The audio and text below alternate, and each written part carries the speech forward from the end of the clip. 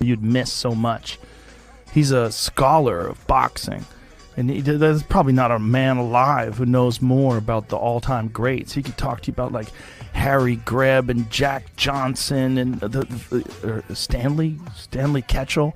He talk to you about guys that like you never heard before. Even the Decided from this moment on to recognize me as a scholar of boxing.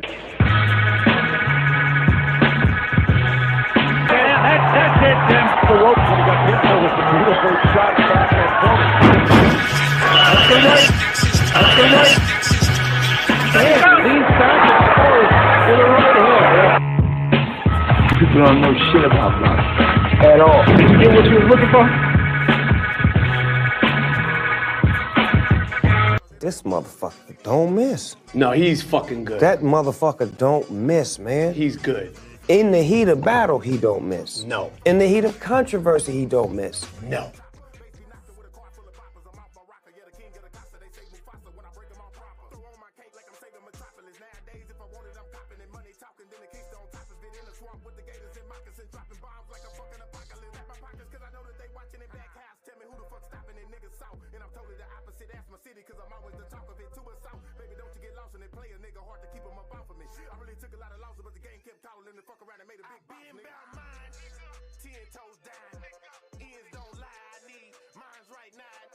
Yo.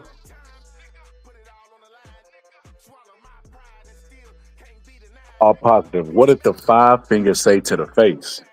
Smack. God damn, Mike Tyson. I know you remember on that movie. What's that shit called? Great White Hype. My favorite boxing movie. My favorite boxing movie. You remember when he knocked the white boy knocked him out? Yeah. And he was like, "We just sold another million." Yeah, man. Muhammad Hassan, that was his name. That is insane. No, it was Shabazz. My bad. It was Shabazz. Shabazz. Shabazz. Yeah. You know he got life in prison, right? In real life? Yeah, he unalived his wife. That is crazy. Yeah, because he also played Mitch Green in the Tyson movie. He played Mitch Green in the Mike Tyson movie. He did. I remember now. I remember that. Yes, you're right. You're right about that. I wonder if he really fought in real life. Why was he playing so many boxers? I don't know. I know he also played a Black Panther in Forrest Gump too. Played at the rally. Played a Black Panther when they was at the house. But yeah, he got life in prison, man. He ain't never getting out. So all positive. I gotta ask you, do you increase his chance? I still don't increase his chance, man, because I looked at sparring footage of Mike. They showed some sparring footage the last day sparring, and man, he was breathing heavy after the rounds. I'm like, dude, they're not even going hard, man. But all Jake Paul need to do is stay away, which I know he's gonna do. Jab and clinch, and then just wear him down. You know what I'm saying? Because even Mike, for some reason, after he left, what's his name? I forgot my man, Kevin Rooney. After he left Kevin Rooney, he really couldn't solve the clinching. The clinching, even with Kevin Rooney, he had problems with bone crushers clinching. He had problems with that. It went 12 rounds, but as he got older, he had trouble with guys clinching. He stopped going to the body, and he couldn't deal with Roy Jones clinching a few years ago. So I think he's going to just try to stay away and clinch and try to take him into deep waters, because at the end of the day, Mike Tyson is 58 years old. I don't care how great you were, he's still 58 years old. Because look at Michael Jordan. We all know Michael Jordan is one of the greatest players of all time. If you put Michael Jordan in a one-on-one situation with one of the worst college players, whoever it may be right now, Division I college players, Michael Jordan's not beating that guy in a one-on-one game at this point. You know what I'm saying? Michael Jordan is 60. It's not going to happen.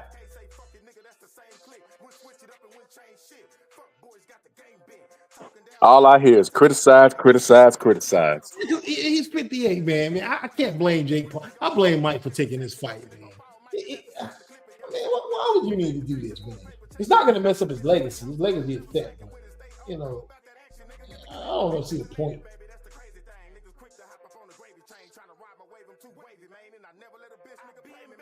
All positive. You're being too negative, brother. You're being too negative. Look, man, I would like for Mike to win, but I just don't see it at 58 years old, man.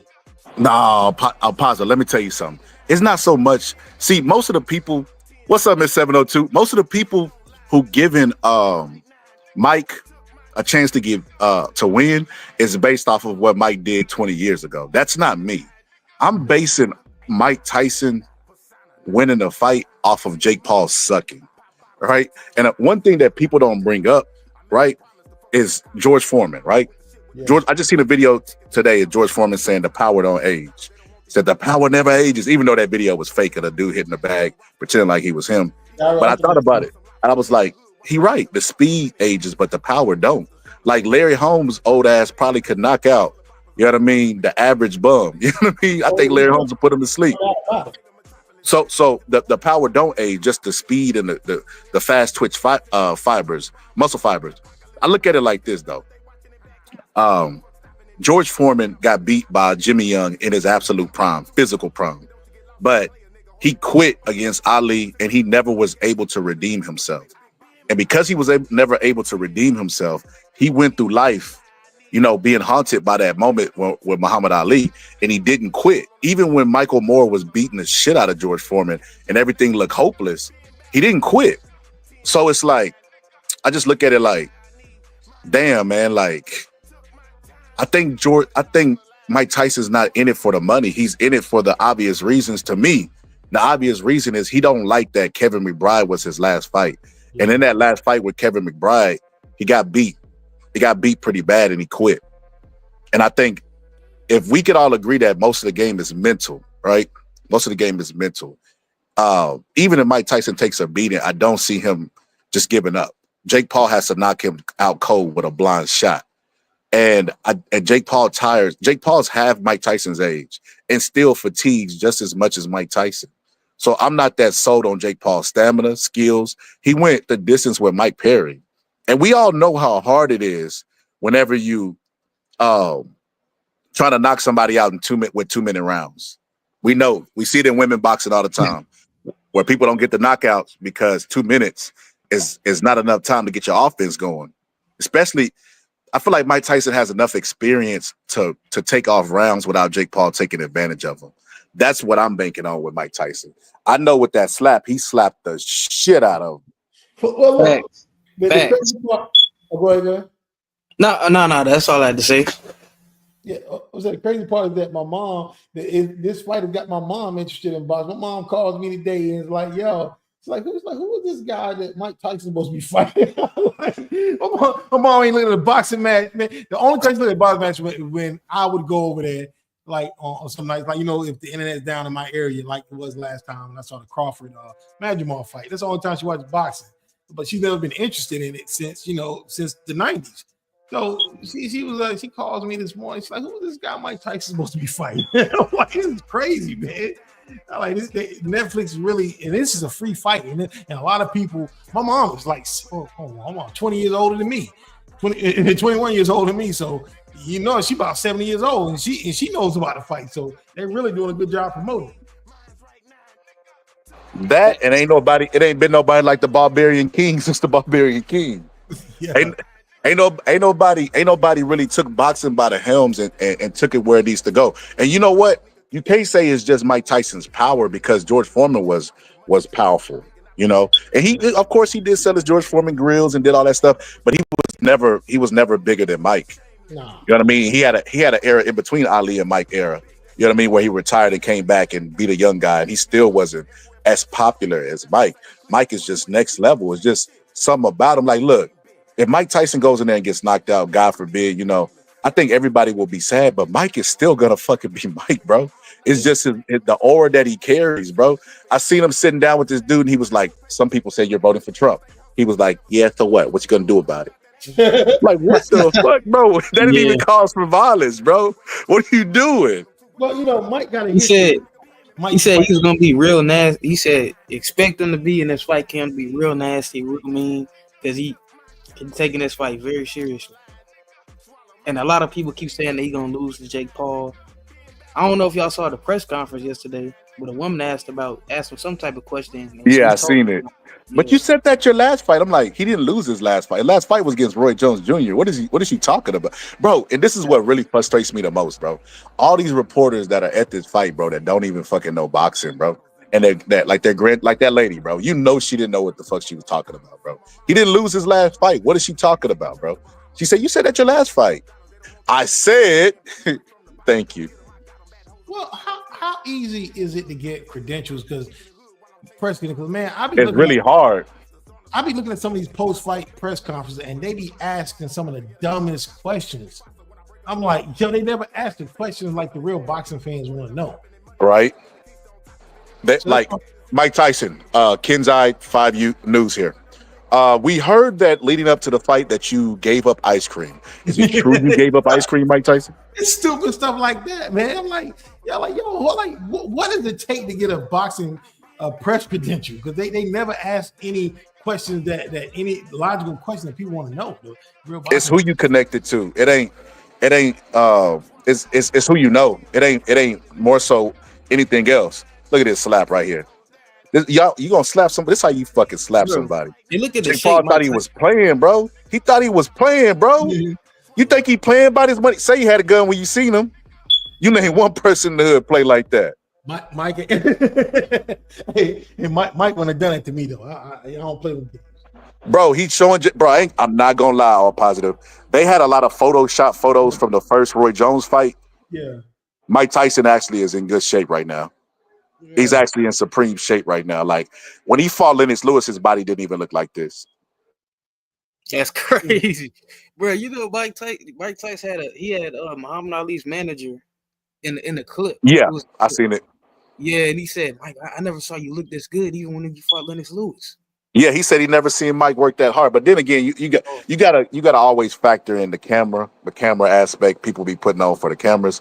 But yeah, I 100% agree, bro, that his physique now, I've never seen his physique like this on the back half of his career. When he came back after he bit Holyfield, his body was never really chiseled anymore. I was shocked. I thought he was gonna weigh in about 240, 250. He down to his fighting weight. No, I'm saying I was shocked with that, man. He's down that low. But I hope he lost it the right way. You know what I'm saying? I hope he ain't. So I mean, this is what gave me doubt until he slapped the shot at Jake Paul. He had stomach ulcers, and he was talking about how that made him lose weight and how he was bleeding, and they was like, wait a minute, what? I would have been like, Mike, you do understand why that's troubling for me, right? Like you finna go into a fight and you talk about you had ulcers where you were bleeding. Like, how do I know you fully recovered? Oh, do you get the harder like that? That was only a couple weeks ago. You know, I would have been concerned about that, but I just feel like 2 minutes and the experience is enough.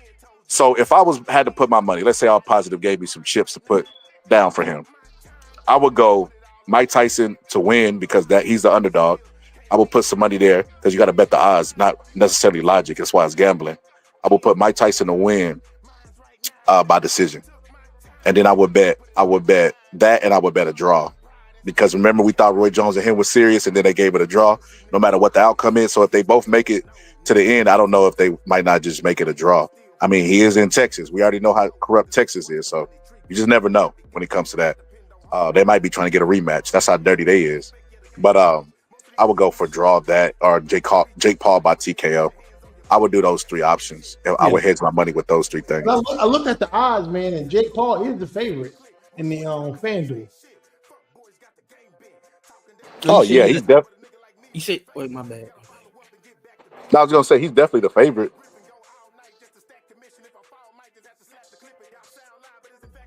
You think Jake Paul's they see you got Jake Paul by TKO? Well, I do. That's what I got. I got him by TKO.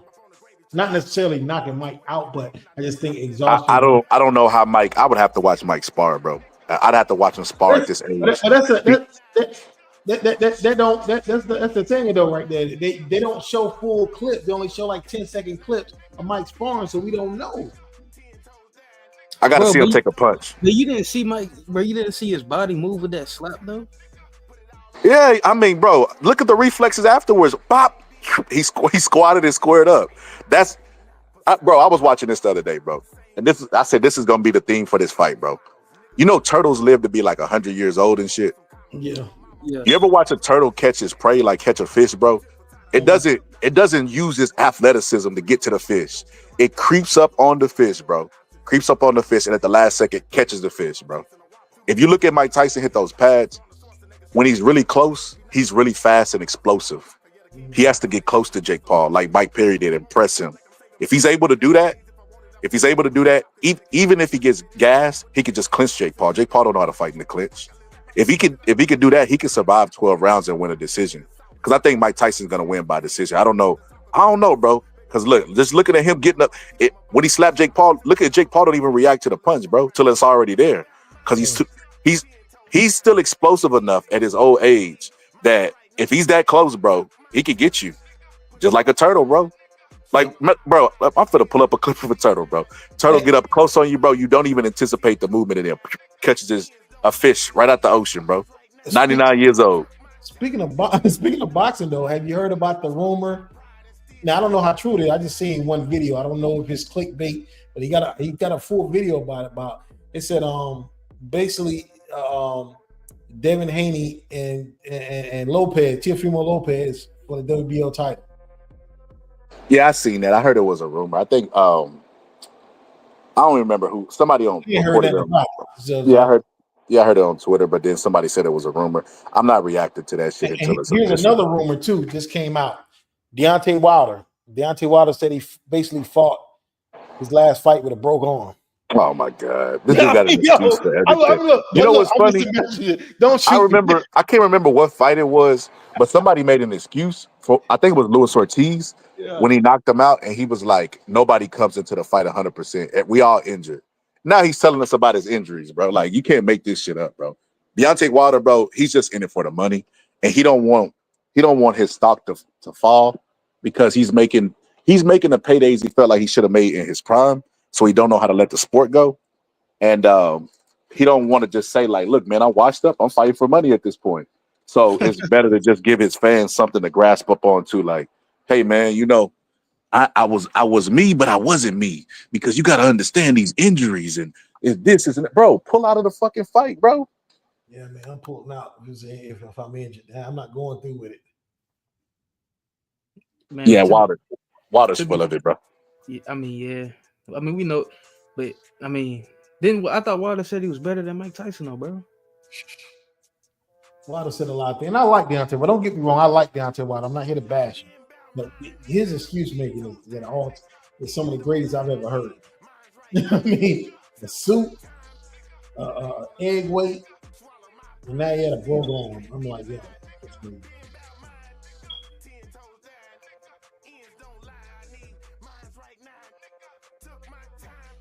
Man, I was what was I finna say?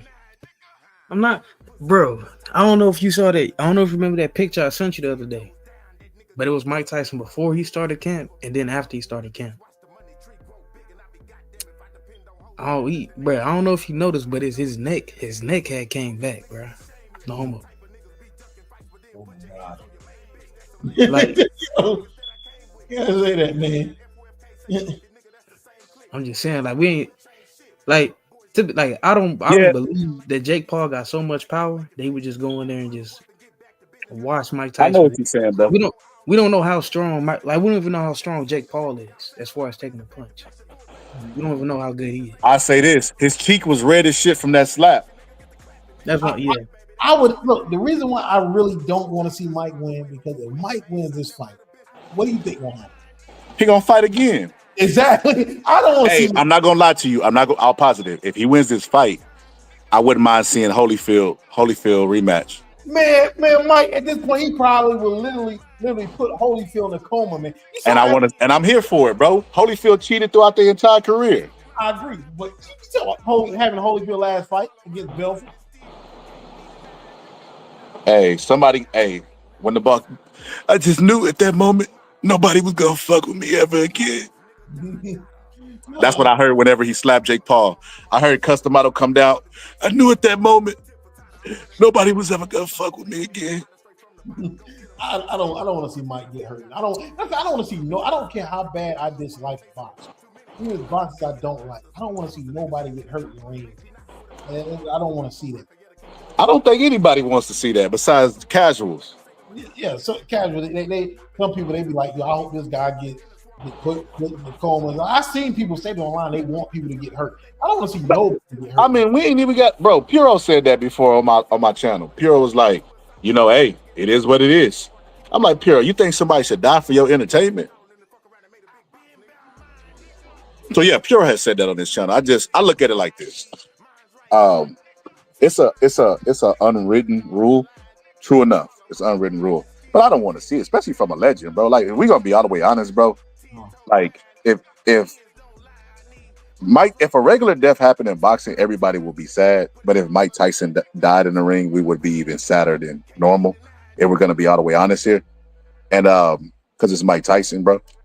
And I don't want to see nothing happen to him either. But I mean, Teddy Atlas, bro. They always shove a camera in Teddy's face, bro. Yeah. Whenever Mike's about to fight, like, it's not a coincidence, bro. They think Teddy for to say something bad about Mike, but Teddy Atlas actually was like, he actually had some nice things to say about Mike. I was actually surprised. He basically said that he doesn't know why Mike's in the ring. Said only his family knows, which is surprising to me. Teddy Atlas is spending too much time in UFC because I think it's apparently obvious to me. Mike Tyson is a glory hog, and Custom Model taught him that glory was over everything. He brainwashed Mike. Let's call it what it is, bro. He would tell Mike stories about these fighters and how age ain't nothing but a number. And Mike even said, if Custom Model was alive, I would be fighting right now. Yeah. So you think that guy who had Mike Tyson hypnotized as a kid, and Mike Tyson saying, basically Custom Model's will, Custom Model been dead for 40, 50 years. He's saying his will, you know what I mean, right now. So it's like, it's in him. It's in him. Long story short, it's in him. Mike Tyson, Custom Model in those 3 to 4 years, 5 years, whatever he had, Mike, he dumped everything that he was supposed to dump into Mike, to where even now that he's gone, Mike still knows Custom Model's wishes and aspirations for him as a fighter. And it's like, I feel like in this part of his career, he's trying to do what George Foreman did, bro. You think Mike Tyson's happy about his last fight being Kevin McBride? No. Like, Kevin McBride's a fucking bum, bro. His claim to fame was beating Mike Tyson. He has a documentary called I Beat Mike Tyson. I bullshit you not. My only question is, why wasn't the Mike Tyson Roy Jones fight an official fight? I don't know. I don't think anybody would sanction it. This one, because you had two old guys on this one, you got Roy Jones' last fight, his fight against Victor Belfort was sanctioned. That was an official fight. Yeah, I don't know. Paul. That's a good question. That's one of the questions we should ask them at the press conference instead of what ice cream they quit eating up into the Mike. Is it true you stopped eating pistachio ice cream? The world wants to know. Yeah, that's a good question to ask. I don't know. All positive. I don't know what's going on, bro. I don't know why that they would sanction one fight and not sanction the other. I mean, boxing does. I mean, it kind of does what it wants to do. I mean, as we see, boxing just be boxing, bro. I mean, it wasn't big. I just thought about it. It wasn't Victor Belfort. It was Pettis. Belfort beat Pettis, Anthony Pettis, wasn't it? That was a sanctioned fight. That was actually, and I scored that. Belfort beat Holyfield, didn't he? Belfort beat Holyfield. Pettis fought Roy Jones, but I scored that fight for Roy Jones against Pettis, and they gave. Oh yeah, he won that, bro. Bro, I saw a video of somebody comparing like the Holyfield situation to this Mike Tyson fight, about how horrible it was. But when you go back, even I remember back then watching that fight, when you see Holyfield hit the pads, he was slow as hell. Like he was. Oh yeah, he was falling off balance and everything.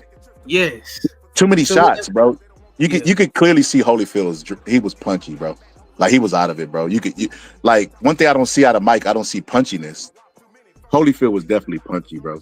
He fought the tallest dude ever in boxing, bro. Yeah, he beat him. I mean, he got robbed in that fight, though. He got robbed in that fight too. Yep, I agree with that because they didn't want him to become a 5-time champion. They try to run him out the sport. You think that's a possibility for Mike? What's up, Reg? You think that's a possibility for Mike? What do you mean? That they rob Mike to get him out of the sport? Could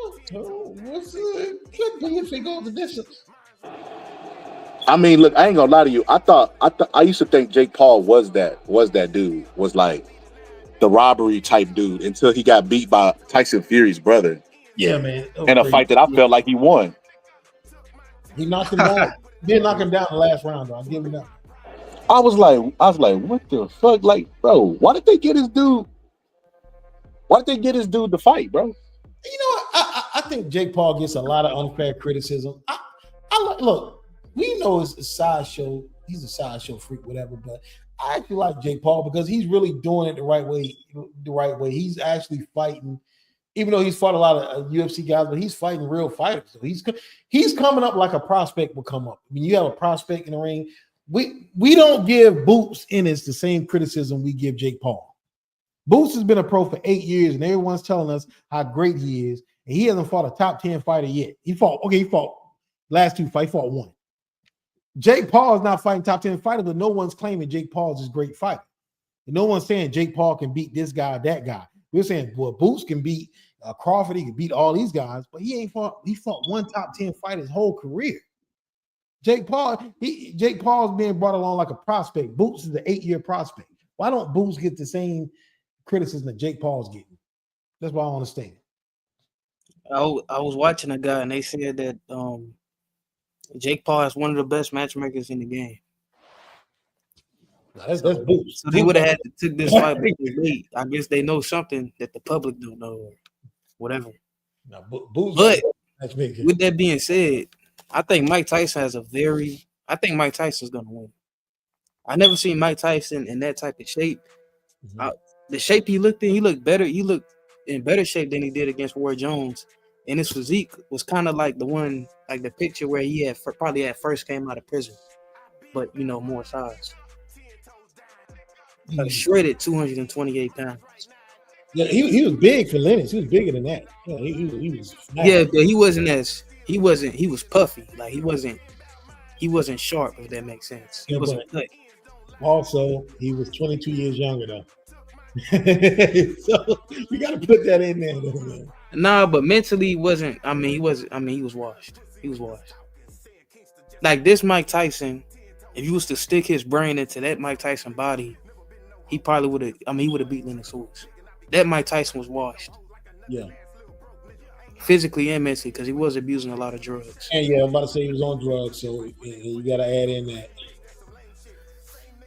So now we talking. It's just like Foreman, bro. If you go back and look at the old Foreman, like I was just watching Jerry Cooney versus Foreman today, and I watched how he set Jerry Cooney up and just banged him. Bro, it was pretty sad, bro. He fucked Jerry Cooney up pretty bad, bro. And it's like if that young Foreman had fought like that, bro, he would have been the closest to unbeatable as there is, bro. I always said that. I said that. I've been every year. An old Foreman's brain with a young Foreman's body. There ain't no heavyweight in the history that could beat that guy. Nobody. So I don't know. I look at it like I look at it a little bit different than all positive. Because we got to be honest, right? Mike Tyson is the older guy. You don't need me to tell you that. We all know, right? Older guy. You know what I mean? I think people are more so worried about him. You know what I mean? Because we love Mike. You know, it is what it is. But at the same time, bro, Jake Paul sucks to me. He sucks. Matter of fact, I agree. Jake Paul's last fight with Mike Perry, that should have been a guaranteed knockout. Should have been guaranteed. You got another UFC guy. Jake Paul's the MMA slayer, right? And he's a little guy at that. You bringing him up in weight. He's already punchy. Right, he don't even do UFC no more. He started losing so bad in UFC they kicked him out. He's in bare knuckle boxing now, and I think he's a champion bare knuckle boxing if I'm not mistaken. But he brought him up and he should have knocked him out. He was only able to knock him down, and then he let him get his bearings about himself. Jake Paul, to me, we're seeing his amateur career as a professional, so he's too inconsistent to say he's just definitely going to beat Mike. If Jake Paul had maybe 30, 40 fights and amateurs and got all his anxiety out, then he would be a little bit more relaxed and reliable. And we could say, okay, for sure, Jake Paul is going to beat Mike Tyson. But he increased Mike Tyson's odds by being inexperienced and being green and being all the things that, you know, could make a fighter get his ass beat up. You know what I mean? Think about it. All the things that I named is why a fighter gets his ass whooped, even if he's the better guy. Fatigue. John the Beast Mugabe, Hagler just wore him down. He was the better guy at that point in their careers. Hagler just wore him down, beat his ass because he wasn't used to fighting relaxed. He was too tense. He was trying to knock Hagler out. If Mike Tyson can go in there and use his experience and style, I can see a path to victory for him. 2 minutes is not enough time to really knock somebody out. That's why women's boxing, you don't see a lot of knockouts. And Mike has the experience. I was watching some things they were doing, you know, in their training and the preparation for the fight. And I see what they were doing. They were trying to get Jake Paul to throw premature punches and get entry. And if he get entry, I mean, I could just see him maintaining it. Jake Paul doesn't know how to maintain distance.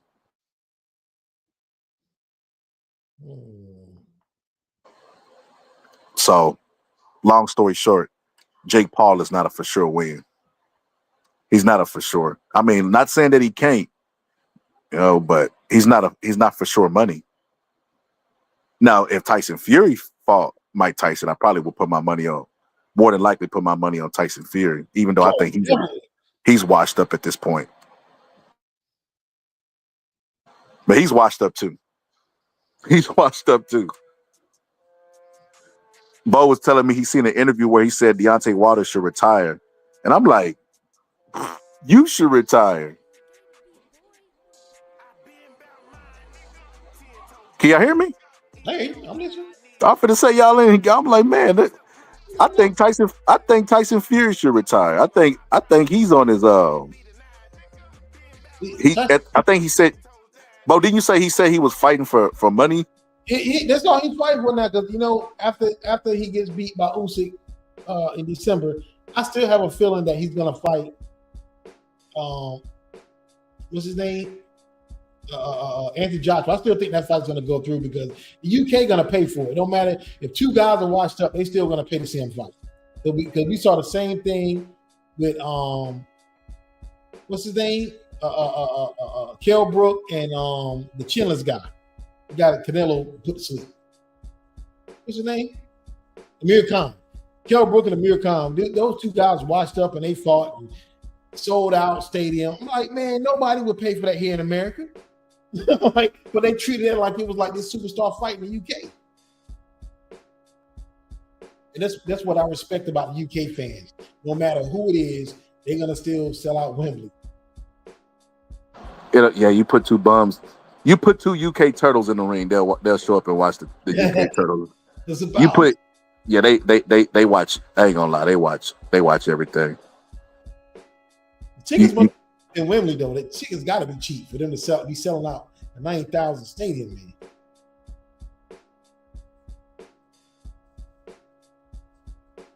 man. Mike Tyson broke Canelo's record for live gate. Okay. Outside of I think it was outside of Vegas. Mm-hmm. The Cowboys can't even get 65,000 people. Wasn't that the number? What number? 65,000 people. That is crazy. That's like if you combine Trump and Kamala's entire rallies, bro. 65,000 is fucking crazy. And I seen your everybody know All Positive Love, Showbiz the adult. I seen Showbiz the adult, and he had what you call it. He was outside the event and he was like, how many people here going for Mike Tyson? It was like at least 90%, bro. Jake Paul probably has 10% to 2% fans that are there that's gonna be rooting for him to win. So, hey, I ain't gonna lie to you, man. This shit, that slap right there, bro, that might have sold another million. Well, it's not on pay-per-view anyway, but it's gonna be another million viewers watching. Mike Tyson, I guarantee you right now, this algorithm is kicking ass, bro. No doubt about it. Who wouldn't watch this fight, man? It's free on Netflix. Like, why wouldn't you get a lot of people viewing this fight?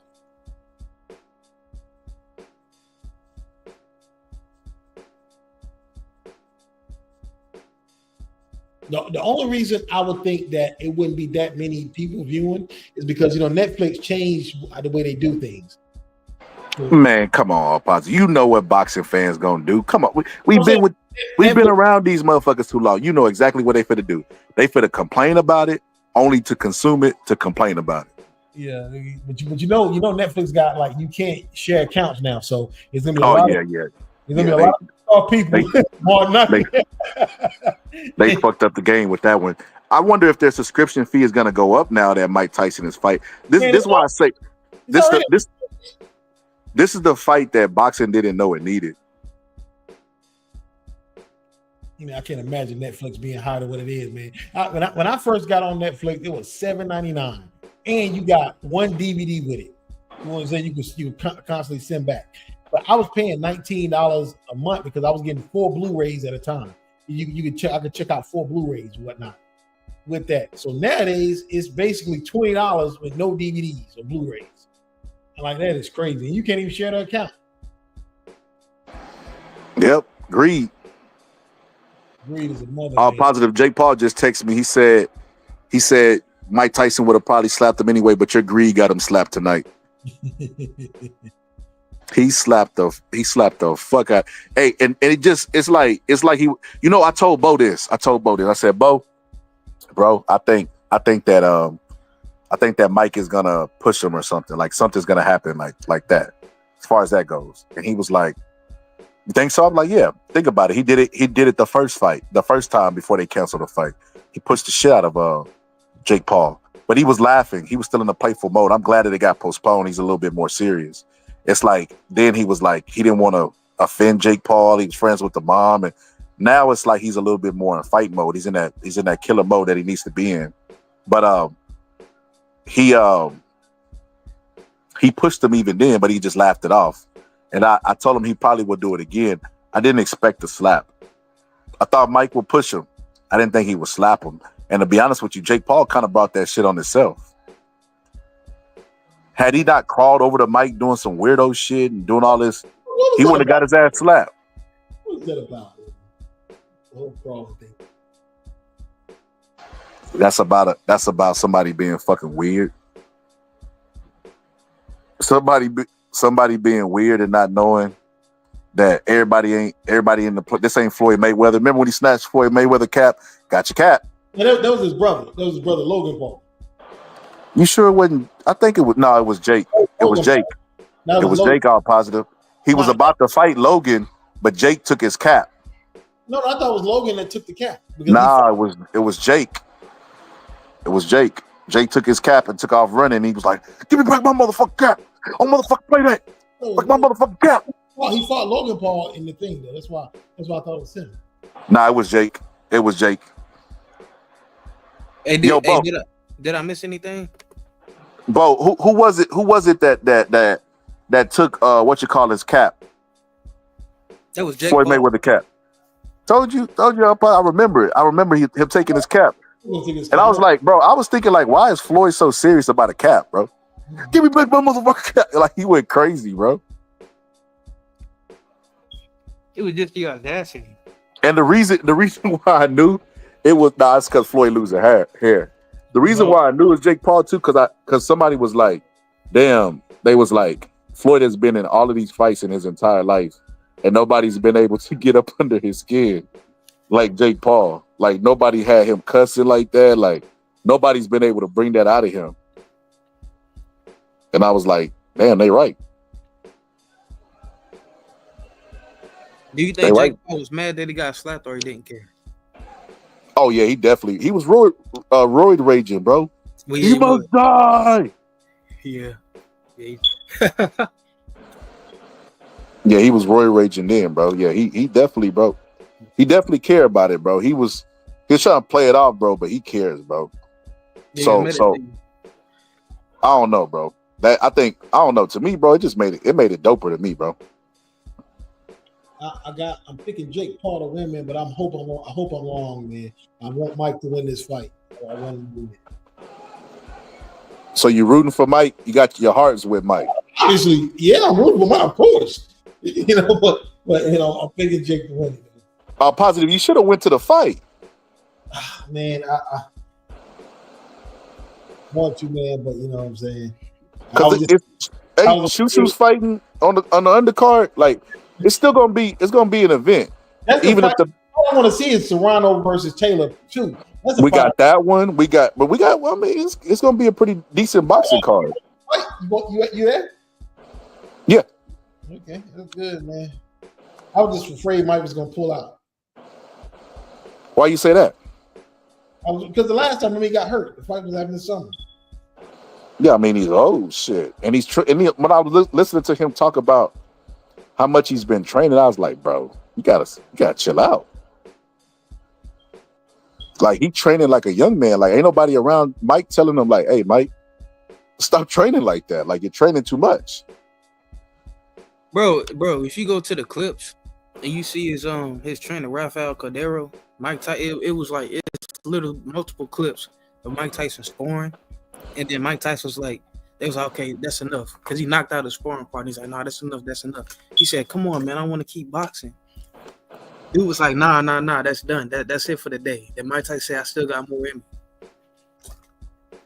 So they not letting them but this camp, at least from what we saw, it looked like they wasn't letting them spar a lot. But he sparred enough, if that makes sense. Yeah. Because they had to keep pulling them back. Hey, it's the Barbarian King. Jake Paul tried to pull him back too. You see what happened to his ass? Yeah. Slap. Bro, he reacted to the slap after he got slapped. Bro, his face was red as shit, bro. And like I said, bro, Mike Tyson just showed me something just now, bro. If Mike Tyson's able to get up close on Jake Paul, which is their game plan, bro, he's not losing the fight, bro. He knows enough to rest in the inside. He knows enough tricks, bro. He shouldn't lose if he's able to get inside.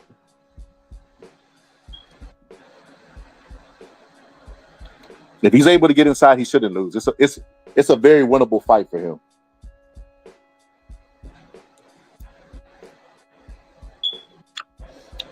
Do you think Jake Paul will be able to stay away from Tyson? No, he wasn't able to stay away from Mike Perry. Mike Perry's smaller than Mike. Less explode. I don't know. Like I said, Jake Paul's too inconsistent, bro. If Jake Paul had 40, 50 amateur fights, maybe even 30, and I seen the progression, I seen the relaxation, I seen the stuff that comes with amateur fighting. That's why people go through the amateur program.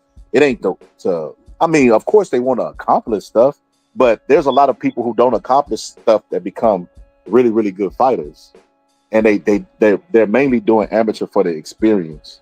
So, Jake Paul is experiencing his amateur career as a professional. So that's why you're seeing the fatigue and all of the little stuff that you're seeing throughout his career. Like, it's because he's not relaxed. I watched Mike Perry press him unintelligently and be effective for an entire fight, bro. Like I said, everything that I'm basing around Mike Tyson winning is, so you got crowds, right? This is how the crowds are talking, right? The group think. The people who believe that Mike is going to win is basing it off a video from 20 years ago, which is insane to me, right? Of him doing stuff in his prime. The people who think that he's going to lose is basing it all off of age. But the one thing that they're not factoring in, they keep talking about Jake Paul being so young, but he's inexperienced. Like the UFC fighters that he knocked out were all people that had been knocked out before. Then when he fought one with a decent chin, Mike Perry, he wasn't able to knock him out, and he was the bigger guy. He's fighting at fucking heavyweight. Well, you didn't knock him out? No. Oh, he just knocked him down, and the fight went the distance. Can you listen? And this is why I say to that. I know people say we can't do the triangle theory, but if you know what you're doing, you can do the triangle theory. If Mike Perry was supposed to be fighting Mike Tyson tonight, who would be the underdog? Mike Tyson. Mike Perry. That's all I'm saying, bro. That's all I'm saying, bro. You know, Mike Perry was a late. He was a late. He was down. He was a late replacement. My bad. He was a late replacement. Cause you fought Mike Perry when he was supposed to fight Mike Tyson. And Jake actually got bigger since then. He was only 200 pounds when he fought Mike Perry. For this fight, he put on 27 pounds for Mike Tyson. You think that's gonna affect him negatively, or you don't think it matter? It's not gonna make a difference. I think Jake Paul is overrated. I don't believe in his skills. I think he sucks. I think this fight is a toss-up for all of the reasons I just listed above.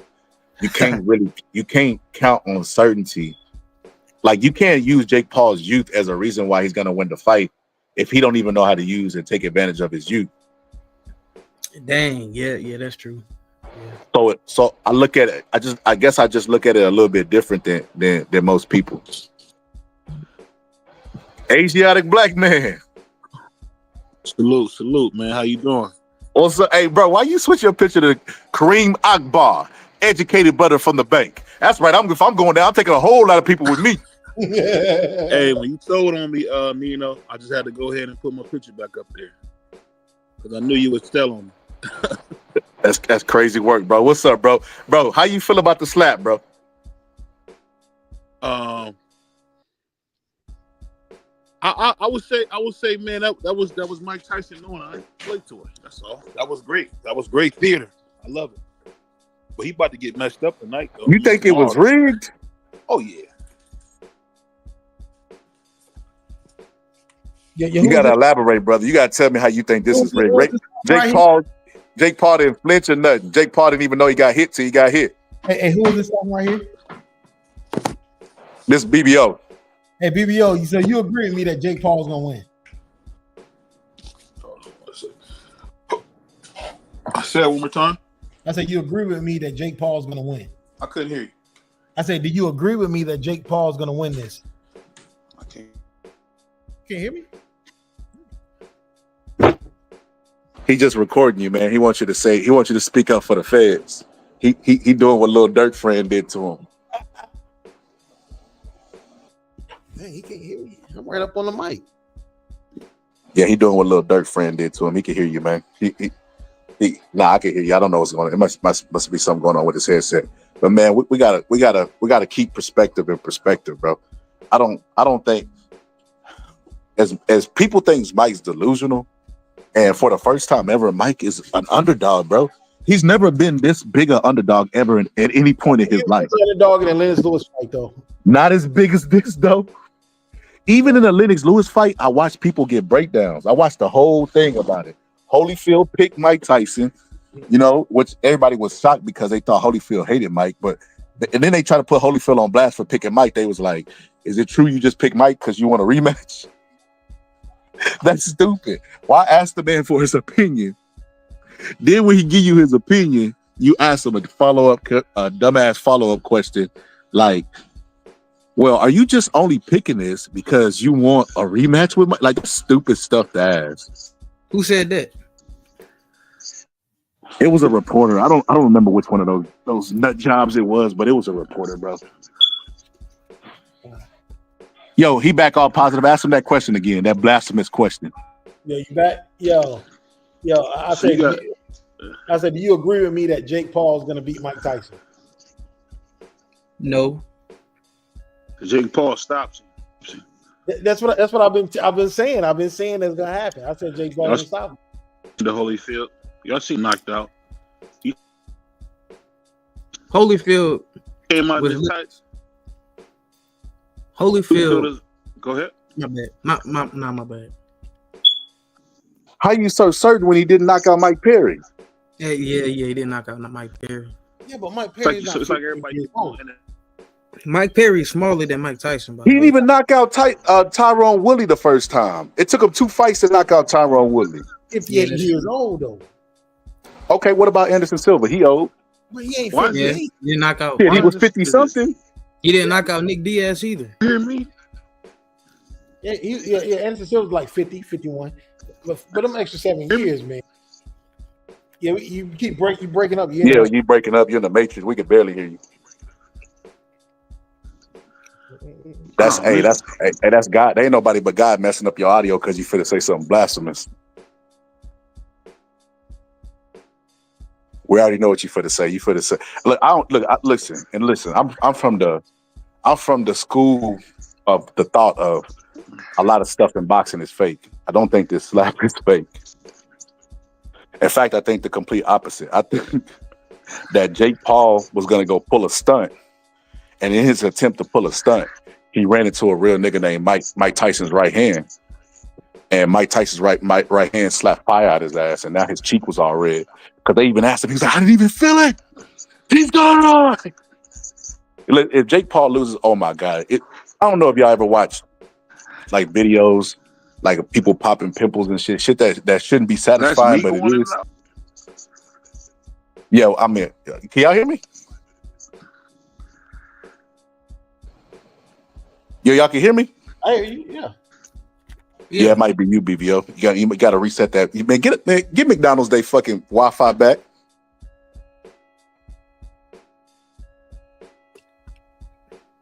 My boy VVO, he sit up there at McDonald's parking lot all day on the Wi-Fi, man. And then when they run him off, he holler racism. Well, But nah, we can't hear you, VVO. Okay, there you go. Can y'all hear me now? Yeah, we can hear you now. yeah. Oh, okay. Yeah, I heard my dude talking about Mike is gonna win. You gotta stop freebasing, man. Mike about to get his head whipped. I mean, Man, just because he came out with the tidy whities like it's 1989, he's still old. He about to get smashed, yo. it's two things. It's two things, bro. I never seen Mike Tyson show us having a shaky chin or a bad chin ever in his career. Yeah, but 50. Even on his worst night, he never had a shaky chin. He showed shaky will at the end of his career, but never a shaky chin. Now, Jake Paul, we don't even know how good his chin is. We know Jake Paul been fighting smaller fighters, and some of those fighters went the distance with him. So, based off of that, we know that Mike Tyson still has power from accounts of the Roy Jones Jr. fight and the fact that, Mike Tyson was sparring 28-year-olds, 30-year-olds, knocking those guys out in his training camp. What does that mean?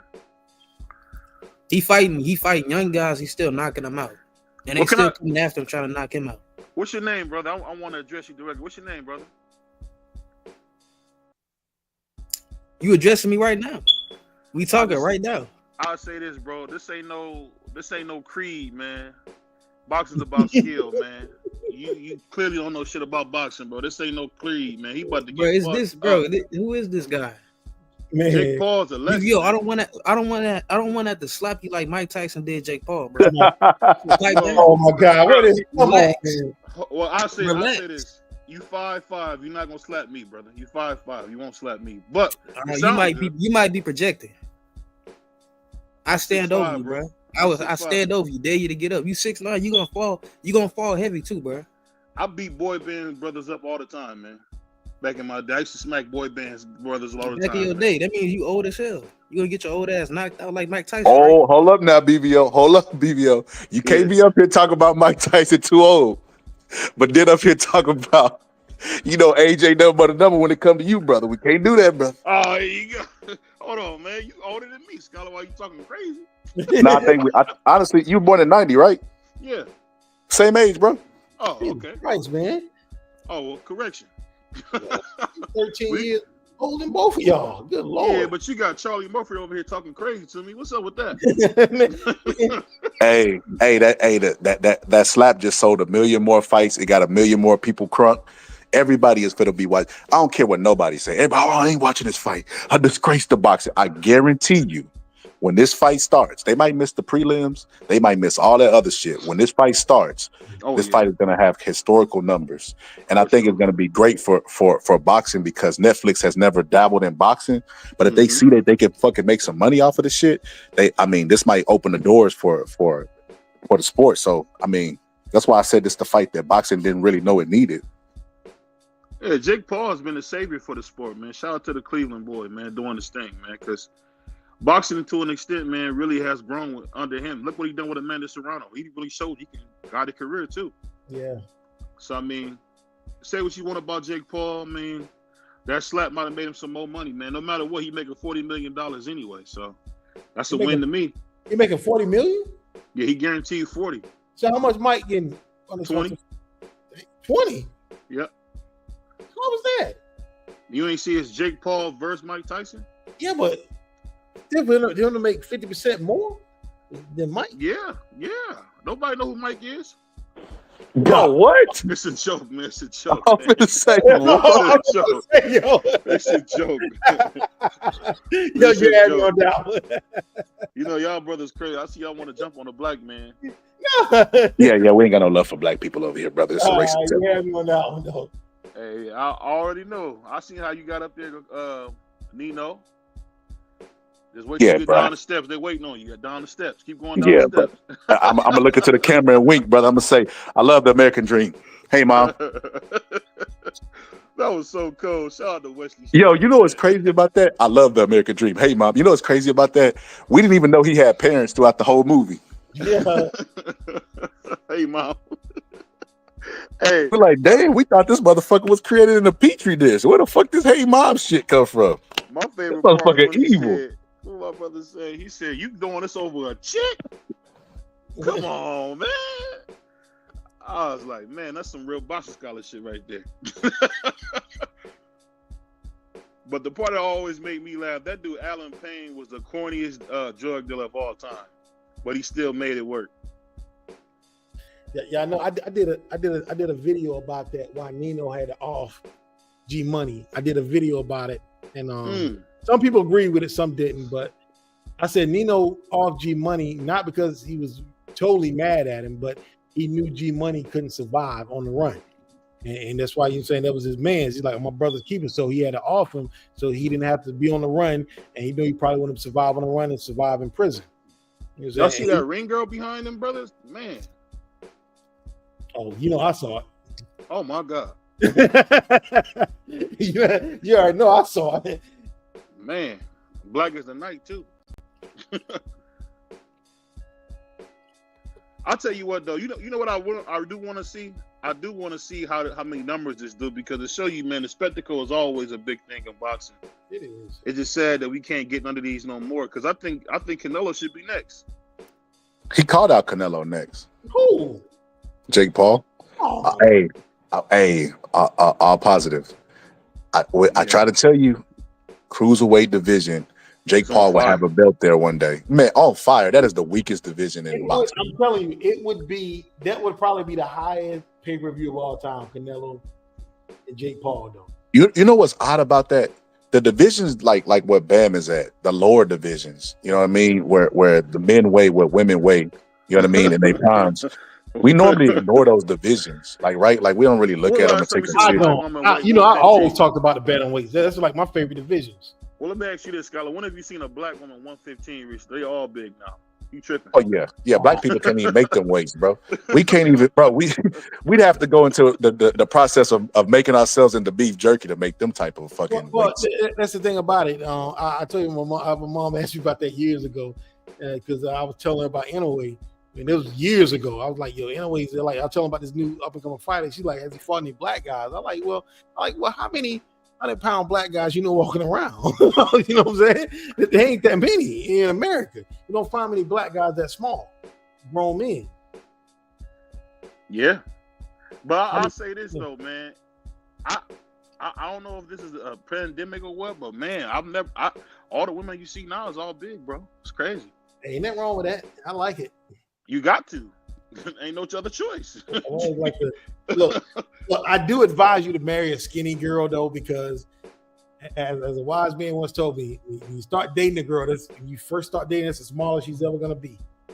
So marry a skinny girl, she's gonna grow into her weight. Nah, once that happened, she getting dropped. No toleration. Y'all know Bo crazy. The boxing predator. Yeah, you gotta have standards. The boxing predator crazy. You gotta have basic standards, bro. That's a basic standard. Man, if that standard's not met, that's unacceptable. That's unacceptable. Oh, there's somebody got in the chat, Black coffee, no sugar. That's me, bro. That's the backup. That's the backup channel. You know where that's from. If you really from the 90s, you might be age fishing us, BBO. Nah, man. You know, I grew up watching That's Bobby's crazy. World Yeah, and you Hey Arnold crazy. like everybody else. Nah, you age fishing, man. You age fishing, man. Hey, you know what used to be funny, man? What's that? Like, it's like when I was a kid growing up I was like 8, 9 in the 90s. I swear I used to think them old niggas was so cool back in the 90s, man. I used to think that was so cool. I remember dudes used to be wearing them Tommy jackets and stuff. Bro, look, you know what I realized? What's that? Denzel be bringing his swag to his movies. That's why Denzel's so popular. Hey, look, Like, look. You know, we ain't talking about Denzel no more. hold on, we'll get to that. I already know what you're going to say. You're going to talk about the kiss. You're going to talk about the kid, but hold on, we'll get to that. But check this out. Denzel, in one of his movies, The Equalizer, remember he was like, I was in the Temptations, and he started doing the Temptations dance. Yeah. And it's like he was bringing his era to the screen. Most of the people who know how to are the personification of their era, they're really, really looked at as cool, like what BVO just said. That's why Mike Tyson will never fucking fade. This dude is in the ring with the fucking leather shoes that he wore in his prime. You get what I'm saying? It's just like everything he do is just so 90-ish. Like he's still like Deion Sanders. Deion Sanders got 2 of his toes cut off and he still got sweat. You know what I mean? Like they the personification of the 90s. Hey, that's a good, because you know something funny. I was watching LL Cool J, right? And I was listening to him talk. I said, no wonder my dad like this old bastard. He cool as hell. I just got it that, like you just said it, man. The guys who represent their time, they'll never fade, no matter who they are. Man, I like LL, but he's a pompous prick, man. That dude got an ego out of this world. You wouldn't have an ego. You've been famous for 40 years. You wouldn't have an ego. No, I don't have an ego. No, I would never have an ego, man. Man, get out of here. You gotta remember, man. Now I'll positive one of them cocky humble people. No, man, I don't have, man. I don't think I'm better than nobody. LL really thinks he's better than other people. You said all is possible. He is. No, I ain't into that. I ain't into all that. Hey, bro, you the dude that stole my car sounds, man. He talking to you all positive. Yeah, you stole my car sounds, man. Nah, he stole that. You stole my car Yo, sounds. you know what's funny about that? You remember on the Chappelle show when he stole that radio and he was like, people still do steal car radios, you know? Yeah, man. That's what that shit reminded me of with just that with BBO. Hell yeah, man, crackhead was still your shoelaces. Check this out. I was doing security, bro. I was doing security, bro. Car radios no more. Like, yo, when you get a car now, you ain't got no CD player, no tape player. I still got my radio player. But check this out. I do too, but I'm just saying, the car don't come with no more. Yes, tomorrow like that. So check this out, all positive. I was doing security at this place, bro. And I passed by this building. I was making my rounds and I went to the other building. Bro, somebody stole the hubcap off of somebody's car, bro. Who the fuck steals a goddamn hubcap, bro? That is insane to me, bro. That's when I knew crackheads would steal anything, bro. And they just so random. They were like, you know what? I'm not going to take that tire. I'm not going to take the radio. But them hubcaps, too nice. Too nice to pass up. It really is pointless, though. It's still a hubcap. Bro. I don't... Hey, you know that Mike Tyson got on Versace? Now that's super 90. They got on some Versace drawers. Hey, and you know what? I don't know. Look, I'm gonna make a short after this, man. When Mike Tyson got up on the scale and weighed what he did in his prime, he was doing the gestures that he did before he fought Razor Ruddock. Yeah, and that was one of his best performances, man. I'm not gonna lie, man. I think Mike Tyson, after Buster Douglas, before he went to prison, I think that was the best version of Tyson. Yeah, because I don't think nobody beating that guy. He showed he could go 12 rounds and he could take a punch and all that. He got a little serious. Yeah. He Mike, the thing about Mike, you gotta be real. Razor Ruddock is better than Buster Douglas, bro. Even the Tokyo version. Yeah. Not that night. That night he kind of put it all together because remember he almost beat Tucker. People forget that. He was winning. He was winning in the fight against Tucker, but he got stopped. He was winning in that fight. Yeah, he just was. Winning, he was winning. But Buster Yo. Douglas, that just shows you that Buster Douglas was a good boxer though, the He from entire Ohio. time. Bro, dog. I was just What's the watching respect on his a name? post fight. I told this dude this one time. He thought it was blasphemy. I said if Usyk was around in the 90s, Usyk would be carrying jock straps, bro. That would be his job title, bro. And the dude started laughing, bro. He was like, bro, these 90s guys, you guys romanticize these guys. You know who I can compare Usyk to? Jose Luis Castillo. Or Gonzalez. Not Castillo. Gonzalez. You remember him all positive? Yeah. The dude with the fucked up, what did he have? He had like the thing on the back of his head, like the dude that just fought Abdullah Mason. Fight with in the Shag. hotel. The shag. He had that fucking shag. But he was the gold medalist. I know. He was the gold medalist of their era. But then when he came professional, Riddick Bowe dismantled him like he was a scrub. Man, Riddick Bowe is one of the. I was on a podcast with Terrible Tim Witherspoon. Riddick Bowe did not get all the talent out of that body, man. Paul. No, he did, man. He really, he just like a food addict, bro. He just couldn't stop. He would blow up in between. That's why he got brain damage now, cutting all that extreme weight, because he would get big as hell. Then he'd get down to his fighting weight 250. He just had no discipline. He was small in 250. Like I seen him in Legendary Nights. He was like, well, what could I say? If I see a piece of cake and it got my name on it, I gotta have it. You know what he would do? You know what he would do to Tyson Fury? He would beat Tyson Fury to death. Bro, it wouldn't even be close, bro. Fight wouldn't even be close. Close fight, man. But everybody since Tyson Fury, when Tyson Fury beat Deontay Wilder, they started to overrate him a little bit. That's when he beat Ali and all these guys. I'm like, come on, man, stop. I'll say this though, Deontay Wilder is the only black champion I've seen that got shitted on until he lost. All those primates who were saying, "Oh, he can't fight," as soon as he lose, y'all was cheering for the white boy. I'll never forget that, man. Oh no, not y'all. No, don't say me. No. Y'all was cheering for him, man. No. I ain't gonna lie. I like Deontay Wilder. I just wish that he would have taken his craft seriously. Like, no, he did. He just wasn't that good. I told my wife after he got that draw with Tyson Fury, "You will never see me in the ring, dude. Peace, cuz. You will never see me again." I gave you a shot. That's what I would have said. I gave you a shot. Agreed. He would have had that questionable draw. You know, he could have went on it. He would have preserved his career definitely by not giving Tyson Fury a rematch. That ego, man. You know that ego. That really money. mess up your life. No, forget the money. You know what it is? You know what it is, BBO? Deontay Wilder is in boxing right now because he's never been able to really make them historical paydays, even though he's a power puncher. Normally, when you got power, like look at Inouye, bro. What he's not even a big guy, and he still make top dollar just based off of his power. So Deontay Wilder's power never transferred over to the cash register because of his talent. The skill, not talent, skill and his opposition. So it was never ever really to transfer over. But now he's making those historical paydays that he's older, and it's like that's why he's not going to lead a sport. He'll never say it, but he's in it for money. I remember, and you know what's funny about this? I remember telling Bo, $60 million net worth. Man, that shit. Listen, one time they was talking to Bernard Hopkins. They said, "Beehive." It said here on Forbes, I can't remember the number. I'm just making this number up, but it was like they say you worth $20 million. He busted out laughing, bro. He said, "Bro, I ain't got no $20 million." He said, "How they gonna rate me with $20 million and they ain't even looked at my W-2s?"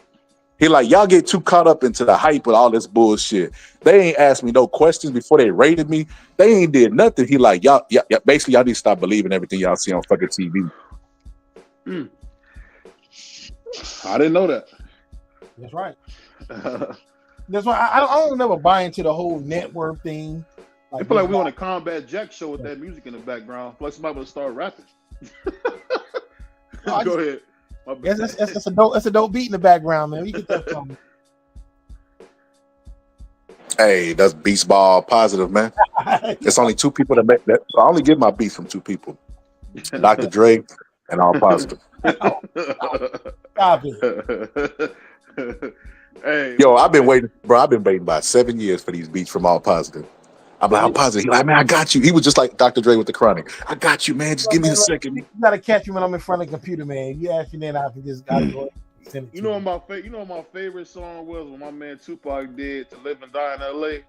Yeah, he said "California Love Part 2" without gay ass Dre. Yeah. Yeah. Speaking of which,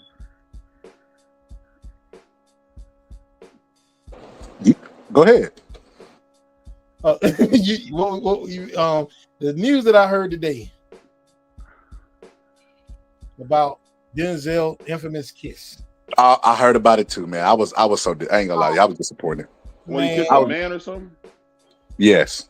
On what? On his new movie? This is what they said in the new Gladiator movie. This is allegedly because I ain't seen it. yeah.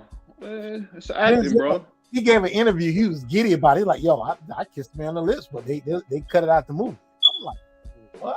Oh, so he actually said it in the clip? Yeah, Oh, he okay. in the interview. Nah, Uncle Denzel ain't said that. Blasphemy. Bro, he can't do that after being at these Diddy parties. Dude, he said that in the interview, and it was an interview with a Derrick rainbow chick. James. He was an interview with a rainbow chick. He said, he's like, yo, yeah, he's like, yeah, I kissed a man on the lips.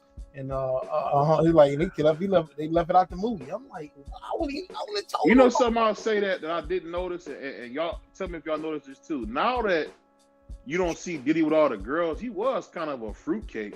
Like, I kind of see it now. Like, oh yeah, he was kind of fruity. I didn't really see that back then because he always had the bras around him. But when I think about it now, he was always up on the men. You be like, ugh.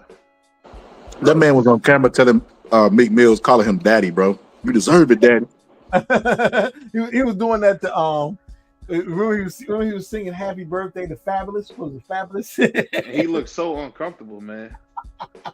Yo, no. You know what's crazy? Fab looked like what's his name? Day Day and Craig and Friday After Next. You know how they couldn't really do nothing to Damon?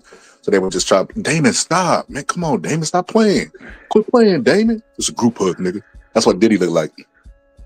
The thing that's so crazy about it was, man, when I seen him do like my boy, shout out to Like That, I thought that was Like That was chasing Cassie down. But when I found that it was Puff, I was like, dang, he chased the old girl down like that? That's hilarious. I was like, wow. Shout out to my man Like That. I mean, I guess you can't Like let That. him run too fast. Bro, you finna make Like That pull up, bro. Nah, Like That ain't gonna pull up, man. You gotta have Man, like to pull up. Uh-oh. But let me ask you this, all positive.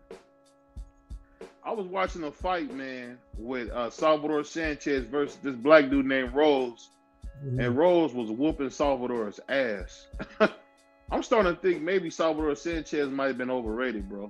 Look, man, I'm gonna put it like this. Me and Skylar had a discussion the other day. I think Salvador Sanchez would have went on to do some good things. We did beat what was his name? Zuma Nelson. He beat Zuma Nelson early in his career, and Zuma Nelson went on to do some great things. Right. But the thing is, for someone to say a guy at 23 was the greatest Mexican fighter ever, and he didn't even reach his full potential, is crazy. You know what I'm saying? Yeah, for sure. So, like, we don't know. We don't know what would have happened. The talent was there, though. The talent was definitely there. Even though with Rose, the talent was there. I mean, I just seen that if you bought the fight to him, you could kick his ass. That's what I learned. A lot of the great fighters, like even Bernard Hopkins, if you bring the fight to certain guys, they going right down. I think sometimes people be scared to do that, but man, you gotta bring the fight to somebody to do it. Bernard, because Bernard is a brawler like that. He's the type of guy for the beat Bernard, you got to really try to outbox him. But I feel like Taylor didn't do that. I feel like he bought the fight to Bernard. No, Bernard controlled he controlled the whole like pace. I had Bernard winning that fight, the first one, and even the second one, it was even worse. I had him 8-4 in the second fight. He beat him even like as far as outboxing him.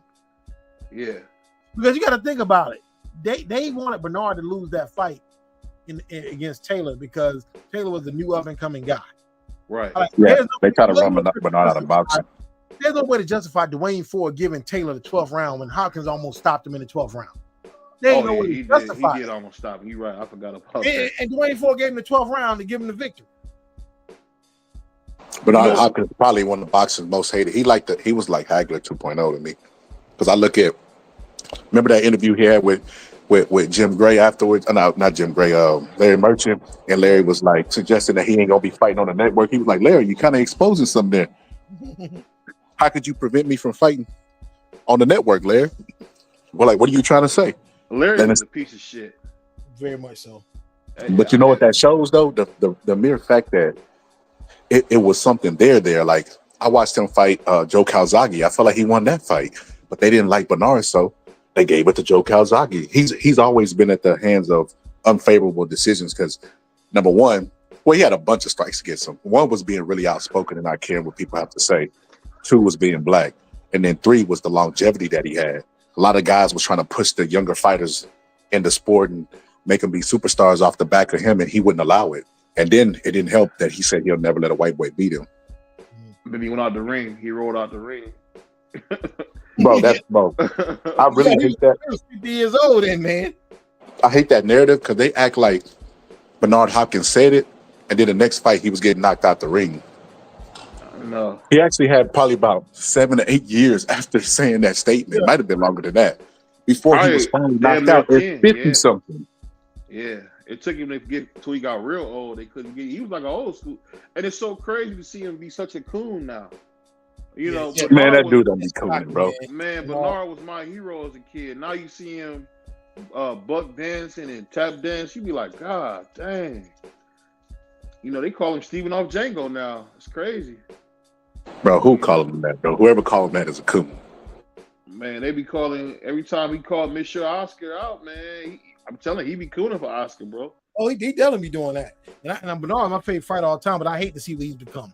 Yeah, he's become a caricature of himself. Like he just become bro, like a little. I don't think he carrying the business. He not cooning for. He carrying Golden Boy. Oscar gonna drive it into the ground. But no, you can't say that because they got Gonzalez. The VP is a hell of a guy, just like Richard Schaefer. Oscar keep good people around him, man. That dude Gonzalez is VP is the one that they never stayed. The only one that stayed has been Bernard. But he got Ryan. The thing about Bernard, man, he won't stay either. Bernard is always, he's never got along with any promoter he's had. He's always ended up leaving him, been some kind of lawsuit with him, whatever. Bernard has become exactly what he's always hated, his boxing career. He's become a part of that team that's always screwing over their fighters. I don't think, you know what's so funny, man? I don't think that they screw their fighters over because I think they've done a hell of a job, man. They gave you Canelo. You know how to move. You're a promoter. You're screwing over a fighter. Period. Well, you know what I'm saying? I'm gonna tell you something. I'm gonna tell you something that I learned from getting to talk to some of the greats, man. I know Carl King. That's Don King's son. And one thing Uncle Carl said that's very true is we putting up all the money. All the risk is on us. If you lose, you get to go home and lay down with your family. If I don't, I gotta go packing. I gotta start packing. He told me that when his dad, you know, got the first fight, because people don't know Ali found Don King. He did a charity fight for him in Cleveland, and he actually put him in the game. See, the thing about Ali that's so funny, people don't realize he was a damn businessman. Ali created Bob Arum. If you look at the founders of Golden Boy, it's Herbert Muhammad, Muhammad Ali, and Bob Arum. Bob went rogue on him or whatever. He got Don King, and then Don went rogue on him. It's just how it goes, man. That's just how it goes, man. You're not gonna be friends with everybody forever, man. That's how it goes, man. The best thing to do is do what your boy Floyd did. Get your independence and never give it up. F a promoter. Be your own promoter. He was telling people that from the gate. Be your own promoter. He found Al Heyman. And I love Al Heyman. Al Heyman's in boxing because of Floyd. You know? We seen Jay-Z, a billionaire, couldn't stay in boxing. Boxing ain't no easy sport to stay in, bro. So, I mean, you got to be a little bit shrewd. I mean, because you got to remember, I'm paying for your life while you're not boxing. You may be boxing maybe twice a year, bro. But you asking for stuff every week. Yo, BBO. Go ahead. You know Don King was charging $10,000 for towels, right? Well, let me ask you this. What does it benefit you to tear down a black man? I mean, I guess the same thing that it benefited Don King to tear out all those black men careers he destroyed. Hold on. But when the white man charge you $10,000 for towels, it's okay. I don't think Bob Arum has never. Bob Arum has never. Bob Arum been sued by every fighter he's ever had. Yeah, we always not for towels though. We always criticize Bob Arum over here. I criticize everybody. I'm just saying what all positive said is true. Go ahead. Boxing promoters, they don't take none of the punches, and they get to go through every time like I said, like a sea turtle and shit. while the boxers end up with brain damage, shaking, Parkinson's, and all this other stuff. And they risking their health. I can't have pity on somebody who risking. Scholar, what do money. they call? What do they call boxing, man? The flesh peddling business. That's true. That's true. But it's also ran by the mice who don't take any punches. That's why they have longevity in the sport. And then you look at it like you take a person like Don.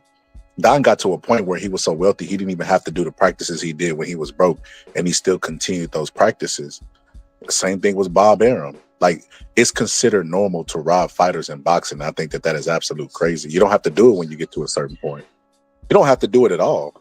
They're not putting their own money up. They're going to investors and getting money.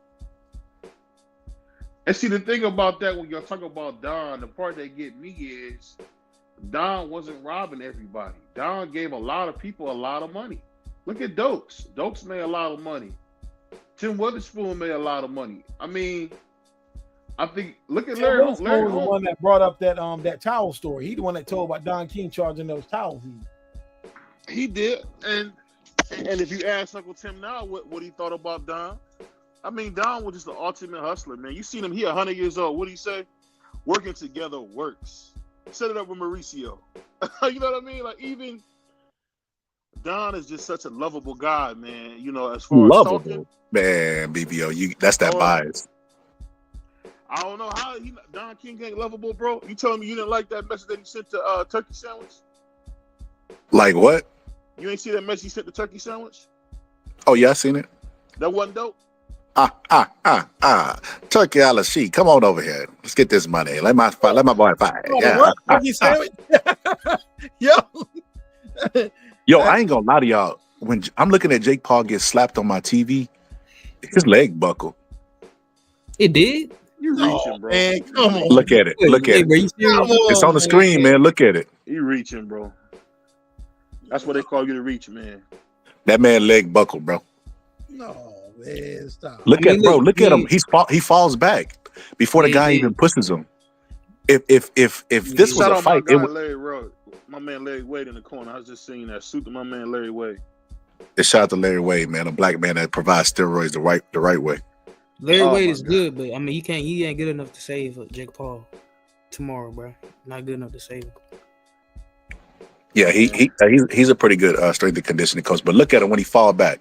When a dude comes in and pushes him, it looks like he dazed for a little bit. So y'all think the slap that he didn't see coming and didn't have time to prepare for, that he wasn't dazed by? Mike Tyson's still heavy-handed. Look at Mike Tyson's hand. Look at the size of Mike Tyson's hands compared to Jake hands too, though. Who is that talking? You sound like Babyface Ray. Who is that talking? Yo, and then after this happened, bro, you really finna get, bro. You gonna get stomped out, bro. By who? Yo, look, and then when Mike Tyson slapped him, Jake Paul started meditating, bro. That's why I think he was dazed, bro. He started acting really weird, like he was concussed. Like, he went and said, like, you know, he didn't feel it, and then he started meditating. And this is what I know. That's what I know about boxing. Holyfield said it best. He said it best. He said, when you can feel the shots, you good. Said when you can't feel it, it's bad because you numb. Jake Paul said he didn't feel this slap, bro. He said he didn't feel the slap, bro. So potentially he could have been there. But they ain't talking to you. Talking to you, Bo. I don't even know who Babyface Rick is. Don't let him get you rattled, Bo. He what it is, Bo. He letting his nervousness spill over from Jake Paul potentially getting knocked out. He don't want to see the white man take an L. Oh, you don't want to see Jake take an L. He don't want to see himself get knocked out either. Who gonna knock me out? Who you think? The man you talking to? The man that's 5'5" gonna knock me out? Man, what? I mean, what you call it was 5'5"? What's that dude name? The Buzzsaw. BBO no joke. BBO no joke. Get smoked. Yeah, the white. Yeah. You said no. BBO, I'm gonna have to start going to the white, man. You don't laugh at none of my jokes or nothing.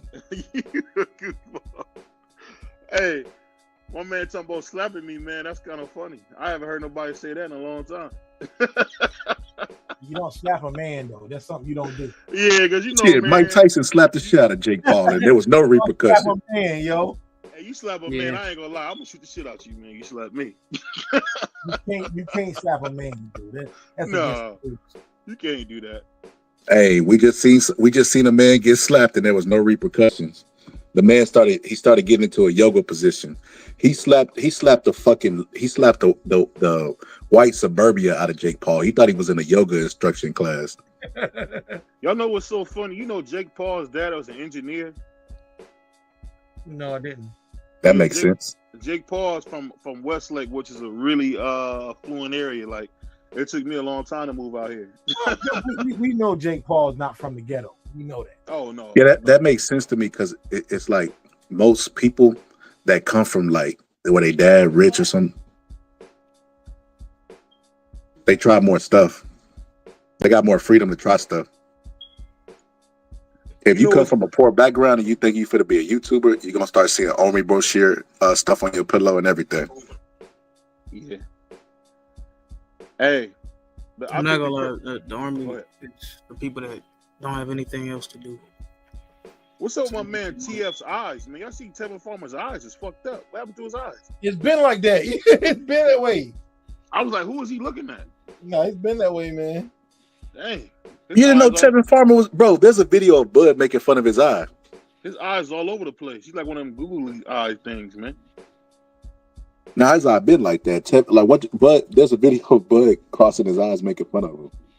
That's hilarious, BBO. BBO, where you been at, bro? You just be watching the gloves. You don't look at his eyes.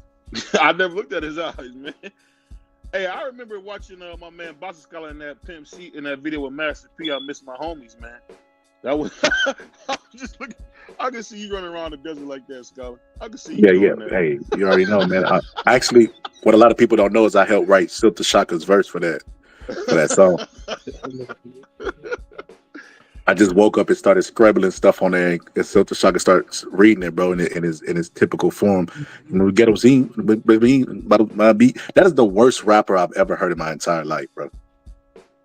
Yeah, I'll give you that. Him and Blueface, man, they kind of goofy with it.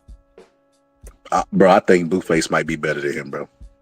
Yo, my man Tevin Farmer's eyes is all over the place, y'all. Did y'all see this?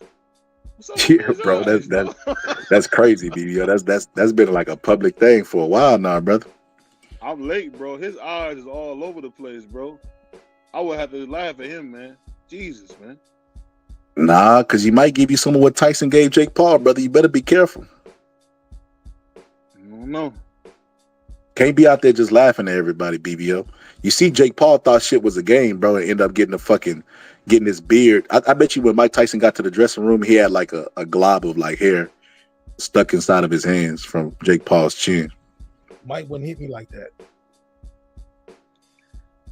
I mean, I'm positive. If the gun is in the car, the gun is in the car, brother. I'm talking on stage. You wouldn't hit me like that even on stage. I ain't playing. Oh, Mario Barrios is fighting for once, finally? Yeah. Mario Barrios bet Jake Paul, he bet Jake Paul $1 million that he would win. Who would win? Jake Paul? No, Mario Barrios bet on Tyson. Man. You need to get a haircut. I don't know about that, man. He bet on Mike. Man. I thought that was a foolish bet too. I wouldn't even take that bet, bro. All ever gets it wrong. $1 million? How much does he make, bro, to even make that type of bet? Exactly. You got to think. Conor McGregor, look how much money he lost on. Who was that? He last bet on. He lost all that money. I think it was who was it? He just bet on some of one of the last one he was on. He was on that night. The UFC when McGregor bet like $500K and lost.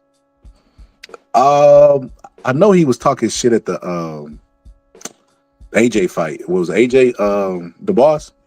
I think it was AJ. Yeah, the boy. Yeah. He bet $500K on AJ. Yeah, man. You know Drake. Somebody like Drake, he's always losing money. So whoever Drake bet on, you just bet on the other guy. I would never trust a Drake bet. Hey, you know what's so funny about Drake, man? I used to love Drake until I realized he's a real hoe, man. Talking about he would take DeMar DeRozan's jersey out the rap. I'm thinking, shut your whole ass down. I heard him say that, man. I like. Nah, he's supposed to. That dude is a hoe. DeMar DeRozan did a lot for Toronto franchise. I didn't like him. He was playing with the Spurs at all. But he did a lot for Toronto franchise. He got him like 2 or 3 conference finals. Now they could never beat LeBron team, but he got him there. Hey man, shout out to San Antonio, man. That's the only place I seen niggas eating rabbit. No, they eat rabbit here. They eat rabbit here in North Carolina I'm too. gonna say, where you BBO? Where you be at? I feel like you spend a lot of time inside, brother. You got to get out the house more. I'm from Cleveland, nigga. Niggas don't be eating rabbit like y'all do. No, we eat rabbit here, man. You can like if you go. And you know what? That's why them Cleveland niggas be having brain deficiencies and shit, bro. Y'all don't be taking no risks. Y'all be eating that processed ass food. Eat you some wild ass rabbit. Shit, why you think Elmer Fudd spent his entire life hunting rabbits, bro? Yeah. Hey, I guess it just made me laugh because the nigga was frying rabbits. I was like, y'all frying rabbits? What are y'all Man, rabbit's quite common around here, man. Rabbit stew and stuff like that. Even deer meat. You know what I'm saying? Oh, deer is good. I like deer. Man, Deer even steak burgers, and all rice, that. man, it's like beef. I ain't gonna lie to y'all, man. I think Jake, you know what? It's funny you said that, BVO. I'm gonna title tomorrow's fight "Little White Rabbit," bro. That's what I feel like Mike Tyson They gonna gonna have to do. about Tank, man. Don't do that. They gonna think you talking about Tank. That's what he gonna have to do to Jake Paul. He gonna have to hunt him down. He gonna have to catch him, bro. And he gonna have to do what people in the South do to rabbits when we catch them, bro. See, in Ohio, I bet you the animals bold down there. They probably come up and expect food. They demand food down there. They don't do that shit in the South. They know, bro. They'll get their ass cooked out here. They can fuck around with y'all. Y'all got brain deficiencies, bro. They look at y'all like y'all on their level. They wouldn't come down. They wouldn't dare come to Texas with that shit. I ain't gonna lie to you, man. When I was in Dallas, bro, I had a ball, man. I mean, Houston, my bad. When I was in Houston, I had a ball. I didn't know Houston was that fun. It's unwalkable, though. You gotta have a car to go through the place. Oh yeah, All that driving, man. Jesus. It's a big place, no diddy. Yeah, I had a ball, man. I'm going back hopefully next month, man. Check it out. I love Dallas now. I mean Houston. That's dope place. BBO, you didn't check in. You didn't check in, brother. You can't be Bro, just I didn't know you was popping that. If I knew you was that close, man, I would have just came down there. up. Man, you got to check in with the ambassador, brother, before you come to Texas, man. It's either me or Jay Prince, man. We got to make sure you're good out in these streets, BBO. Calls. I'm not gonna lie, bro. Mike Tyson is knocking out Jake Paul, bro. Dude, I don't see that. Yeah, that's insane. Bro, Mike Tyson is more ripped, more shredded than Jake Paul. Mike is 58 though, man. Man, Mike Jake Paul is on steroids. Jake Paul's on steroids, bro. They gotta take a lot of, bro. That's a lot of work to get that shredded at 58 years old, bro. Yeah, but we don't know how much. A lot of work, bro. We don't know how much that work took out of him, though. We get to that point. I know how much that slap took out of Jake Paul. Look. You remember when Anthony Joshua lost to what you call it? And they were saying is because he was concussed before the fight. I kind of feel like we could say the same thing about Jake Paul because this motherfucker got the shit slapped out of him, bro. That took at least a year off his career. Yeah, bro. Look at this. Look at the clip and look at Mike Tyson's arms and his back muscles as he slapped Jake Paul and Jake Paul wobbles back. He put some aggression into that slap. Look at the intensity on his face. BB, I don't know how you think that's fake. I don't know. Looking at it again, it probably ain't fake. I just don't think Mike at 100 years old gonna beat him. That's just me. Y'all call this man 100 years old, bro. Look at how he built though, bro. Dude look like a statue, bro. He's 100 years old. Dude, he's still 60 though. Like I said, he's not no normal 60. He's not like, bro. I use it in the same he's analogy. He's not a 60. You said he's 60, but he's 60 only in number, bro. That's it. No, he's actually probably older than 60. He only 60 by the numbers. Okay. As great as Michael, he's not even 60, bro. Hey, BBO always do the roundup game, man. Shout out to him for being consistent, but he's not technically 60. Yeah, I used this example earlier. As great as Michael Jordan is, do you think Michael Jordan is beating any D1 players one-on-one? But you gotta look at it like this. That's not a D1 Listen, player. as crazy as this sounds, Mike Tyson has less mileage on his body than Michael Jordan. Them guys play 70-something games a year, day in, day out, off days. He's playing basketball all year round, jumping up and down on that floor, bro. That definitely took a lot out of his body. So of course, Mike wasn't getting punched in the face though. I mean, Michael Jordan. Let me ask y'all this real quick. Have y'all played that new boxing game, Undisputed? It is trash. Yo, they just updated it. They just updated it and fixed the bugs. I thought they weren't gonna do that till December or something. Nah, too many people was complaining. What were the bugs? You could just go in there and Punch fucking spam animations. punches. Yeah. Everybody was complaining about Deontay Wilder's foot speed and there was a lot of complaints on that game. Well, They they made had Wilder Deontay OP. Wilder with good footwork or something like that. No, they just had like Superman. He like Gumby. He punch you from across the ring and shit. Oh my god, man. And you know what's funny? Bo, who predicted that, Bo? Predicted what? That everybody, as sorry as they say Wilder was, bro, with the moment that they able to pick Deontay Wilder, bro. Oh yeah. They all play him. Deontay Wilder was the best. He was the best character in the game. People was playing Wilder so much they wanted Wilder to be banned. They actually want him to be deleted out the game. No. And every time I fight somebody and I knock him out, they just pick Deontay Wilder and start spamming. You can't really do nothing with it because in that game you can get knocked out through the guard and he could just spam power shots and you only need like 2-3 of them and you done. No, they got Deontay Wilder knocking out guys like Ali. Wow, he get knocked out.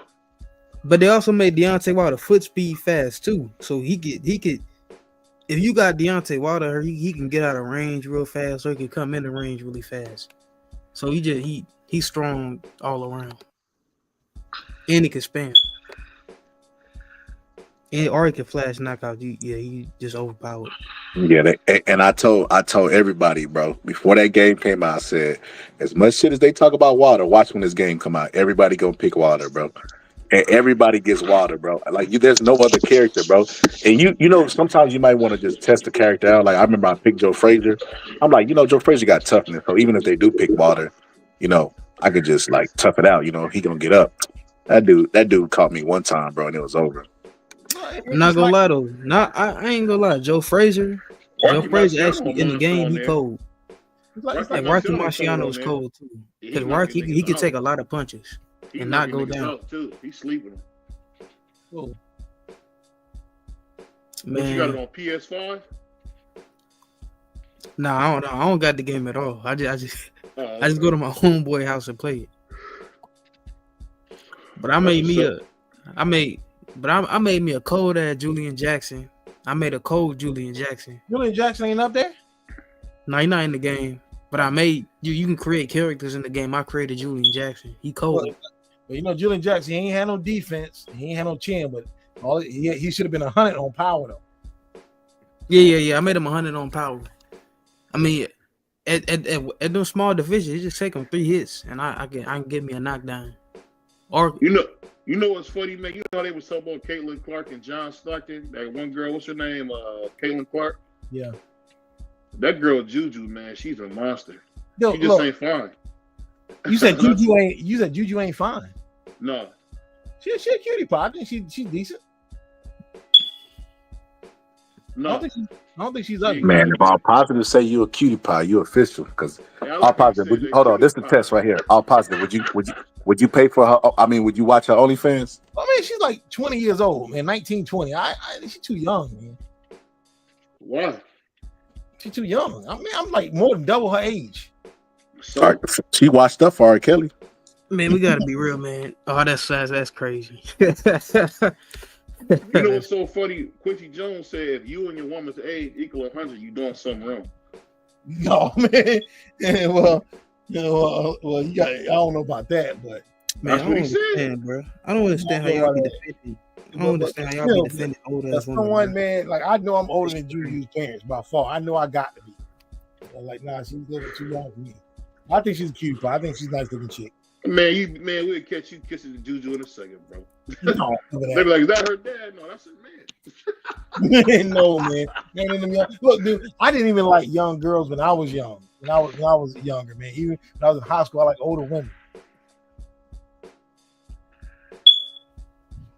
I don't know how positive. They said in the yearbook under your picture, it got the thing about your baby. It don't matter if she black or white. Hey, my man, old positive like Bobby Brown. What?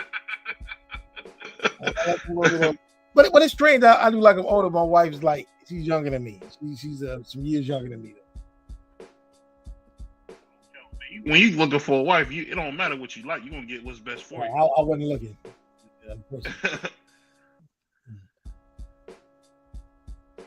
All I'm gonna say is this: Man, I can't wait for fucking tomorrow. The fight start at 4, so I gotta leave early.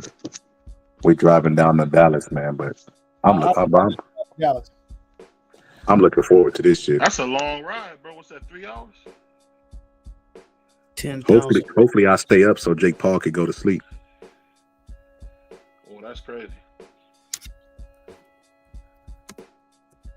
Hopefully I stay up all the drive, because I'm gonna probably more than likely be driving. So Jake Paul ass could get hit on the chin and take his ass to sleep, bro. I'm not gonna lie, bro. If Jake Paul loses, that shit would be just so satisfying for the sport of boxing. Not that I hate him or anything. Reveals he kissed a man was cut from Gladiator 2 final edit. Why is he talking about kissing a man? That's wild. Bro, he should have never even discussed that. That's crazy. I think he probably did it because he got ahead of it because he knew it was gonna probably come out. You know what I think happened? Can do that at this age. You know, you ready to hear this conspiracy, brother? What's up? I think that Denzel was at them Diddy parties. Yeah, I do. Denzel was also talking about retirement. Yeah. You know, I think that, you know, he's trying to get ahead of that right there, that Diddy stuff. You know, he was at a Diddy party. We know that, but I think it was a point that Denzel was trying to get out of Hollywood. And it's like, well, check this out. You're gonna do this for us so we can have something on you. You're gonna kiss this man, you know what I'm saying, and call it a day. And he tried to. Man, that ain't real, bro. I'm gonna tell you why I don't believe that's real. Because I'm from the projects. I know some niggas who would kill you over $1,500. And selling your soul bought you money. You know how many niggas would do that? Oh yeah, that's true. That's true. That there would be ads. All they gotta do is put ads. They wouldn't even have to put bro. They killing people for $1,500, bro. Like they would just put an ad in the hood and everybody's soul would be gone. They wouldn't keep it secret. That's just for me and anybody who grew up in the hood. You know them niggas, man. They hungry, man. They hurt their mom. I had a dude who, unfortunately, unalived his girlfriend's mom for $2,000, bro. He's doing life now because he did that. Real spill.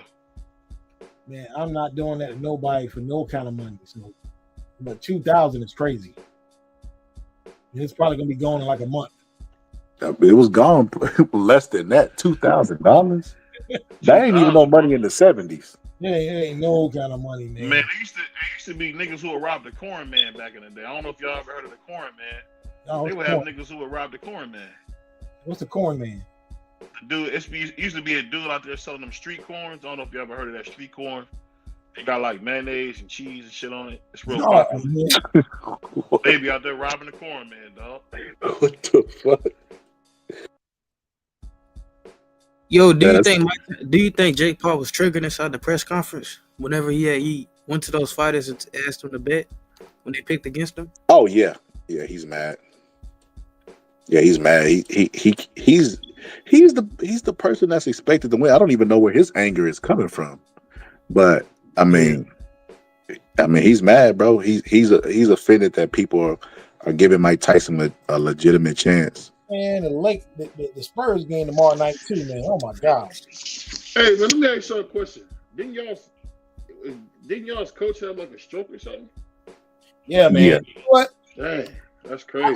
I'm happy he's not there. I'm not happy that he had a stroke, but I'm happy he's not with the team because Popovich he's old, man. I'm blasphemous. He finna say something crazy about Pop, man. Leave Pop alone, man. Man, but I'll say this. Better ball without him.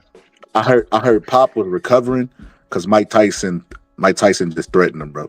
He said, "You get better, or else." And then he showed him a video of Jake Paul getting the shit slapped. Had a winning season in 5 seasons. Wait, you said who did that? It's been 5 seasons since he's won. He had a winning season. Well, you ain't got nobody. What you expect? He's 75 years old.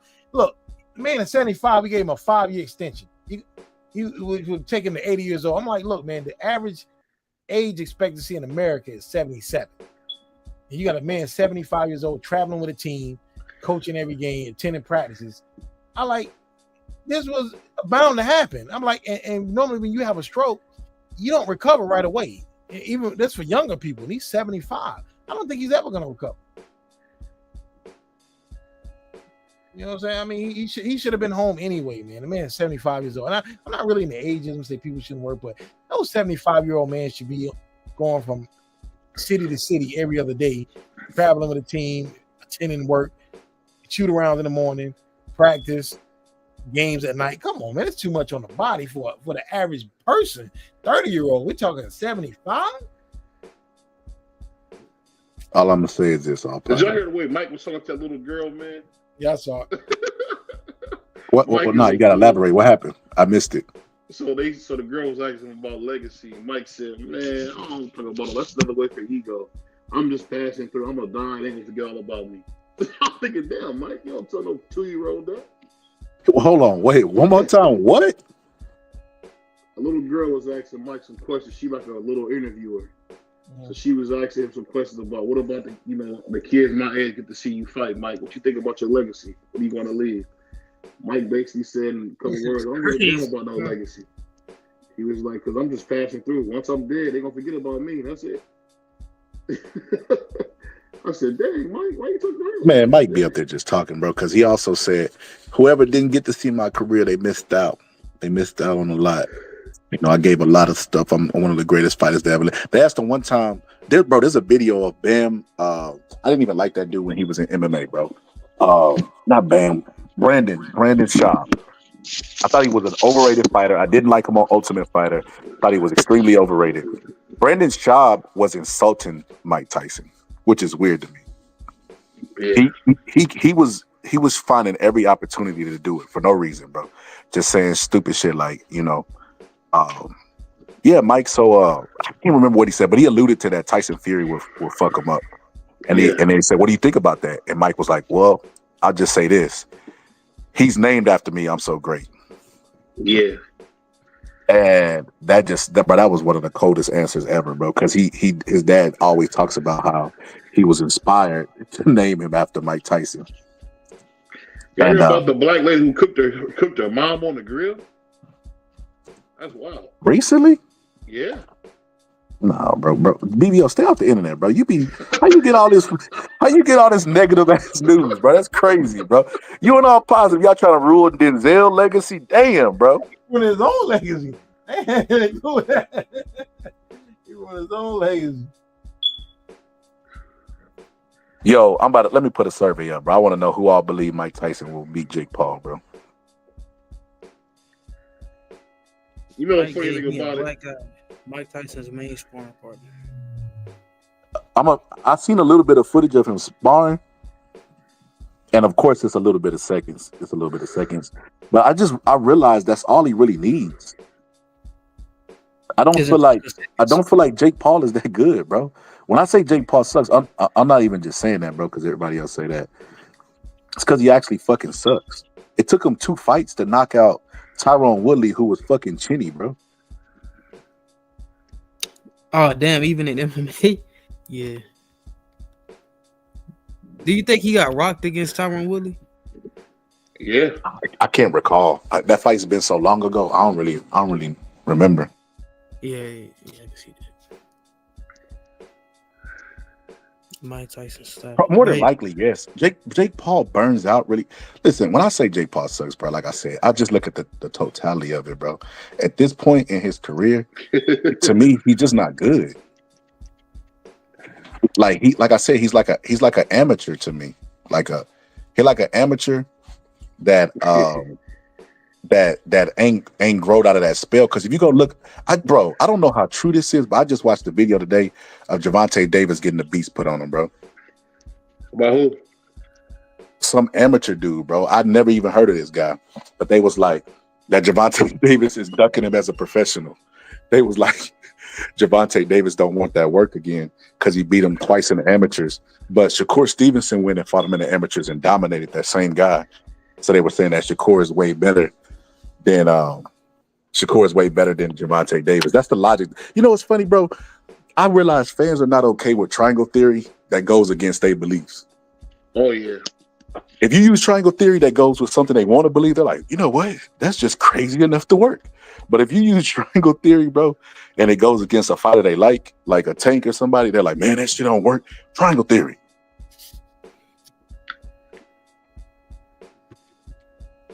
But yeah, they were saying that Tank is ducking that guy. They was like that Tank doesn't want the rematch, and he's a Mexican guy. They said he could have like easily pulled him up, like he's doing Roach. Is it Lamont Roach? Yeah, that's who he fighting. Yeah, Lamont Roach. Yeah. Man got Roach in his name, bro. That just show you his skill level. He can fight though. He can fight. Yeah, he can fight. Man, get out of here. Tank's gonna stop this guy. Everybody know that. I mean, Lamont Roach is better than Hector Garcia. That's not saying a lot. And I don't even believe that, bro. I don't even believe that, bro.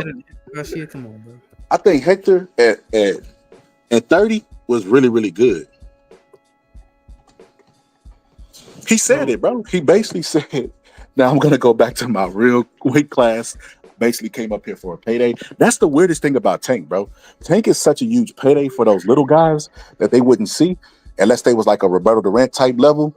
Yeah. That they're willing to go get knocked out by Tank and go back down to their weight. But see, yeah. I think he said. I think That's this. like that move the next year though. I think Lamont Roach is actually Tank's homeboy or something like that. Well, you know, he fought at 140 a couple times too. Like they friends. So I mean, Lamont Roach got like 4 or 5 fights at 140, so he's not the littlest dude. Man, come BVO. You know, BVO, did you do an interview with this guy or something? Oh, y'all, I'm interviewing him next week. Shout out to Lamont. Okay, that makes sense now. BVO, stop it. This guy don't stand a chance, bro. His own mama is texting me right now saying, tell BVO stop putting pressure on my baby. Why you trying to go there, Scott? What you mean? Because I got an interview, I'm not gonna get a truth. Yeah, because I see you going against logic. You know what I know that this man is finna get. What you always say, beat him to death. You finna get beat to death, bro. He finna get one shot at like as if he was fighting Wilder or Undisputed, bro. He finna get fucked up, bro. I don't know about that, but shout out to Lamont. Are you talking about Jake Paul? Nah, we talking about the dude that's fighting Tank, Roach. Cockroach. WBA champion Lamont Roach at 130. Super featherweight. I mean, I don't think. Yeah, I mean, I don't think Lamont Roach could win. I mean, Lamont Roach definitely can't win. He can't win. I mean, Yeah, he ain't win this fight. Where's my link card, bro? but I think Tank just trying to get his homeboy paid. You know. I think got a chance to beat him, dude. No, he BVO, you know what's really insane? don't. Roach has a less of a chance to beat Tank than Tyson has to beat Jake Paul. Yeah. But Hey, I man. think he can win. Who do y'all got in the fight Saturday? Who fights Saturday? John Jones and Miocic. Man, you know we got Oh man, I don't watch that shit. Come I on, don't know, man. Miocic done been knocked out, bro. Did what you call it just knock him out? Who? Francis Ngannou before he left MMA, UFC. Yeah, but Francis Ngannou hit hard though. But that's what I'm saying. He coming off a knockout. Like he was already punchy, John Jones don't hit half as hard as. but he was already punchy in their first fight a long time ago. John Jones won't hit hard like that. John Jones stand You up. mentioned what I'm saying, though, all positive. The logic that you was using is that Tyson has too much wear and tear on his body, and it could affect his performance that night. I would go on further to say that Francis Ngannou knocking him out is worse than any knockout that Mike Tyson's ever took in the ring. So he's getting into the ring less. He was already punchy before Francis Ngannou knocked him out. Yeah, but the point I'm trying to make, John Jones is not a stand-up fighter. His stand-up is not that good. John Jones he's a wrestler. He can brawl too, man. Okay, Yeah, let me see the point. Hold on. Look, when John Jones try to stand up, look, I'm not saying John Jones won't win. I'm just He's saying, gonna knock him out, is what I'm saying. I'm trying to get you to look at the angle I'm looking at. Chuck Liddell was a bad motherfucker in his prime. When Chuck Liddell got older, you could blow on Chuck Liddell and he would get KO'd, bro. So what I'm trying to say is, John Jones is fighting a guy that's on the level of Chuck Liddell after he couldn't take a punch. not necessarily, man. There hasn't been one guy that's been knocked out by Francis Ngannou that's made a recovery and had a successful career in MMA. That's true. It's a wrap. Alistair Overeem, remember when he almost knocked his head off his shoulders, bro? Like Alistair Overeem, he don't even walk the same, bro. Like I heard he walk with a twitch, bro. I heard a good gust of wind put him out for at least 3 minutes. I'm just saying, if John Jones goes in there, if he goes, he can submit this guy. But if he goes in there, this is what John Jones likes to do. He likes to beat people at their own game. Like when he fought Daniel Cormier, he's like, okay, I'm gonna out wrestle this guy because he's a wrestler. When he fought Gustafsson, he's like, well, this guy's a stand-up guy. That's a fight John Jones could very well have lost. Gustafsson the first fight. He's like, well, I'm gonna brawl this guy. He's a brawler. He tries to beat guys at their own game. If he goes in there and tries to go toe to toe with him, John Jones getting knocked out. He needs to go and submit him and get him out of there. Bro, his last fight was getting knocked out, bro. Yeah, That but was John his last Jones. Did you say John Jones is getting knocked out? All positive. I'm positive. I don't know about Bro, He his this. smoked last out, fight was bro. getting there. knocked out Because John by Jones only had Francis one fight at Ngannou heavyweight. 3 only years had one ago. fight. He only had one fight. This is at heavyweight. This is only his second fight at heavyweight. Bro, how is he gonna beat? He got knocked out by Daniel Cormier, bro. Didn't John Jones knock out He Daniel is Cormier? not. No. Well, no. They got overturned because John Jones he pissed hot. No. Yeah. Stipe got knocked out by Daniel Cormier. Yeah, and then he came back because he's 2-1 against Cormier. He got knocked out by Cormier. He came back when Cormier was fat, bro, and out of shape. I seen that fight just the other day. Out of shape. No, I just seen that fight the other day. He had a belly and everything. No, but that was probably the worst shape I've ever seen him in. He had a beer belly, like he was off balance and stuff. That was the worst I've ever seen. Bro, Cormier. this was 2019, 2020 Daniel Cormier. So this the tail end of his career. You talking about? It was the very next fight, man. It was like the next year. But he got knocked out in the first round by Daniel Cormier, though. Yeah, he did, and then the next And fight, he got knocked out in the second round against Francis 3 years ago. Francis knocking out everybody. He would knock John Jones out too. That's why John Jones didn't want that Yo, fight. I'm not gonna lie. I'm kind of glad that UFC is taking a backseat to Mike Tyson and the MMA Slayer, because we gotta remember. Y'all call him Jake Paul. I call him Buffy. Remember Buffy the Vampire Slayer? He Buffy the MMA Slayer. He'll slay an MMA guy in a heartbeat. But this ain't no fucking MMA guy, bro. Like, I know what he's thinking. He's thinking the same thing everybody else is thinking. Mike's old. Mike is this. Mike is that. Bro, I just feel like it would be poetic justice, bro, for him to get just as surprised as he was when Mike Tyson slapped the shit out of him, bro. I just want to see him get surprised in the ring, bro, to get hit with a shot and be like, damn, like, this guy ain't as old as I thought he would. Like, I know that Jake Paul is underestimating him. I hope that gets the better of Jake Paul and he gets shocked on fight night. Bro, Stipe been knocked out 3 different times in his career. I think it would be the safe bet to pick John Jones, but I'm saying if John Jones goes in there and wants to stand with him, John Jones is gonna get knocked out. He has very heavy hands. Hold up. John Jones is not a good stand up. I don't know how many John Jones fights you've seen, but if you've seen John Jones is a great stand up fighter, you need to alert me to those fights. I ain't seen it. I've seen almost all his fights. You need to let me know which fights they are. Bro. But we're talking, bro. Stipe been knocked out several times in his career. By Stipe's a buff, man. This is John Jones' second fight at heavyweight. Man, Stipe about to get his. He about to get. But didn't the guy that Francis Ngannou knocked out in the first round, John Jones beat him in the first round too. Submission. But he still beat him in the first round. Submission. That he knew he wasn't going to stand with him. Submission. Styles make fights. I'm just saying though. If John Jones, he can submit Stipe. Stipe also got knocked out by Daniel Cormier in the first round. Like, that's not Stipe. I'm just saying that Stipe and Ngannou are on 2 different leagues. I mean, no. I'm saying that Ngannou and John Jones are on a separate league than Stipe. That's what I'm saying. Beef, you're breathing hard as hell, bro. You good? Man, what's going on? You said what?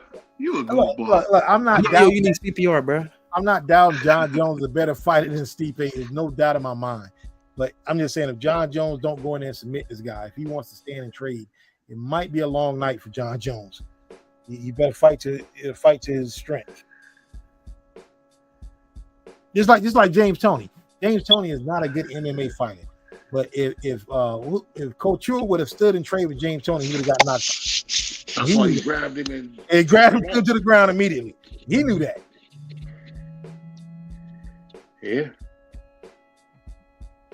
That's wild. Man, I'm positive. I like how when it come to boxing, use certainty with Jake Paul versus Tyson. It's certain, absolute. But then when it come to fucking Stipe, punch drunk, coming off a knockout by devastating knockout by Francis Ngannou. John Jones is the favorite. I'm just saying, if John Jones wants to start playing around and act stupid, and he might be in a world of hurt. I'm just saying, there's a big if. Bro, but ain't John Jones undefeated? When has he played around and been stupid in the ring? Like he undefeated. John Jones should have lost that fight against Gustafsson. No, he's not Man, undefeated come on, though. bro. Man. We gotta stop that. Did He's you not see the fight? undefeated. Did you see that fight? I saw that fight, bro. I saw John Jones beat him. It could have went either way. It wasn't Yeah, that was his toughest fight. Yeah, it wasn't no clear winner. It was a tough fight, but it's not a fight that he lost. No, it could have went either way. It was not really a bad decision, but I'm saying it could have went either way. But then what happened? What happened in the rematch though? What did he do in the rematch? He got destroyed. Yeah, he got destroyed. John Jones stopped playing with him. He stopped standing and playing with him like that. He could bro. The thing is that he could have never won. Like regardless, like he's not. There was nothing that man could have did to win. John Jones is just superior to him. The first fight he could have went either way. It was not. I mean, that's like irrelevant because dude got destroyed in the set. Like it don't even. It's not. What happened in the second fight is still not irrelevant to the first fight. The first fight happened. You can't erase what happened in the first fight. But you can't erase a knockout loss. A knockout loss is definitive. Like there's like whatever happened beforehand. After you get knocked out, like it doesn't matter. It's erased. Not it's necessarily because you have Vasquez and Marquez fights. When the first fight, Vasquez got knocked out. And He's reaching on that one. And what happened in the rematch? But that's a knockout, bro. But one guy got a knockout win. Like that's different. That's different. We talking about a fight. What I'm saying, you said the next fight always erases what happened in the first fight. It's not true because you can have fights where guys are just trading wins back and forth. That's what I'm talking about. But usually that's decision victories. Usually, if they both trade and wins. But we talking about no. Marquez, going to decision. It was a knockout on both, and they fought 4 times. So knockout in the first fight, knockout in the second fight. They were switching knockouts. But that's a knockout. That's different. That's different. That's not the same thing. That's what like when Wilder and Fury fought, when Fury knocked out Deontay Wilder in the second fight, that first fight it was irrelevant. It didn't matter. It was history. It's not irrelevant. It's on the record. Because he knocked Deontay Wilder out. Like it doesn't erase what happens. Like if Mike Tyson would have fought Buster Douglas and knocked him out in a rematch, he did knock him out. I'm just saying it wouldn't erase what happened in the first fight. They cheated him. He knocked Buster Douglas out. Y'all didn't see that long ass count? The same thing with Riddick Bowe and Holyfield. When Riddick Bowe won the first fight, Holyfield won the second fight. Riddick Bowe knocked Holyfield out in the third fight. It doesn't erase. Okay, well, I beat Holyfield. He knocked Holyfield out in the third fight. So now I ain't got no loss.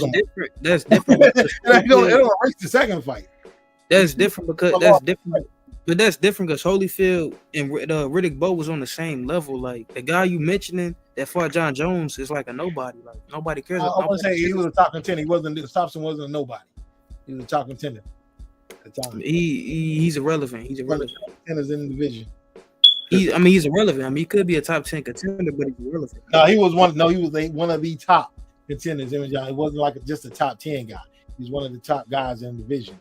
Him and John Jones. No, he can be a top 10 contender. UFC don't do like boxing. You don't see UFC pay-per-views with a champion fighting a guy they pulled off. That's what they say. That's what they say. It does not happen in UFC. Only the champion only fights the top guys in that division in the UFC. You don't see any matchmaking and mismatch like, I want to fight this guy, so I'm a champion. I'm gonna grab this guy off the street that nobody's heard of. They don't do that boots in and stuff over there. I understand that, but I mean, at the end of the day, they still gonna have a hierarchy in UFC. I mean, for the heavyweights, I mean, that guy was a nobody. Like he's irrelevant. He's irrelevant to the sport. Now John Jones got exposed, man. Yeah, John Jones is a great fighter all around, but he is not no great fighter. John Jones, his stand up is weak. John Jones stand up is not good. It's never been that good. But his grappling, it's on point. Like I said, he take you to not John Jones. I meant Boots Ennis. My bad, Boots Ennis. He got exposed. What? I wouldn't say he got exposed. Boots Ennis definitely got exposed. Boots has always been a bum, man. I think he's always been who he is. Like most people was blinded by him fighting. A cab driver. I just think Boots is who he's always been. I don't know, man. I think he's trash, man. If you can't beat Karen, man, Bud will beat the life I out don't of want to say you. he's trash, but I just think he's just always been who he is. Like most people was blinded by him, the stuff that he was doing against guys that shouldn't have been in the ring with him.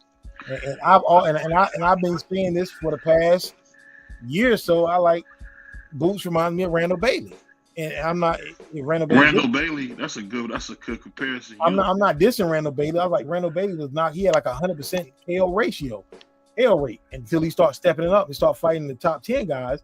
Then he started losing and losing, always losing. And Randall Bailey was not. He was like the next. They call him the next Tommy Hearns in the boxing magazines in the 90s. He was coming up, knocking out everybody. Once he started stepping up, everybody started beating him.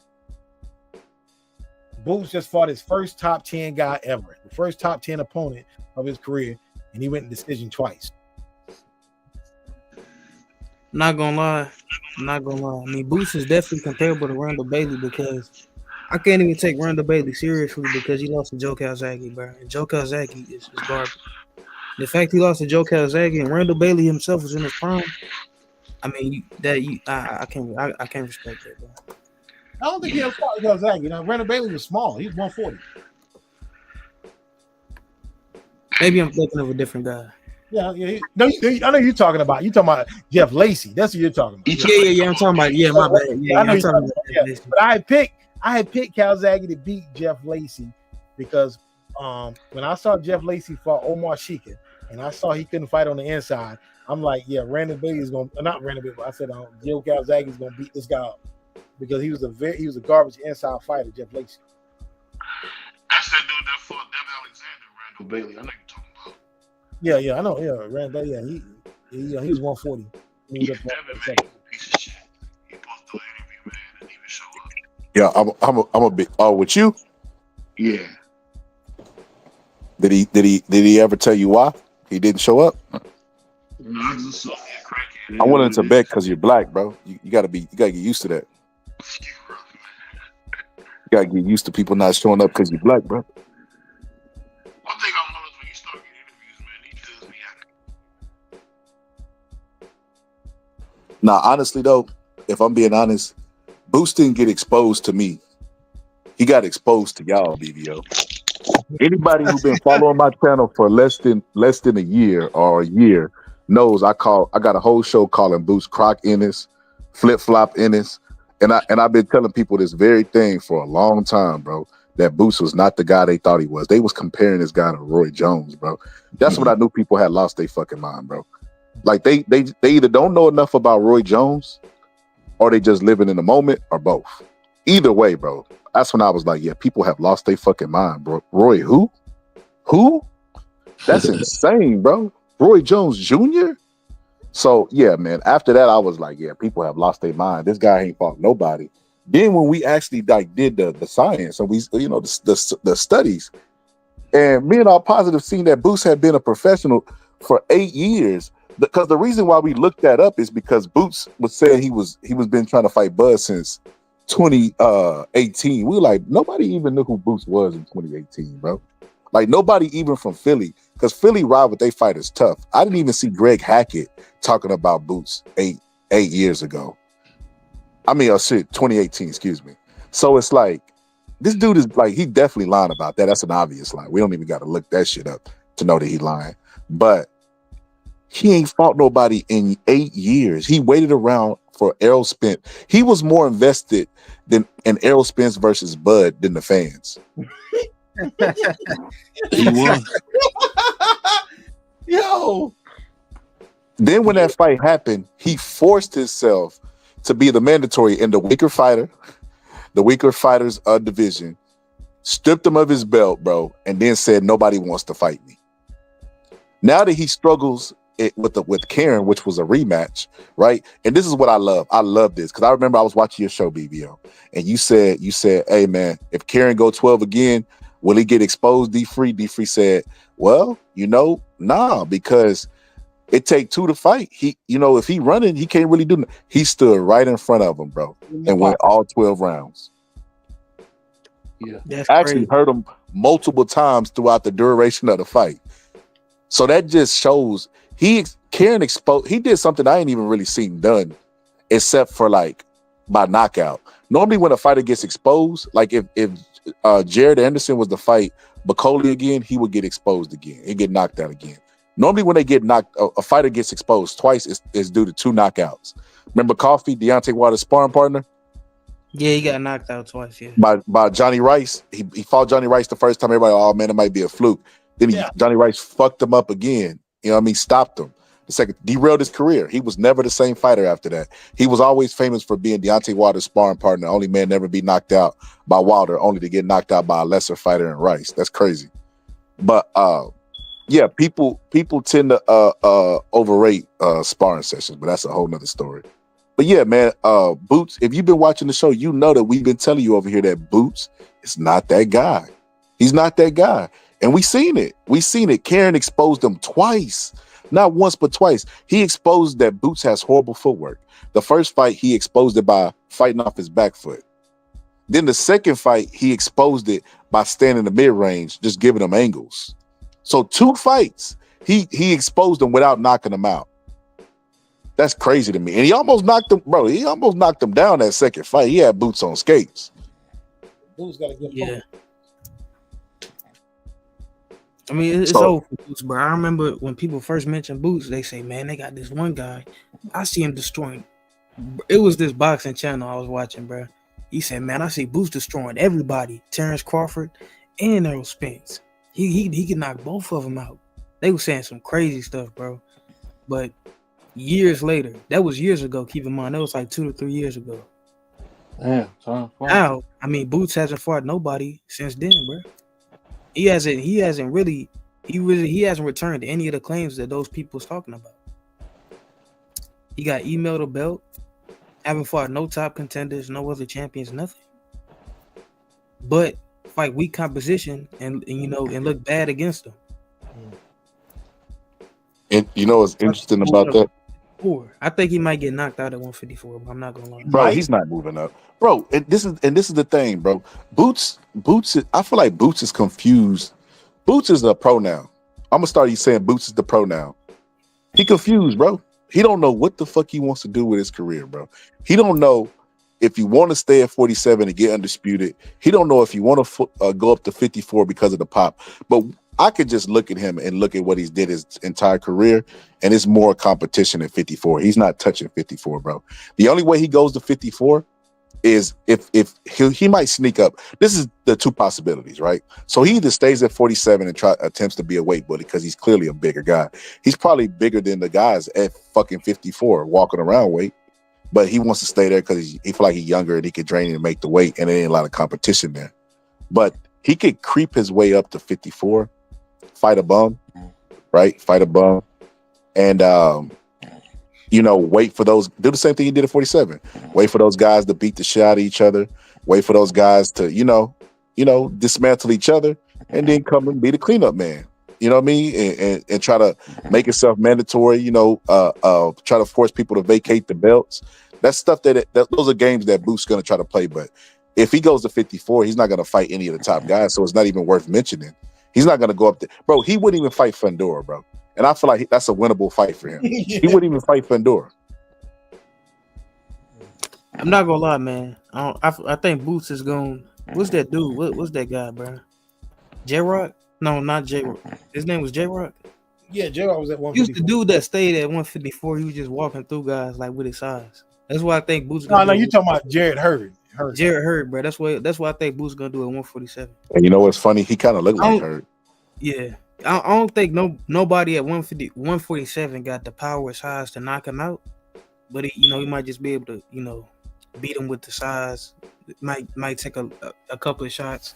He'll be able to survive the whole 12 rounds to get it to steal a decision off of him. Now at 154, them people's really hidden. So. He might actually get knocked out if he move up right now. The way 154 is right now.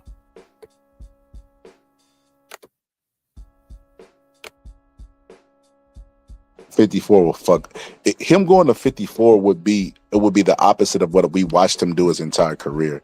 I just don't see it happen. You can't hide at 154. He's not gonna be able exactly.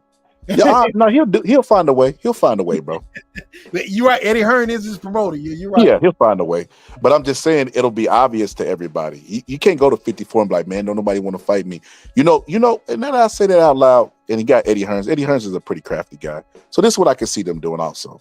They go up there, they fight a bum, then they just start sending people lowball offers. Like they're like, hey, Fandor, you want to fight me? $3. $3 in the jawbreaker. And then when they be like, man, I ain't taking $3. Oh man, everybody up here, nobody want to fight me. They ducking me. So I can see a scenario where something like that happens. Because I'm telling you, if I was What do you think about Ryan Garcia versus Boot Tennis at 147? Bro, man, Bruce will kill Ryan, bro. Man, he literally obliterates Ryan in less than 3 rounds, man. Bro, I'm just saying, but Ryan Garcia got that left hook, bro, with nitrogen. Bro, man. bro, When his that's chin is up bro. in the air, man. Little Boots would catch him for that left hook. Yeah, he fucked Ryan up, bro. Yeah, I mean that wouldn't even be close in my opinion. Damn, is he that much better than Ryan or that much bigger than Ryan? Bigger. That much bigger. That much bigger. It's not the. I can see it. Damn. That would be a massacre. Yeah, he can't fuck with him, bro. He just talking, bro. He just talking because he got people that'll listen to him.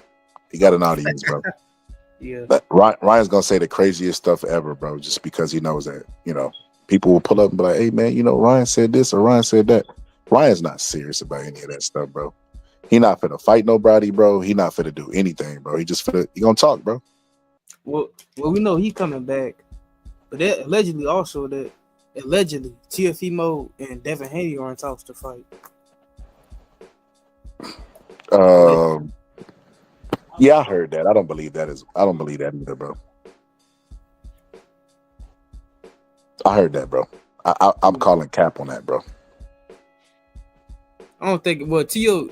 he did a live where he said they not in talks to fight. Yeah. Not yet. Okay. I'm glad he addressed it, bro, because I felt like that was for they start getting out of hand. So actually, he kind of killed. Actually, never mind. He kind of killed that. He ended that. Okay, I'm glad that happened, bro. I didn't want to see that shit get out of here, because if you don't address rumors in boxing, they'll take flight. They'll take flight, and you'll lose control of it before you know. You'll have a situation like what we got now, bro. So bro. Like we have it with Jared Crawford Spence when it was like a whole year of speculation. Remember, everybody had breaking news. Everybody had breaking. No one knew the dates of anything. Yo, I don't know if y'all voted on the poll in the chat, but I put the poll up. Y'all let me know if y'all think Mike Tyson or Jake Paul. Hold up. Let me see if I can get to the poll, because I want to. I already know who's gonna win, bro. I mean, it's been ordained. It's been ordained that Mike Tyson gets the knockout. I'm not gonna lie to y'all, man. I was worried before this slap. I was too. But I saw what type of shape Mike Tyson physically was in. Look, yo, all positive. I'm gonna have to put this shit in slow motion and just point out how even before the dude pushes Jake Paul on the chest, like he's falling back. Like Mike Tyson pushes him and then drops to the floor, like squares up, but then Jake Paul like falls back, bro, like as if he kind of like semi-dazed from it. And he said he didn't feel it. I'm like, that's what dazed is. Dazed don't hurt, bro. Dazed, when you get dazed, bro, it feels like, nothing. Like you just, I don't even know how to explain it. I mean, I guess you gotta play football for me to really break it down, what dazed is. But yeah, man, you just start. Y'all play Fight Night where like, that's another reason why Fight Night is way better than Undisputed. The knockouts, bro. Like you cannot beat that. That shit was dope, bro. Like, damn, bro, that's cold. I'm not gonna lie. In Undisputed, I done seen some very good knockout animation. So I'm not gonna lie. Nah, bro, I don't like it. I like the they would rarely have on Fight Night where you get one shot at. It was rare. But I liked it. Like sometimes you wouldn't even have a chance to get up. They hit you perfect, and then it was like they wouldn't even give you a chance to get up. They would be like, "Oh no, he just knocked out Smoking Joe." But it was rare and it had to be a perfectly timed punch. I like that they put that feature in there. But whenever you get buzzed, it would be like, then your heart would start. I loved it. You could feel it on the controller. It was similar to what it is to get dazed in real life. I like that aspect of the game that they were being realistic with. I feel like in this game, it was made by a bunch of people who didn't have anything to do with boxing. Like they just had a good idea. Like we're gonna throw all the people in the game, all the people that are boxing now, the Tyson Furies and stuff. Like they had Usyks. Like they had a good vision.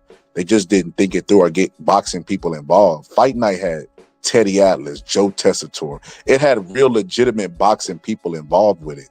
On top of it, having years of experience.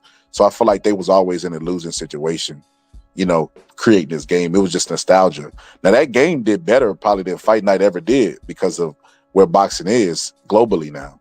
But as far as like gameplay, everybody knows. Everybody that plays that game that has played Fight Night knows that Fight Night is a way better game than that. Like even their story mode with Isaac Frost and like all of that stuff, they had real legitimate boxing people in there that knew what they were doing in the sport of boxing. Like Joe Tessitore, when he's going through the story mode and he's commentating, it sounds like a real life fucking fight. It gives you that experience. I felt like Undisputed should have hollered at your boy. I would have helped them. Okay. I would have helped them get that game to where they needed to get that game. The music in Undisputed is trash. The commentary in Undisputed is trash. Trash, bro. I don't want, bro. The reason why the Zone is the worst boxing card out there is because they get a bunch of UK fighters with UK announcers that nobody knows or cares about, and they put them on for everybody to listen to, and nobody wants to hear that shit, bro. Nobody wants to fucking hear.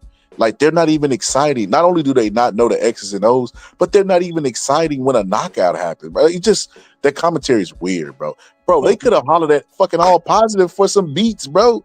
They could have just did beats, no music, bro. Acapella. You don't need a hit song. You know what I mean? Like I don't know, bro. They didn't think this game through with the budget that they had. They could have did a lot of different things. They added a recent update in it where you can't get punches through the gloves no more. And they took Deontay Wilder down so nobody can spam punches. So they obviously been listening to people's reviews on the game, the bugs and glitches and stuff. But I think it's bigger than that, bro. It's bigger than that. We can see that they don't have a lot of characters. That's a big thing that they a flaw against them. We can see that just the gameplay, people want to feel like they are a boxer from the couch, believe it or not. That's how silly people are, but it is. They're living vicariously through these. That's why they like these fighters. They're living vicariously through them. So you have to recreate that as a person that's creating the game. And I don't feel like Undisputed people understand that. So the game's gonna suck no matter how many updates they make until they get legitimate boxing. Go to Teddy Atlas, go to ESP, go to these people. You know what I mean? Get these people involved into the game so you like the commentary. Go, bro. Teddy will probably do that shit for cheap, bro. Get Teddy Atlas to do what he did in Fight Night. You know that's your competitor. Why not go get the people who they use? They don't own Teddy Atlas. Get Teddy Atlas to commentate on the fucking game, bro. Agreed. But I'm not gonna lie though, Undisputed is fun if you play in real life co-op. Well, what they call it, couch gameplay, and you using created boxers. It is fun that way. I'm not gonna lie. Actually, bro, I would do that too. Bro. Before they had Michael Jordan on the game, All Positive, we used to create Michael Jordan. I would just have a roster of created people. I just wouldn't put their name, but you know who they are. Like I would have their height, Tank Davis tattoos, everything, bro. And I would upload that roster without the name. Maybe call him Frank Davis or something like that, bro. So people could go play with him. That's me. Like I put both of the. I made both versions of George Foreman, put them in the game. I made Julian Jackson, I put him in the game. I put Terry Norris in the game. I ain't gonna lie, my Terry Norris and my Julian Jackson and my young George Foreman, they came out cold. Like with my George Foreman, he literally won all his fights by knockout, never been dropped. My homeboy made Sonny Liston. He made actually he only made Sonny Liston. I made Buster Douglas too, but my Buster Douglas is trash. But I put him in the game. All I gotta say is, man, tomorrow can't get here fast enough. I know for the fighters, that shit is they can't go to sleep right now. I know Mike Tyson's still up. I know Jake Paul is still up. But for like the Especially rest of he can't go to sleep, bro. He got slap insomnia, bro. But fucking but for the rest of us, bro, that shit can't get here fast enough, bro. Because I think personally, bro, like I said, I was worried because I just looked at the age, you know. I said, okay, let me see. I looked at Mike Tyson in the ring and he didn't look fast, bro. He looked slow. From a distance, he looked slow. But when he was up close, he looked faster. And I was like, okay, this is live footage. It's not sped up at all. So I was like, you know, let me see. Let me see what this shit look like. Not for the people who want him to win, you know. Right. So I looked and I judged it and I said, he still has speed, but it's only in close quarters. So if he's able to maintain the inside position in the entire fight, he could do some damage and survive. You know, he even can clinch Jake Paul. Like I said, Jake Paul don't know how to fight in the clinch. But like I said, I was noticing stuff. Like I noticed that knee brace that he had on his right knee. I noticed that. And I said, okay, that. You got the stomach ulcers that he had, you know. And then I looked, he said he lost a lot of weight because of the stomach ulcers, bro. He said, like, you know, he had the stomach ulcers and, you know, he lost a lot of weight. And I'm like, wait a minute, what? Like, he said he was bleeding a lot. And I was like, holy shit, you're about to go into a fight, bro? At 58 years old and you were just bleeding in your stomach? I'm like, shit, hopefully Jake Paul don't hear this and go to your body. I wouldn't even release that information. But, hey, he was like, I'm fine now. I'm good now. I'm ready to go. And I was like, damn, bro, Mike finna get stretched, bro. That was my thinking. Looking at the knee brace and that. But when he slapped him, bro, it just brought it like he slapped Jake Paul and knocked some sense into me, bro.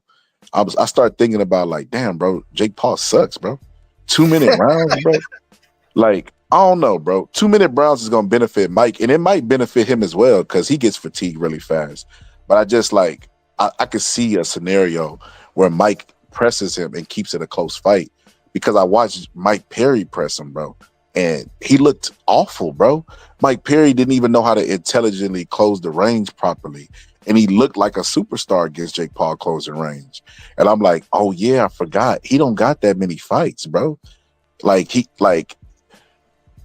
had, like I said, he's living his amateur career as a professional right now. And because he's living his amateur career as a professional, we're seeing what an amateur actually looks like. They get tired fast. They don't look good. Like, you go look at all the people, Ryan Garcia, Devin Haney, all of those people, right? They don't look good whenever they amateurish. So, I mean, like I said, bro, I can't think of this guy's name. Let me look him up real quick. He beat Tank Davis ass twice. And I don't know if this guy was showing actual footage, but he was fucking Tank Davis up, bro. I'm not even lying to you. Like, he was fucking him up, bro. So I look at that and I say, you know, Jake Paul is an amateur. Mike Tyson brought that up. They asked him, like, why do you think you could beat him? He said, look, man, he said, you guys have been doing media 30 years, right? He said, yeah. He said, do you see somebody coming in tomorrow being better than you? The guy was like, no. He was like, exactly. And I think that's his approach to the fight, bro. He's going to try to use his experience. He thinks Jake Paul sucks as well. Miss 702 said, can Mike still knock people off? Yeah.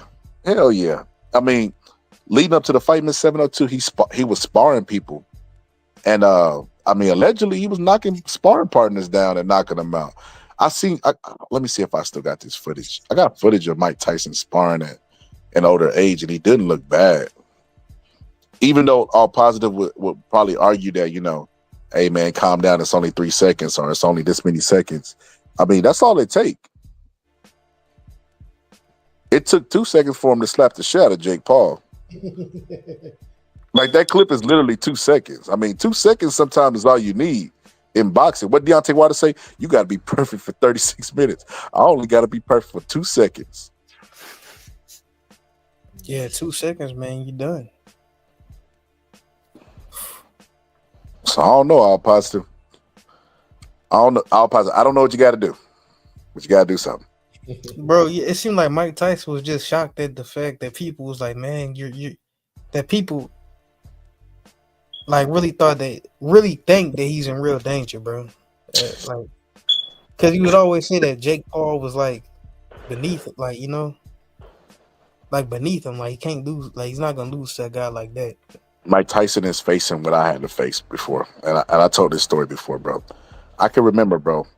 My brother is really good at basketball, bro. I'm not great, but I ain't no scrub either, no. Though, you know, I'm coordinated. I'm athletic, all that good stuff. I'm just not raw with it, bro. I'm not as good as that as I am in other sports. Let's say that. But I remember one time we were playing, and I was playing with my homeboy, and I got picked last, bro. Bro, I was offended, bro. I almost started cussing, bro. That game I played hard than a motherfucker, bro. I could not believe, bro. I could not fucking believe I was picked like second to last, bro.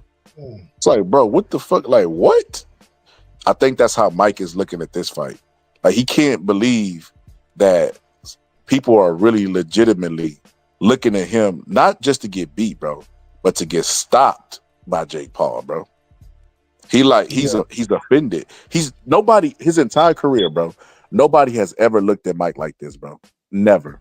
Like, they have never said, like, you know, that Mike Tyson is like, they looking at him like a bum, bro. Let's call it what it is, bro. They looking at Mike like a bum. He's never been looked at like a bum his entire career. Unless it's basketball. That's the only time they probably looked at Mike like, yeah, this guy's a bum. But nah, other than that, bro. Yeah. Other than basketball, he's never been viewed it like this. So he's offended. Facts. That's what I think motivate him to really go in. That's obviously what motivated that slap. Yeah.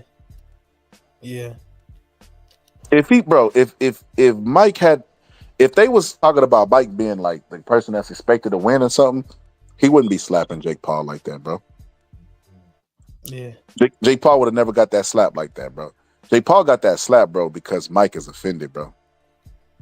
He was offended, bro. He's offended that they look at this guy who's a Disney Channel star, bro, in the same breath as Mike. Yo. Okay, this is Mike sparring at Mike sparring at his old age. Check this out.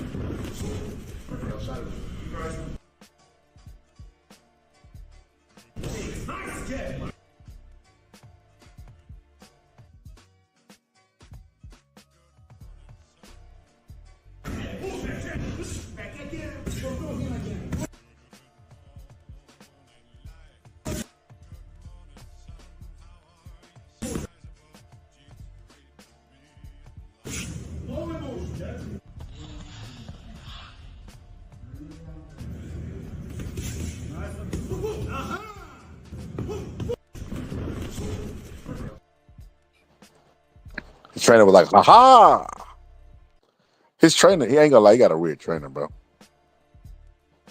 I'm trying to think. It was Stitch Durant.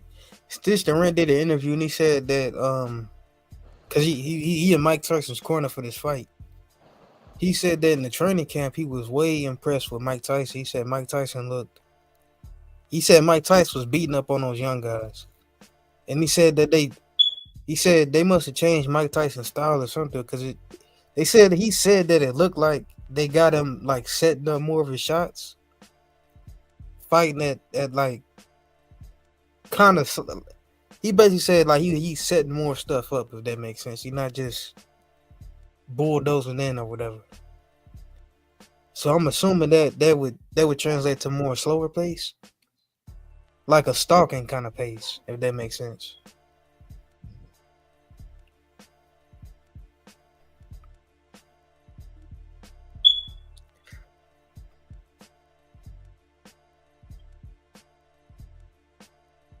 Okay, my bad. I was taking the sound off the video so I could loop it.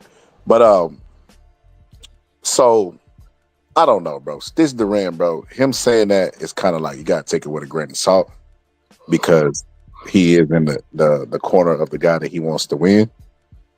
But with that being said, bro, he didn't give a prediction, by the way. He didn't give a prediction. I don't think that a slow style would favor Mike.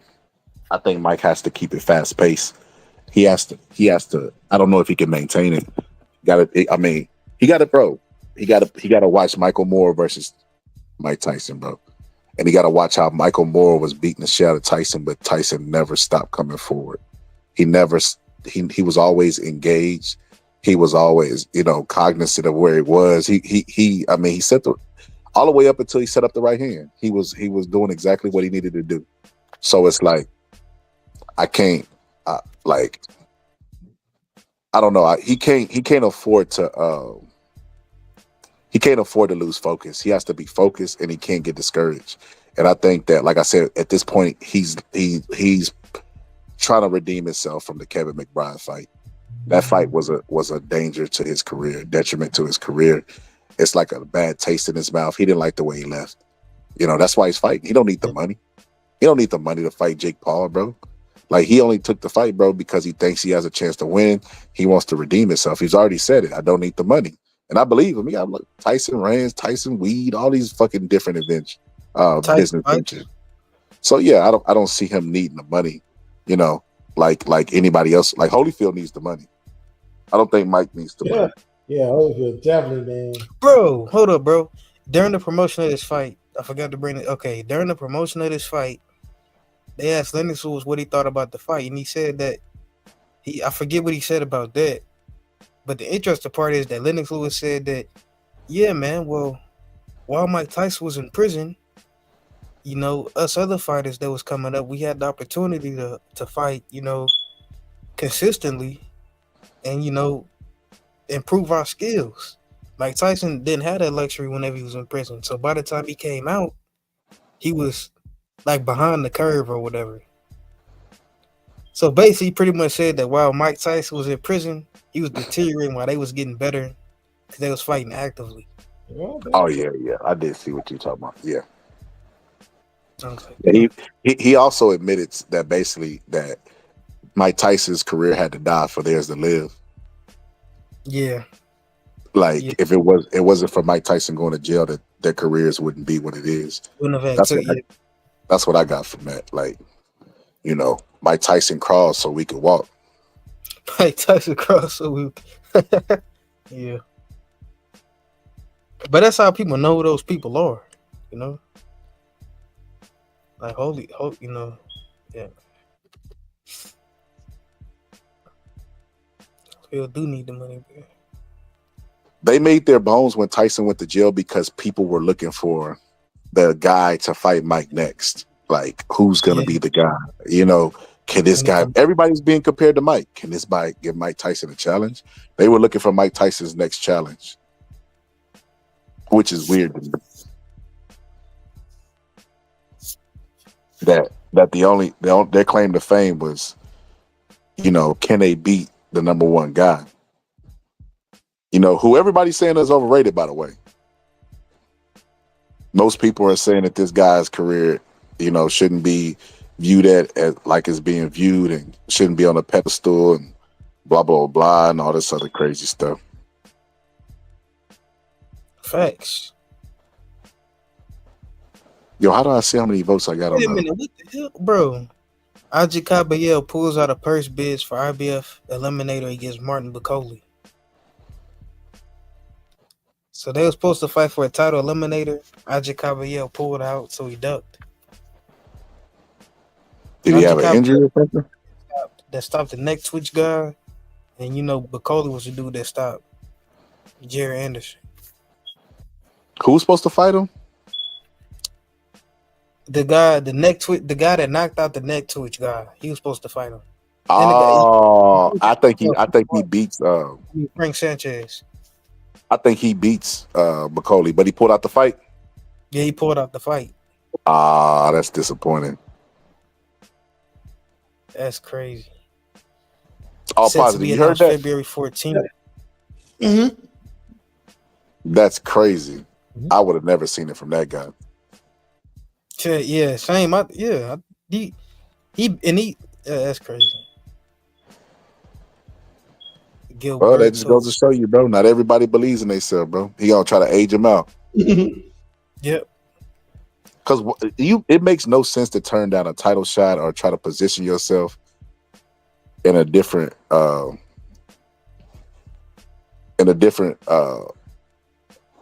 position. Like, you get into this game to be a title holder. You're supposed to anyway. Mm-hmm. But these motherfuckers get in the game. They get in the game and want to be prospects. They want to be 9-10-year-old prospects. That's crazy. Yeah. Hold up. Oh dang, hold up. I found something else too. So they got pulled out from fighting potentially for a world title against a guy that some people, a lot of people would have had him beaten. Okay, and then we got hold up. It said that saying that Eddie Hearn, he confirmed that he's in negotiations with Virgil Ortiz to fight in Saudi Arabia with Boots Ennis. So potentially we can get Boots versus Virgil next year, potentially, based off what Eddie Hearn said. That's in cap. Saudi. You say you think get that's- Boots? You said Boots Boots. versus Virgil Ortiz in Saudi Arabia I next think year. Eddie capping again. It's a possibility of that because Ortiz didn't look too good in his last fight. I think Boots can actually beat him. He could. That fight makes sense. Boots said he moving to 54. He might have said a silent part out loud. I just don't see it happening. I still think it's a little bit dangerous than what Boots is used to. You think De La Hoya will put him in the ring with Boots because he looked terrible in his last fight, Ortiz. He should have lost. I mean, I don't know if Boots could even beat the guy that Ortiz just fought and beat. Yeah. Who should Floyd Schofield fight next? I think the guy that Boots, the best bet for him to fight would probably be Tim Tszyu because Tim Tszyu coming off 2 losses, he's got to prove himself. So he was beat up bad in his last fight. So we don't know what he got left. So the best thing is putting Boots in the ring, but I think he can beat Tim Tszyu. I honestly, I don't think he could beat Tim Tszyu either. I don't either. I think he can beat Tim Tszyu. We don't know what Tim Tszyu got left. Man, I think it's enough to beat Boots. I seen Boots on skates. Yeah. Because keep in mind, there was a time where we really thought there was a time. I mean, even now, I don't think that Terrence Crawford would just walk through Tim Tszyu. Like that could be a tough fight. And that's Terrence Crawford. Terrence Crawford. I mean, I think Boots would lose to Tim Tszyu, even though Tim Tszyu got that loss. Because bro, them guys at 154 could really bang, bro. I agree with that too. No Diddy. No Diddy. They banging them, bro. They got them scrambling and scraping, bro. Facts. Yeah, I don't see it all. You saw what happened with bro that had no power. The dude that had no power got knocked out in the second round or something like that, bro. He got eliminated. From the circle. Yeah, that's the most competitive division in boxing. I think what you call it would be wise to stay away from it. Agreed. Because imagine the Boots lose, bro. I mean, it's I don't know. It might be over. Because he ain't got nothing to stand on. Because Boots got Eddie Hearn, and Eddie Hearn is very good at building his guys back up. Yeah, but it's like if Boots ain't never fought nobody his whole career, and then he step up and get knocked out at 154. I mean, are people really gonna be checking for him? Because when AJ got knocked out, AJ had belts. He had knocked out multiple. Just different. A lot of people thought AJ would beat Deontay Wilder. No, I always thought Deontay would beat AJ because AJ got his chin all the way up in the air, and Deontay Wilder, it only take one punch for him. But he has been gun shy lately for some reason.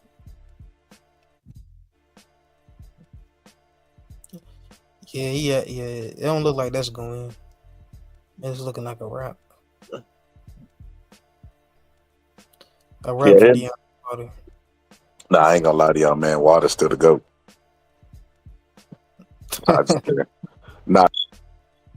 He still got potential. That's how weak the heavyweight division is. I still think even with him being sorry, He's still like top 15. Like I can't even name. Can y'all even name 15 heavyweights? Currently, Yes. I don't know. I never tried it. Not gonna lie. I think so. That I would- think I I can do I 15. think I I can can, try. it's a stretch, I can do but you would struggle. I think you would struggle after 10. But go ahead, let's try. okay. I'm gonna try. I'm gonna start. We got Tyson Fury, Usyk. We got Big Baby, both big babies. Okay, we got Dubois, Anthony Joshua. We got Chain, Wilder. How many is there? 8.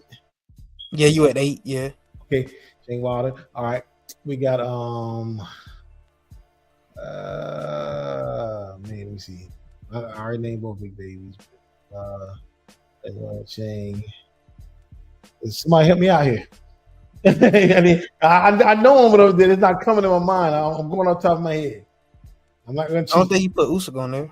I did put Usyk. I started with the guys that face each other. I put Usyk and Fury. Yeah, it's 8. I got So 8. now you at 9. No, I did Usyk. I already did Usyk and Fury. I did. I You started. did? Yeah. Okay. Oh, Bacoli. Yeah, but Cole, I didn't say him. That's 9.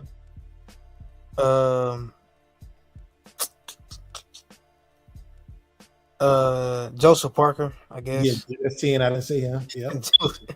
10. Joe Joyce, I guess we could still count him. 11. Yep. I didn't say him. Caballero, the dude that knocked out Frank Sanchez. All right. Okay. 12. Torres, Javalov. Yeah, Torres. Yeah, okay, that's 13, 14. Torres, Javalov, yeah. Told you it's gonna start getting real thin, bro. It's crazy. We can't name 15 heavyweights on the top of my head. Wow. They gotta have one more. We got one more, man. I'm trying to think. Fabio Wilder. Ward. Wilder, that put Wilder top 15, bro. I said Wilder. That put Wilder top 15. Like if you take Wilder's name, we at 13. So he gotta at least be top 15 if we can't name 15 guys.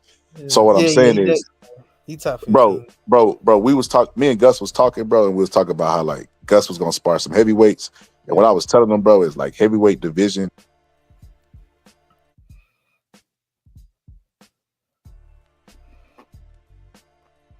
Shit, my bad.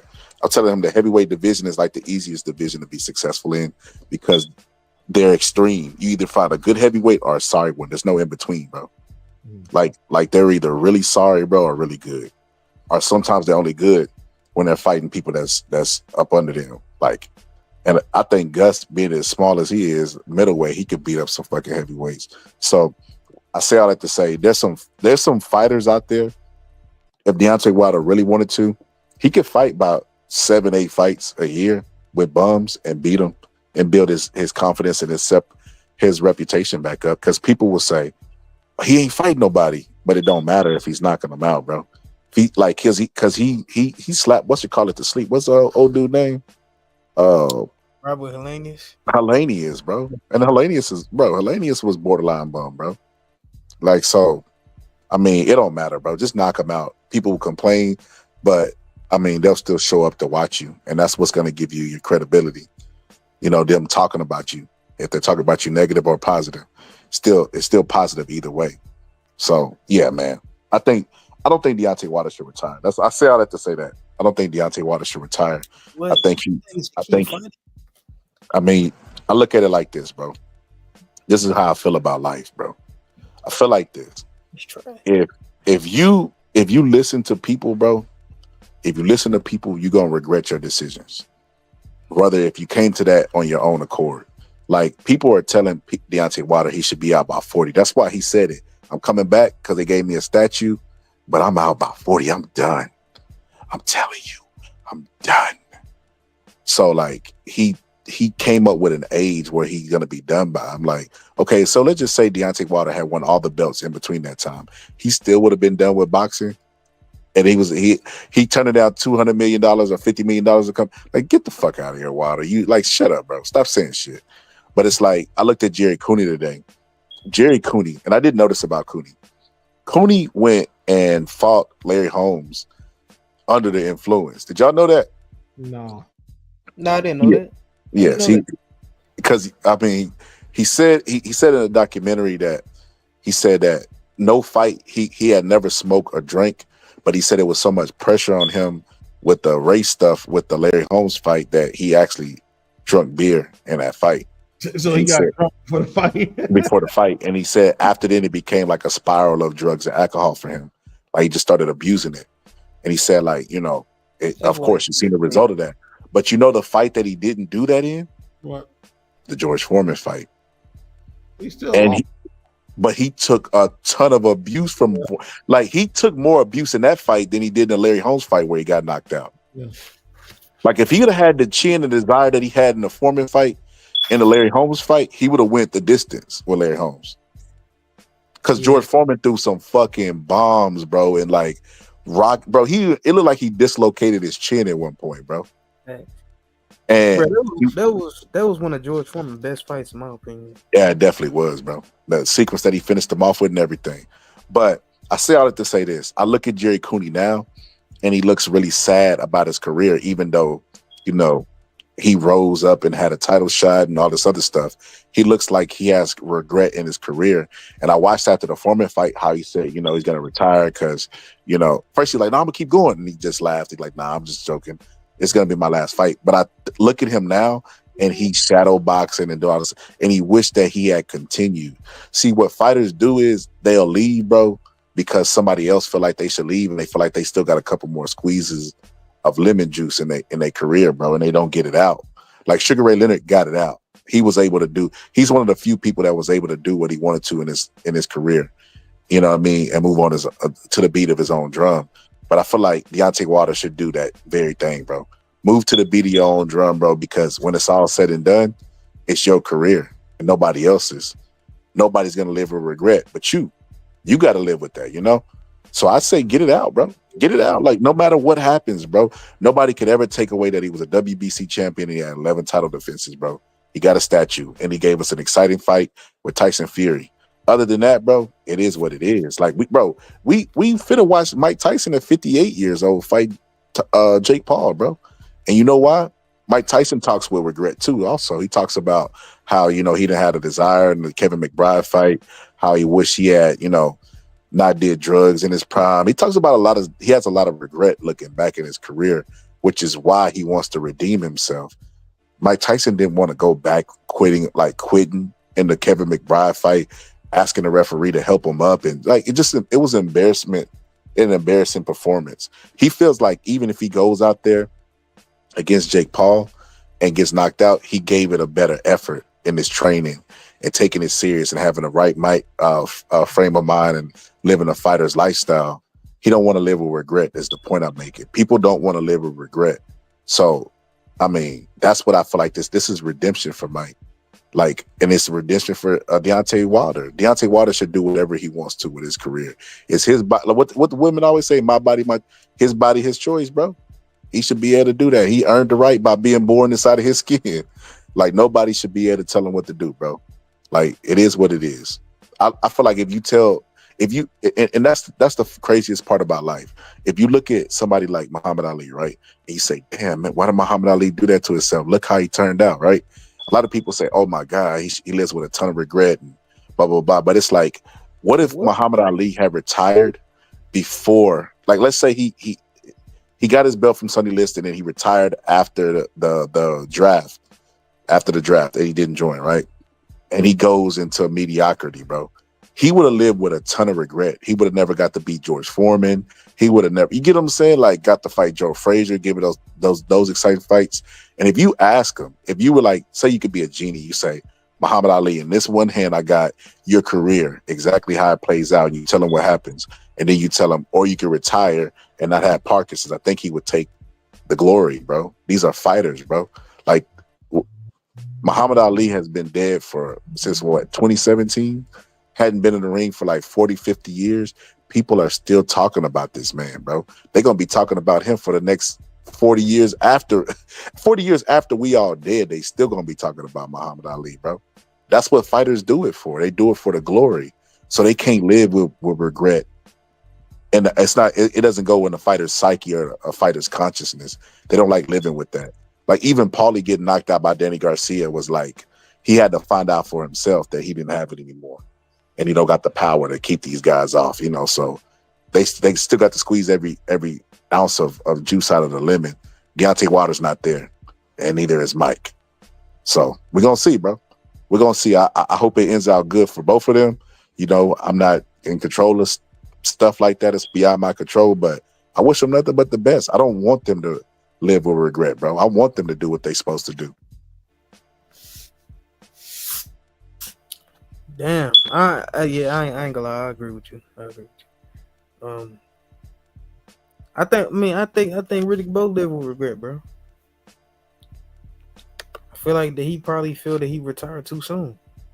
Prime example, bro. Riddick Bowe. He had to. It made sense for him to retire when he did, but I feel like he retired way. He always lived with what ifs. What if you and Lennox Lewis would have fought? What if you would have did this? That's his whole career is riddled with what ifs. They don't even talk about the stuff he accomplished. They talk about what he didn't accomplish and who he could have beat and who you know what I mean? Yeah. His career is what ifs. That was a good example. Riddick Bowe, bro. Ton of fucking regret in his career, bro. I agree, bro. And Jerry Cooney, Jerry Cooney's right. I understand why he was regretful because Jerry Cooney could have beaten, in my opinion, Jerry Cooney could have beat any of those other champions, bro. He just fought a prime Larry Holmes, and he came back and fought George Foreman, who went on to become the oldest heavyweight champion of all time. Tough matchmaking. Had he gotten there with like a John Tate or a Mike Weaver or any of those other guys, he would have been a champion, in my opinion. So, he probably he could have kept going. He should have kept going. That's what I'm saying, bro. I feel like opportunity. Non-boxers don't understand. That's what I feel like. They don't understand, bro. Like how fighters think. They think like glory. They think about story and glory, bro. That's what they mind operate off of. That's why they train so hard, bro. When they make these millions of dollars, they think about how they're really. That's why they're so fragile, bro. I could make a tweet right now that's saying Deontay Wilder gay, bro. He might not even respond to me, which he might respond to me, but privately amongst his friends, he gonna be like, man, y'all see what the boxing scholar said about me? It's like they're really sensitive because they care about their image. Their image is everything. It's what's gonna be in there after they retire, bro.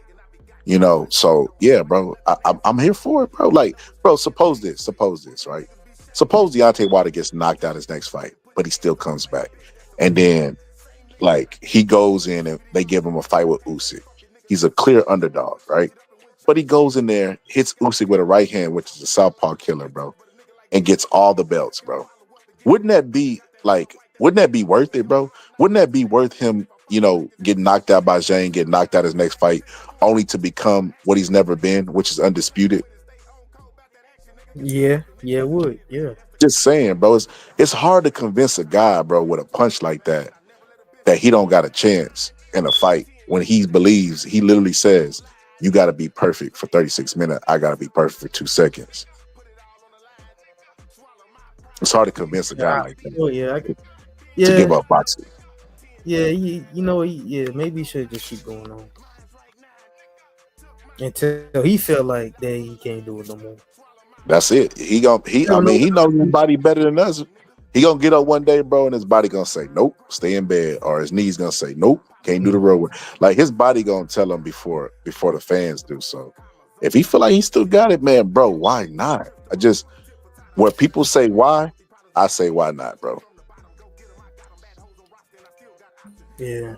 I remember when Mike Tyson after he did his media workout, he said whenever he first started camp, he was like, man, what was he thinking? Trying, get boxing again. But he started to become driven. As he got into it, he started to get more invested in it. To the point where his coaches had to keep pulling him back from training.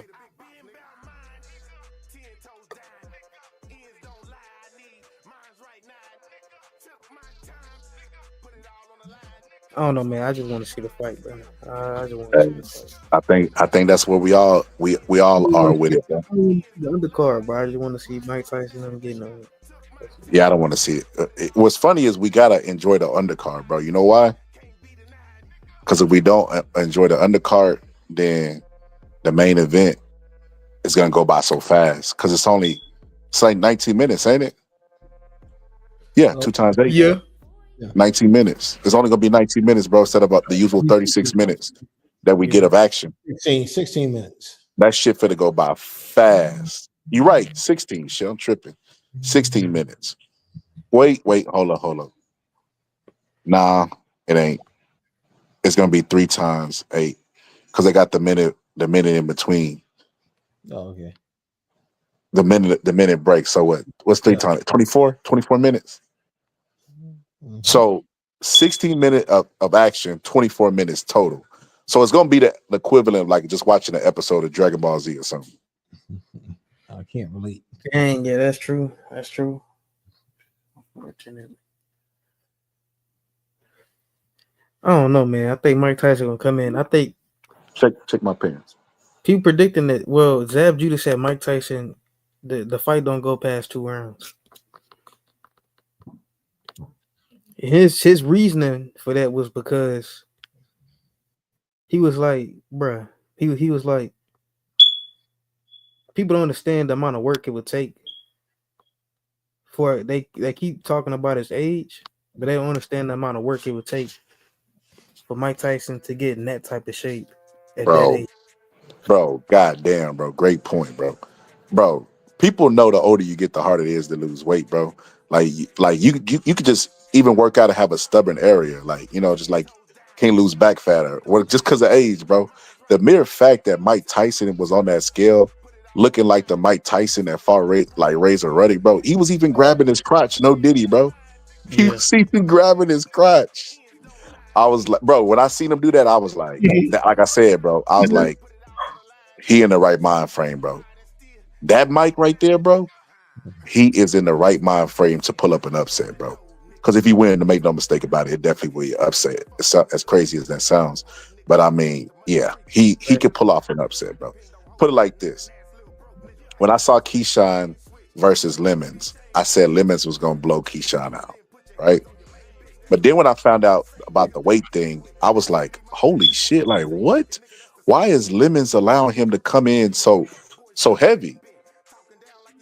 So he ended up fighting in like a middleweight the night of the fight. That's the only reason I gave him even a chance, But when I talked to Gus off air, I was telling Gus, it's gonna fuck him up, bro. This guy is tailor made for Keyshawn Davis. He don't understand how to close distance. He lunges in, he squares up, crosses his feet, off balance.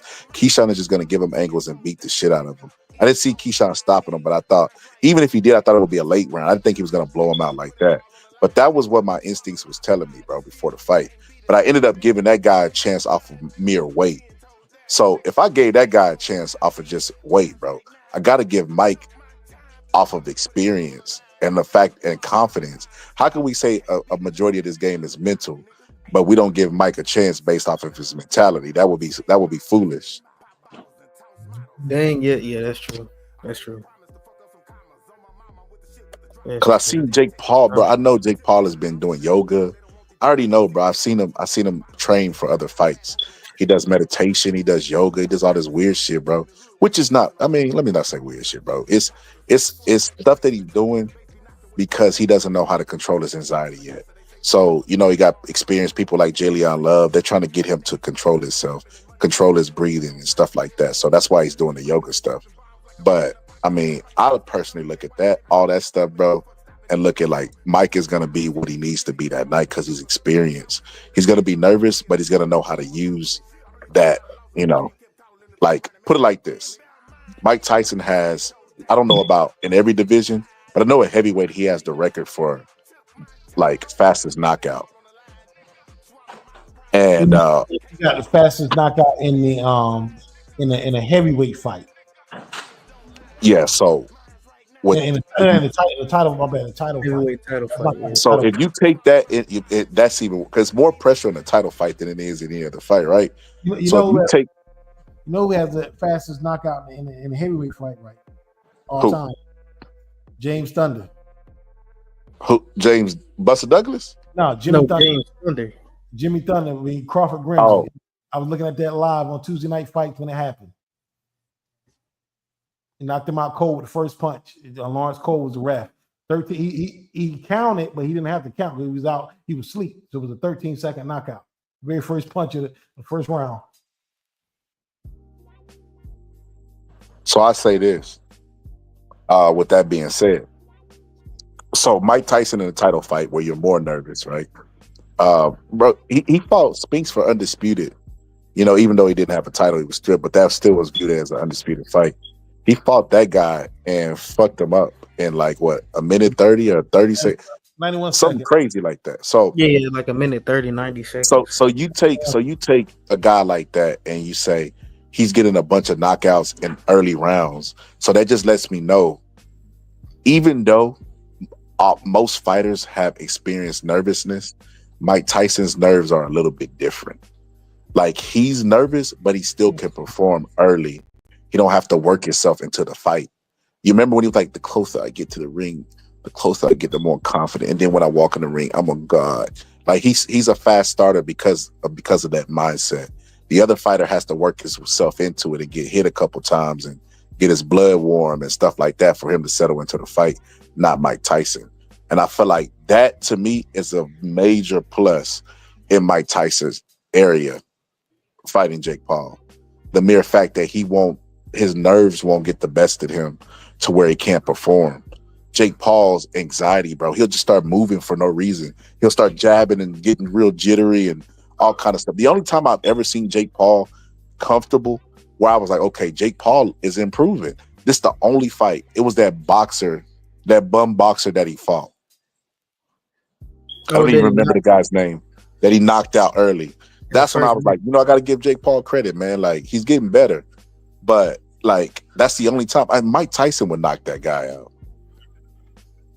Yeah. Bro, when Andre Ward did the interview with Mike Tyson, he said that he had never really been around Mike Tyson. Like yeah, he never really met Mike Tyson in real life. But he said whenever he had walked in the room, he said he don't scare easy, but like his presence was overwhelming, if that makes sense. And he said that he understood why when people fought Mike Tyson, they was actually scared of him. He understood why people say Mike Tyson would win fights before he had even stepped in the ring. So he just said the presence of Tyson actually scared him, bro. That's basically what he was saying. And it was real. And that dude done been in there with Sergey Kovalev. That's crazy. Facts.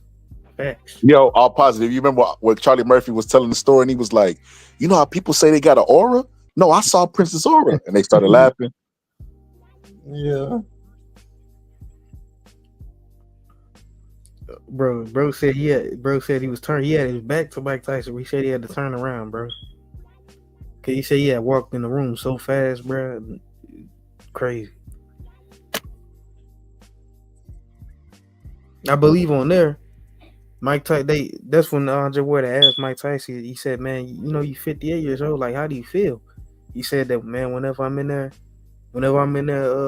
training, 28-year-olds, 30-year-olds in there trying to break his head or whatever it is, trying to lay him out and make a name for themselves and get them a reputation. He said he don't feel 58 years old.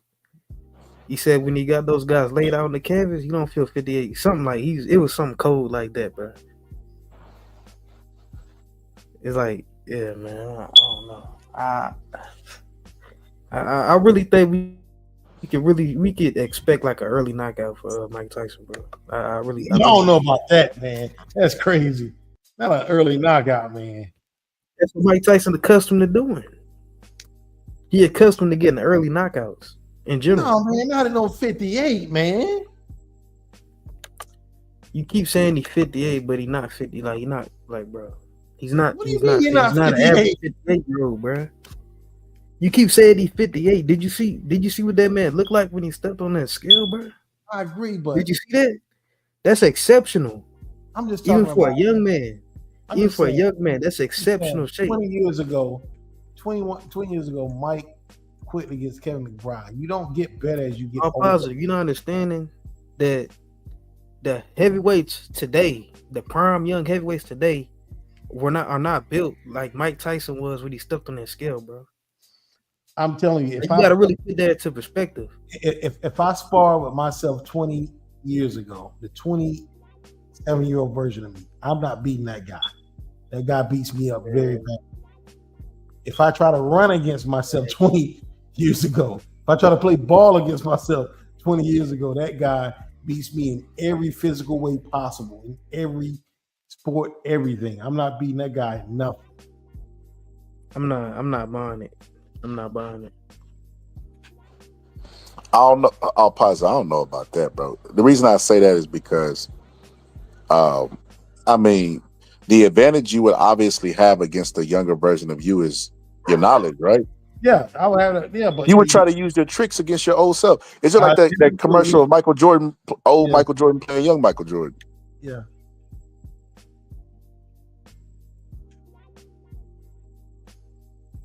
The tricks will only get you so far, man. look, Not when you up against a novice. Jake Paul's a novice. Make no mistake about it. When I play ball one-on-ones against younger guys, I would use this the check trick when I would play one-on-one, and I only can use that once a game. It's like I let them know, like, look, man, I'm an old guy, I'm tired, and I don't be tired. But when the game start getting towards the end, I'll be like, I'm tired. I'll keep checking on one. I keep checking on that, breathing real heavy, and I'll check the ball, they'll throw it back. I'll check it, they'll throw it back. I'm breathing heavy, they'll check it, and then they let their guard down. I'm like, come on, man, let's go. They'll check it, they throw it back to me. Then I blow past them for a layup. You know what I'm saying? But you only can use that once a game against the young guys, man. Hey, that Mike needed to use that for one punch. All Mike needed to do is use that for one punch. But that's like that George Foreman trick, like Teddy Adams, like he was saying, like George Foreman was telling he was just throwing little punches out there, like I'm an old man, I ain't got nothing left, and Michael Moore fell for it. And look, this is what I think about. First off, congratulations to me for all this weight I done lost. You know, this never give up on your goals. This was me in 2016. This is me 2019. You know what I mean? And, you know, I was on that Mike Tyson regimen. You know what I mean? That's how I got. This is honestly what I think of Jake Paul, bro. I think Jake Paul's drink is hot dog water, bro. I just think he sucks, bro. Yo, what is that? What's that called? I keep hearing about it. Hot dog water? No, the drink Jake Paul has. What's that called? Oh no, he has a prime drink, a drink called Prime. Yeah, I keep hearing about it. I never seen it. I never it's like an energy drink. I think it's like Monster or something like similar to Monster. But honestly, I think that I don't know about a knockout. I think Mike could win, but if he does, it'll be decision. I don't think he knocks Jake Paul out. I think he might have him in trouble. You know, Jake Paul be getting pressure put on him. The way to knock Jake Paul out is not a flush knockout. You have to be active. You know, have to make him fight when he doesn't want to fight because he burns out really fast. Like, you have to give him similar to what Muhammad Ali did to George Foreman. Burn him out and then stop him. That's how you can knock Jake Paul out. I don't think Mike Tyson's going to do that. I could see Mike Tyson winning a decision or it be going to a draw. I could see those two things happening because the rules that they're using 14-ounce gloves too, by the way. I don't know if any of y'all are aware of that. They're going 2-minute rounds with 14-ounce gloves on. So I don't know how either one of their powers would be. And if I was Mike Tyson, I'm not going to lie, I would have went for the lower ounce glove. 14 ounce still hurt though, man. They still hurt. They hurt, but it makes a difference in the speed. Yeah, it does. It makes a difference in the speed. So I don't know how that would affect, but we shall see. We shall see how it's going to affect. I don't know what Jake Paul was thinking, you know, playing with a real nigga and Mike Tyson, but slapped the dog shit out of him, bro. Then squatted down, bro, was ready for the recoil. Jake Paul, he turned to the crowd and tried to say like it didn't hurt. But like, I don't know, bro. Your face ain't different because your face was all red. His face was redder from that slap than he was from Tyrone Woodley punching on him. and Jake Paul's clearly on steroids. I don't know if that's the elephant in the room. Obviously. We know that. I hope everybody knows that. Yeah, so bro on steroids, bro. Him and Ryan Garcia have been training together. That's what's in that prime stuff.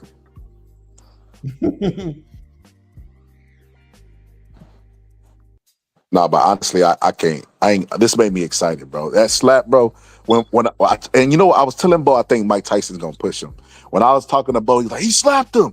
I was like, oh shit, bro. Everybody immediately went live, bro. That's the effect that Mike Tyson has. You know, honestly, bro.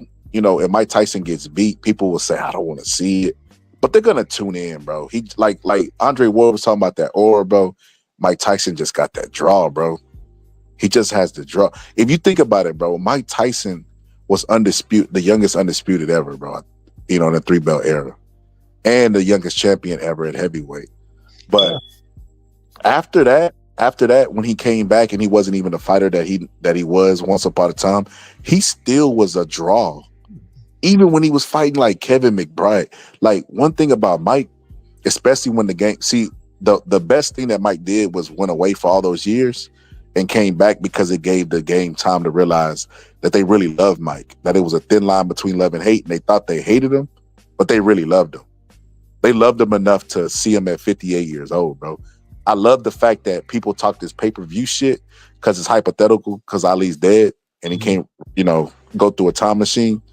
But with Mike Tyson, he kills all that shit. He shows that with the power of social media, where kids can see him in his prime, that he is doing fucking record and historical gates. His gate is gonna be bigger than fucking Canelo Alvarez, the person that people call the face of boxing right now. With Anthony Joshua, a heavyweight that has loyal UK fans, Mike Tyson is still raking in this type of fucking crowd, bro. I know somewhere Floyd Mayweather is ripping all of his, because he got his own posters on his own walls. He is ripping all of his posters down, bro, screaming. Man. Why you trying to do Floyd like that?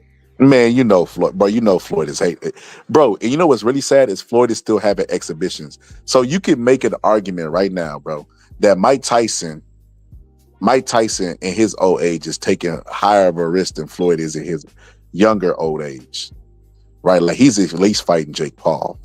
Floyd Mayweather is fighting like Arturo Gotti's the third's grandson. Like, what weird shit like that? Tyson would have knocked Arturo Gotti the third's son fuck out the ring, bro. So, you got to give Tyson a ton of credit for, fighting like he's an underdog, bro. Floyd Mayweather's not an underdog in any of his exhibition matches. So you got to give Mike a ton of credit for taking his fight. Showing up in this type of shape, and shit, not scared, bro. Like I said, bro, this is gonna be an interesting one. I'm nervous, bro, and excited at the same time. And that's what Mike brings to the fight game. Deontay Wilder brought that a little bit with, you don't know at any moment it could end. But when Mike Tyson, his like I said, he's gonna be I'm afraid that all positive, even if he lose, he's still gonna be a draw, that they'll get him right back in the ring, especially if he has a good performance. And I wouldn't mind seeing him in Holyfield. Let me stop, because I wouldn't mind seeing Tyson Holyfield and see him beat the shit out of Holyfield. But yeah, man, I'm here for it, bro. I'm here for the freak show, bro. This is gonna be the biggest fight in boxing. This fight gonna be bigger than Tank versus Roach. Man, everything bigger than that. Nobody want to see Tank and Roach. I'm just saying, shit. That's how dope Mike Tyson is, bro. Mike Tyson is the name, and this fight made sense, bro. It made sense for several reasons. I know the Paul brothers are a little bit delusional. Like, I remember when, first off, I don't know if y'all know this, Logan's supposed to be in the ring with Mike, not Jake. I didn't know that. Logan was the first one that entertained the Mike Tyson fight, and it was when he was 53, but they try to age Mike out. They already aging a guy who's already old and retired. That's crazy work right there. Because Jake Paul could have fought Mike Tyson years ago. Make no mistake about it. Oh my God. People think this was fake, bro. Who's saying it's fake? Some people think that slap was fake, bro. That's turn that. So what? So his face was all red at the end, like. Well, did he fake the redness too? Yeah. Did he fake the redness too? Now Yeah, that that's definitely was a real slap, bro. That wasn't rehearsed. facts. Bro, it came out of nowhere. You know, if you go back and look at the first situation they had, that looked rehearsed. It looked rehearsed and awkward. Jake Paul was in Mike Tyson's face, and he was like what? It looked like wrestling. It looked like he did when he was in WWE, and then he pushed him, but he started laughing. That was obviously, if it wasn't fake, it wasn't real neither. Like, it was no malice behind it. He wanted to hurt Jake Paul, bro. Like, yeah, bro. I don't know, bro. Jake Paul's he's definitely a big dude, bro. I ain't gonna lie about that. He's definitely big, and he's definitely juiced beyond the gills, bro. But as much as he said he didn't feel that, you could just see him start roaring, raging. I'm fucking him up. You will talk about WWE. Jake Paul instantly went WWE. I'm fucking Mike up. His brother is in WWE, so that makes sense. Oh, but that's what I was saying. I forgot about that. That's what I was saying. So, Mike Tyson was supposed to fight Logan Paul because Logan Paul was delusional, right? Logan Paul had that close fight with Floyd Mayweather where he felt like he won. He felt like because he got in there with Floyd Mayweather, the name, even though he had every physical attribute whatsoever, he was taller, longer, bigger. You know what I mean? He had every attribute whatsoever, but experience. Only thing Floyd had over him was experience, and he was old and coming off the couch, right? He's fighting a heavyweight, by the way. And Logan Paul did better than he expected to do in that fight, which if y'all watch my show, y'all know I picked him to have a good performance against Floyd Mayweather. I said that before the fight, and I said for all the reasons that I just said. Younger, like Floyd Mayweather is a counterpuncher. How you going to counter somebody that's taller than you, putting a jab in your face? That's retarded, bro. Like, I know physics, bro. I don't care about names. People care about names. I don't. I care about like reality. But I knew that it was going to be a tough fight for Floyd. Then after that fight, bro, they said Floyd was like carrying Logan Paul, bro. So you guys are fucking retarded, bro. If y'all think that Floyd ego Mayweather, bro, would carry anybody in a fight, bro. He didn't carry Conor, bro. He stopped Conor. Like, why would he carry Logan Paul? What would he get from carrying Logan Paul? He's not even a good humanitarian in real life, bro. Why would he turn the one inside the ring? He can't even let the fighters that he's paying, to be famous. He won't even promote them properly because he's too worried about himself. That guy carried somebody. He don't even got the character to do that shit. But they said the conspiracies came out that he carried Logan Paul. But Logan Paul was so confident after that fight that he started thinking that he could beat Mike Tyson, and he had him on the podcast, and he was entertaining a fight with Mike Tyson, man. I wonder what stopped him, bro. I wonder if it was the fact that, he thought he was gonna get fucked up, or if he just like his parents talked him out of it. Because I want to say that I kind of believe that his dad and parents talked him out of that fight because he struggled with Floyd, and Floyd is not even a puncher. Like, yeah, he would have got fucked up by Mike. So. Especially at 53, bro. They waited till Mike was 58, bro. Yeah, that's true. Talk about aging out, bro. They normally will age people out of their 30s, bro. They aging Mike out of his 50s. How scared of Mike they is. And look, we gotta give. It could be a little bit of genetics or whatever, bro. Mike Tyson, specimen of the 90s, bro. Deion Sanders, Michael Jordan, nobody, bro. Nobody has had the longevity in their sport that Mike Tyson has had. Even him sparring young guys. Like, if we seen Michael Jordan at his age right now, like all positive say go against a young guy, he would probably get demolished. The mere fact that Mike Tyson is knocking out sparring partners at 58 years old is like crazy to me, bro. I don't even think George Foreman could have did that. Because even when George Foreman was making his comeback, he said it at age 43, I believe. 43, 44. Can't remember. Maybe it's 46. I can't remember. It's close to 50, 45, 46. He said his wife convinced him to walk away from the sport, and she was just like, hey, what do you got to prove? And he started thinking about it. He's like, what do I got to prove? So he said he retired, but he said he was still knocking out young guys in the gym. But I don't think he would do it in his late 50s. Jack Johnson's the only guy I heard of still being dominant in their 50s. said Jack Johnson, and then you got to remember Jack Johnson was in the least competitive era where he knew a little bit of science. But this Mike Tyson specimen of the decade, bro. Shit, the fucking millennial. I don't know, bro. You gotta give that guy a ton of credit, bro. If he 58 get the years old. knockout, then yes. But even without the knockout, just me watching the sparring footage, like I'm looking at all the people in his era and how they look. They look like washed up has-beens, bro. Michael Jordan included. Like they look like has-beens. This guy's body looks like it did in his prime at almost 60, bro. And not only that, not just looks. He's sparring heavyweights that are like in their 20s. That to me is an amazing feat. Just that by itself. That's what I'm saying, bro. Every time I'm possible to bring up the age, I'm like, bro, are you not seeing this man? It's like you seeing him, but you're not really, man. You're not really peeping. Like you're not really. I don't know. Because the fact that Mike Tyson, I ain't even think much of the weigh-ins at first, bro. But when I saw Mike Tyson get on there, I was like, and Mike Tyson was looking like that. He looked better than the heavyweights that's out right now. Then the guys coming up, he looked like that. That's crazy. To say that, like when people even question Mike Tyson's punch resistance, bro, I don't think that's even gonna be a problem coming into the fight. I really think Mike Tyson gonna knock Jake Paul out now. I mean, after seeing that, I really believe so. I don't think Jake even got enough power to really hurt Mike Tyson. I don't know about that. That motherfucker's juiced to the gills, bro.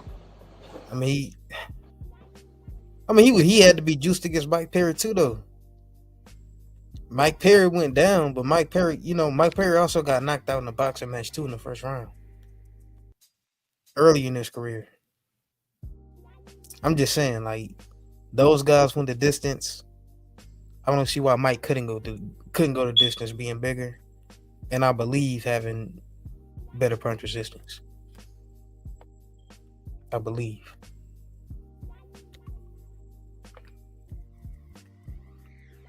But I know that Jake Paul's team was definitely banking on Mike Tyson's age being a big factor, and then they probably got even more emboldened after Mike Tyson had that medical scare.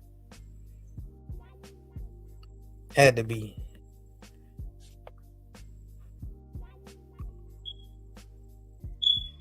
But I don't think that's enough.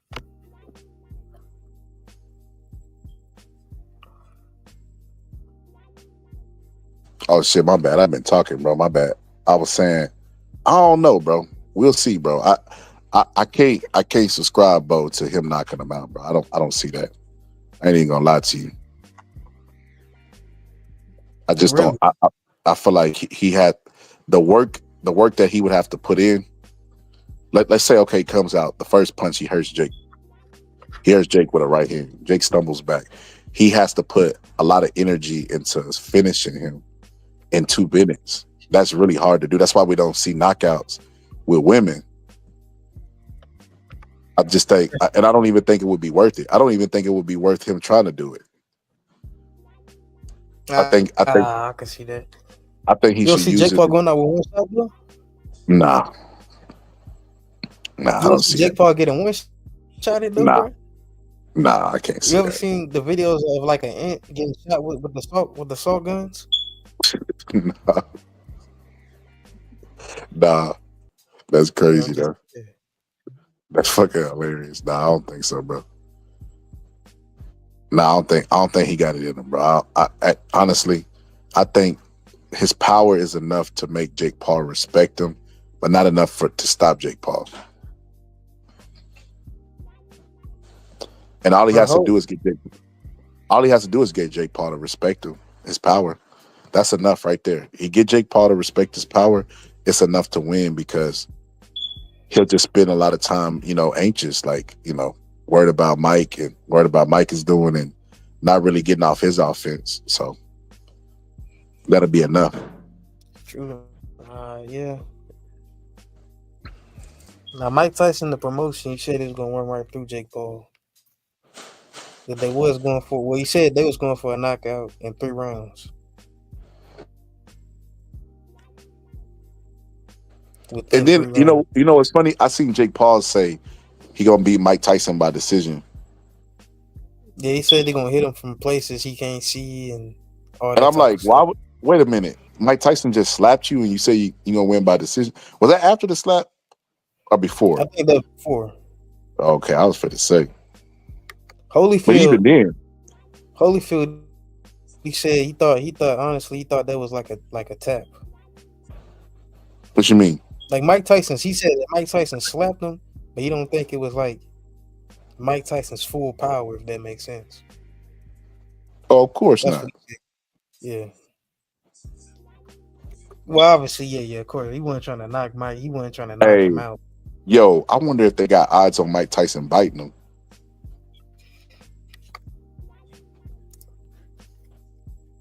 Jake said he gonna wear it. Nah, actually, you can't do that. That's illegal. Jake said he gonna what? Mike Tyson, I said no. Jake was gonna wear star-studded ear protectors, but that's illegal. You can't wear metal objects inside the boxing ring. Nah, honestly, bro, I wouldn't be surprised if Mike bit him.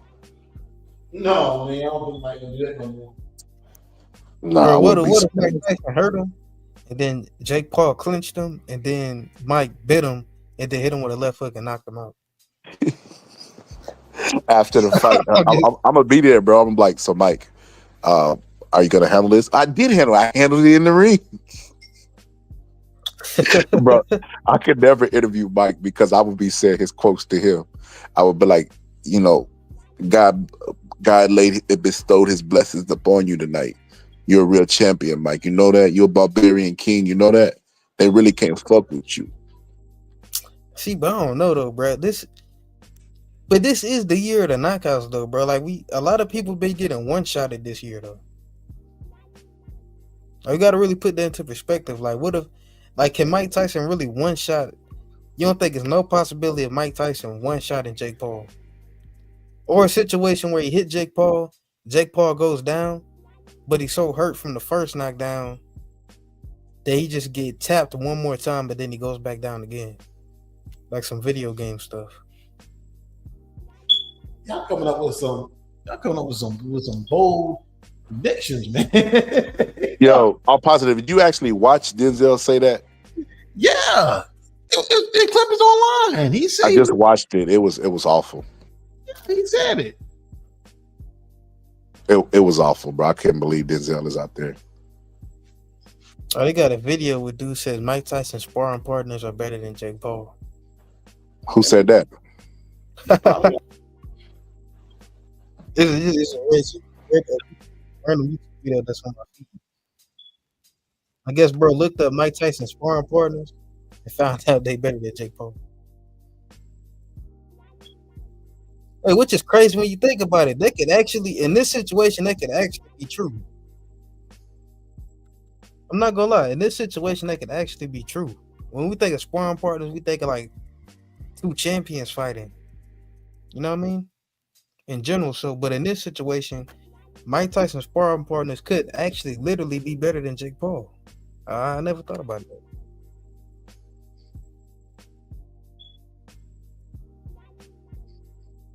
Because you gotta remember, Jake Paul was sparring Hasim Rodman's son, bro. Like that was one of his sparring partners.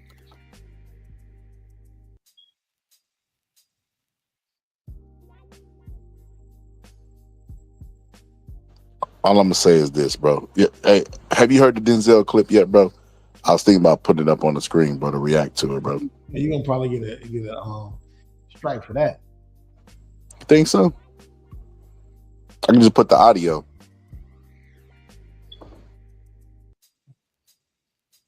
Now that's crazy, bro. I didn't know Denzel. That's crazy, bro. You see what was in the background of the chick he was interviewing? What did he do? And do you see that? You see what was in the background? The chick that was interviewing us, she was on a wall. No, he done left. No, I didn't see that. Look on her wall. I say this. Uh, they get them all eventually, all positive. One day I'm gonna see you in showbiz on the show, cheesing, smiling from ear to ear. No, never. That will never happen. I assure you. See, that was your soul trying to prevent you from lying. No, shoot, I ain't never doing that. That's why you made that little noise, that's why you made that little grunt noise. That was your soul trying to tell me you lying. Speaking of grunt noise, man, I had some official jerk chicken on Saturday, and dude, I'm never doing that again. Never. Why? Man, that real Jamaican jerk chicken from Jamaicans, man, you gotta drink 16 ounces of water after every bite. Why, sodium? Man, that stuff is so spicy and hot. It's ridiculous. You better be careful. You over here talking about Mike being old. You might get some stomach ulcers from that. Man, I don't know. So Mike Tyson had a 23-year-old in this camp. Yo, this footage that I got right here is Mike Tyson sparring at 53 years old. So like it's not like what you call it. It's not like he can't beat Jake Paul. This guy is probably the same build as Jake Paul, less steroids, but probably the same build. And then like I'm looking at how Mike is just like dodging the punches, just using his technique. Right there, he just did. I don't want to see Mike get hurt. I don't think anybody do. I don't think me and Bo want to see Mike get hurt either. Yeah, I mean, now I want to see him get hurt. I don't get hurt in this one. I don't think nobody want to see him get hurt, but it's just like I feel like if there's anybody that he could beat that's this age, it's Jake Paul. It's either him or Logan. It doesn't be Logan. I think Jake Paul does take the game a little more serious than Logan, though. Nah, he ain't no thing to it. He definitely takes it more serious than Logan. That's why Logan went over to WWE. Yeah. More money. That's insane though. That's crazy work though, bro. That we fit like I can't believe it, bro. I can't believe that maybe like shit, I don't even know. I can't even do the math right now thinking about it out loud. But I can remember being in high school, like maybe 2000, not high school, 5th grade. It was 5th grade. It was like, I think it was before 9/11 or a little bit after, and discussing with my friend that I thought Mike Tyson was going to beat Lennox Lewis. And I remember just because I loved Mike Tyson back then, I was like, nah, man, Mike, like Mike is going to do this and this. I remember being like, fanning out over Mike. How do y'all watch old fights back then in like 2001, 2002? You mean watch them now? No, as kids, how do y'all? I didn't watch it. I just knew that they were fighting. I would watch ESPN and find out. How do y'all watch like old fights, like fights that had happened years prior in 2000 as kids? I know how I was doing it. I'm saying I wonder how y'all as kids were doing it. I'm telling you, I wasn't watching it. I would just see ESPN. ESPN would have Brian Kinney on there. He was the boxing guy at the time. They would promote the fight, promote the shit out of it. And then pay-per-view also. Pay-per-view would give you snippets, like it would show Roy Jones highlights before he fought Tarver. Show their banter and then say only $59.95 Roy Jones versus Tarver 2. On YouTube back then. I think YouTube came out like 2007 around that time. And you know what? If you could honestly make an argument that not only did pay-per-view model kill boxing because of the model, but it also killed it because of the reach. Because a lot of people from my generation didn't have YouTube. So if you're a boxing fan from like the 90s, like you're a cold-hearted ass boxing fan because you wasn't even able to really watch boxing like that. Like even when YouTube was early in its inception, it still was hard to get boxing on YouTube because they were flagging shit like left and right. Yeah, I remember. So yeah.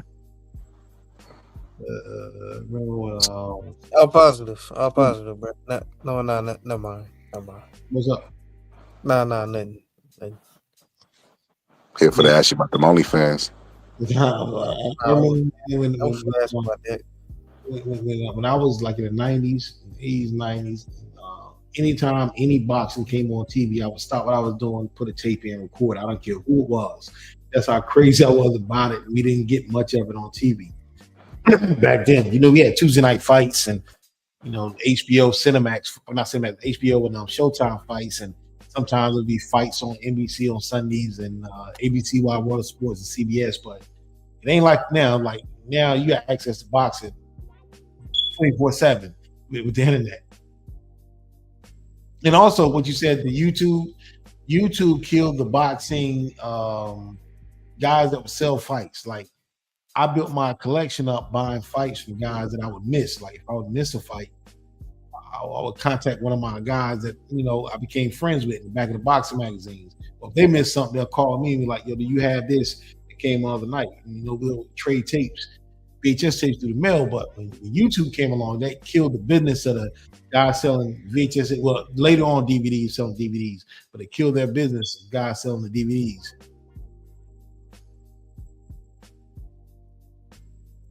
So I'll positive you're a history buff, right? Tried to be. You know what just popped up on my timeline? It says the time Mike Tyson smacked Robert Downey Jr. in front of Wu-Tang. Well, that was the movie Black and White. And he slapped Iron Man, and then he slapped the shit out of what you call it. Yeah, that was a movie Black and White, man. I remember that movie. It was a terrible movie too. It starred Wu-Tang and Allen Houston. Allen Houston was horrible in that movie, man. Him and Ben Stiller. That was a terrible movie, man. I ain't never seen it. Yo, you ain't missing nothing. Trust me. Yo, I'm positive. If Jake Paul get knocked out, what's gonna be your response? What would this mean for? I remember George Foreman before the fight. He was like, "I'm just here to show people that your 40s and your 50s are not death sentences." I feel like that's kind of like what Mike is doing, bro. Like if Mike Tyson beats Jake Paul and knocks him out at 50 years old, that will push the bar. You know how you used to be washed up in your 30s in boxing, but now like 30s is considered still prime. I feel like Mike will move the bar even further. Yeah, by 30, Boots will have fought 3 top 10 fighters. Man, Boots will probably at 30, he might get emailed 3 belts for fighting nobody.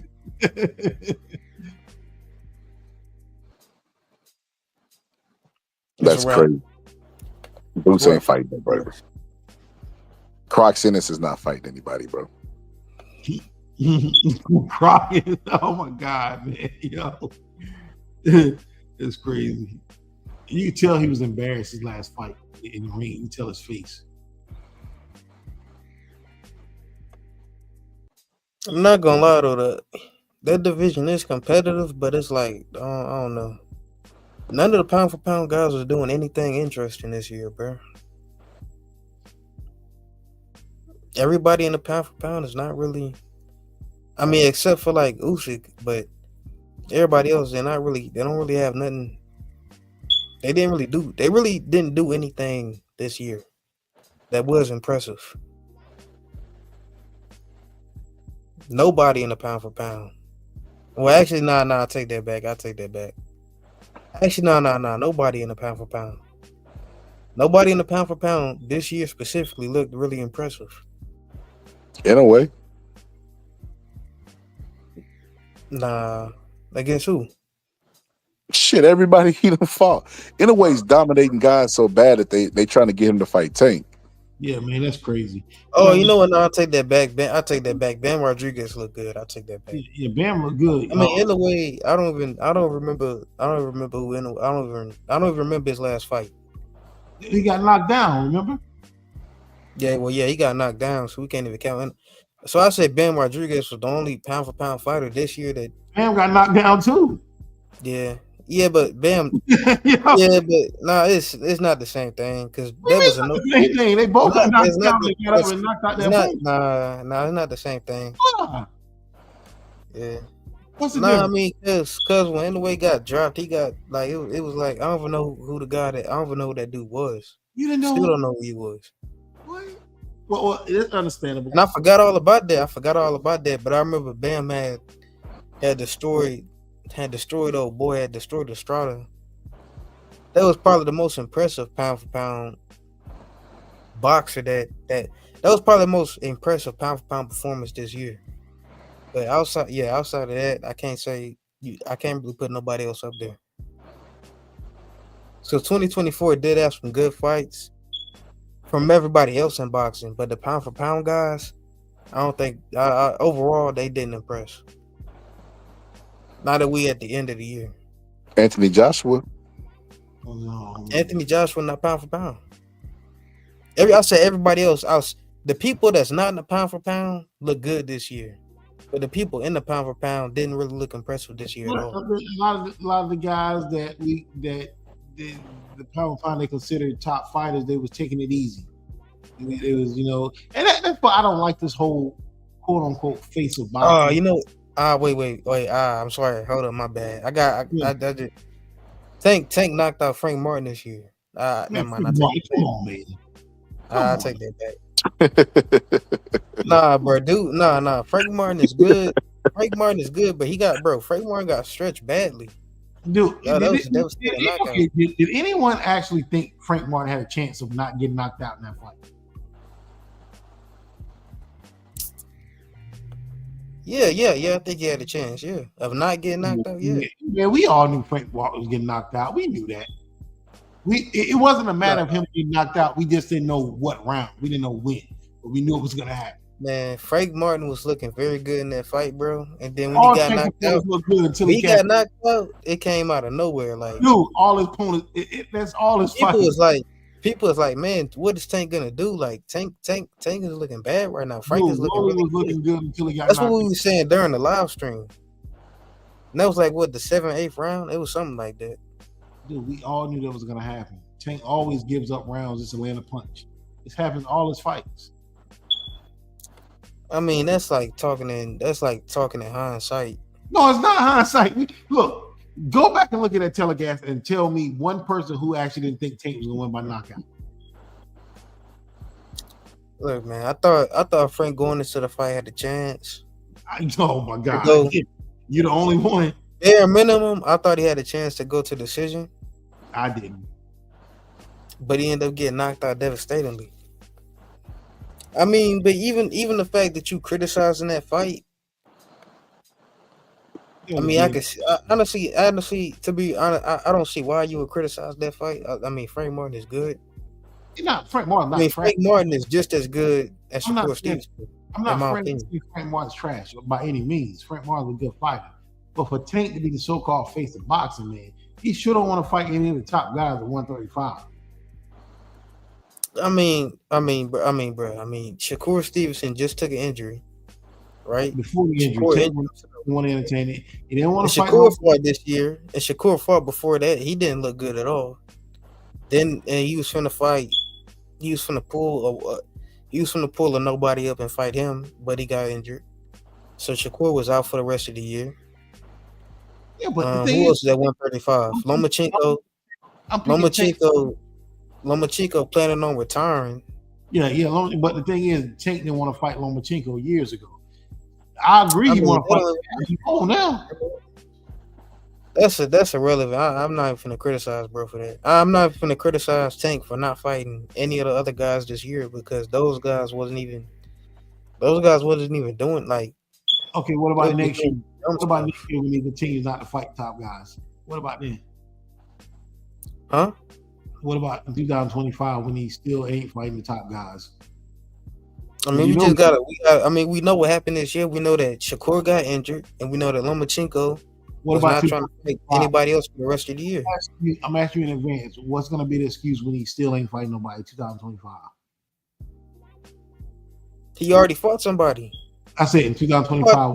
Man, no, bro, no.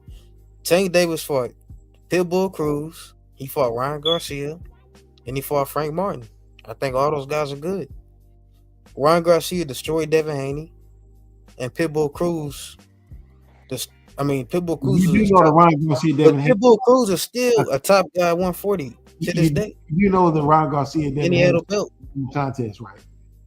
Bro, we know Ryan Garcia destroyed Devin Haney. Regardless of what happens, it's no contest. The fight doesn't exist. Bro, it doesn't matter. It does matter. Nobody Rob cared, G bro. said Nobody sock. cared. I remember Rob that. G I remember said Devin sock in Haney. it. That's I fucking remember Devin hilarious. Haney. I remember Devin Haney being laid out on the canvas, and you can still go find those highlights on YouTube. You So can that still fight find is still there for the the public. fact of the matter is Devin Haney is still undefeated. Right or wrong? Nah, he not undefeated, bro. Well, I bet you $1,000 he is. Nah, bro, he lost. He lost, bro. It don't even I matter. bet you It don't even $5,000. matter because guess what? Devin Haney was on the pound for pound too, and he got obliterated. Everybody that was not on the pound for pound, everybody that was not on the pound for pound I can prove outperformed the pound for pound guys this year. I can prove it. I'll bet you 5,000 right now. Devin Haney's undefeated. Bro, I'm not even talking about that. That's not even the main part of the conversation. Devin Haney still got destroyed. That's a fact. It doesn't Devin matter. Haney got destroyed. That's a I can fact. bet you right now that It's he's not undefeated. disputable. That fight doesn't It's not count. disputable. But when you really break this year down, everybody that was not on the pound for pound looked better than the guys that was, on average. You got Daniel Dubois. You got Ryan Garcia. You got the guy that knocked out Tim Tszyu. Ryan Garcia got he pissed hot. He got busted. He's serving the suspension. You got Zhang. It is not a good look. In no standard. It's like John Jones when John Jones killed Dan Cormier. He pissed hot a week later. I mean, the reality of this Ryan Garcia situation is that nobody really cares. They just really think that Devin Haney got exposed. So even though they changed this record, and even though Ryan Garcia got suspended for a year, Ryan Garcia coming right back. People still favor Ryan Garcia over Devin Haney. So realistically, it wasn't even effective. It didn't do anything. It didn't slow Ryan Garcia down. It didn't gain Devin Haney favor with the public. I don't think Retroactively changing this record, people still like I said, it's not the first time. That's the craziest part about the whole thing, bro. They blame Devin Haney for Ryan Garcia cheating, bro. That's crazy, bro. Cheating and pissing hot. That is amazing. And what boxing fans would do. It's crazy in the public. I've never seen anything like it. Me neither, bro. That's wild, bro. The most amazing thing I've ever seen in my life. Same thing with John Jones. It's not John Jones, Daniel Cormier situation.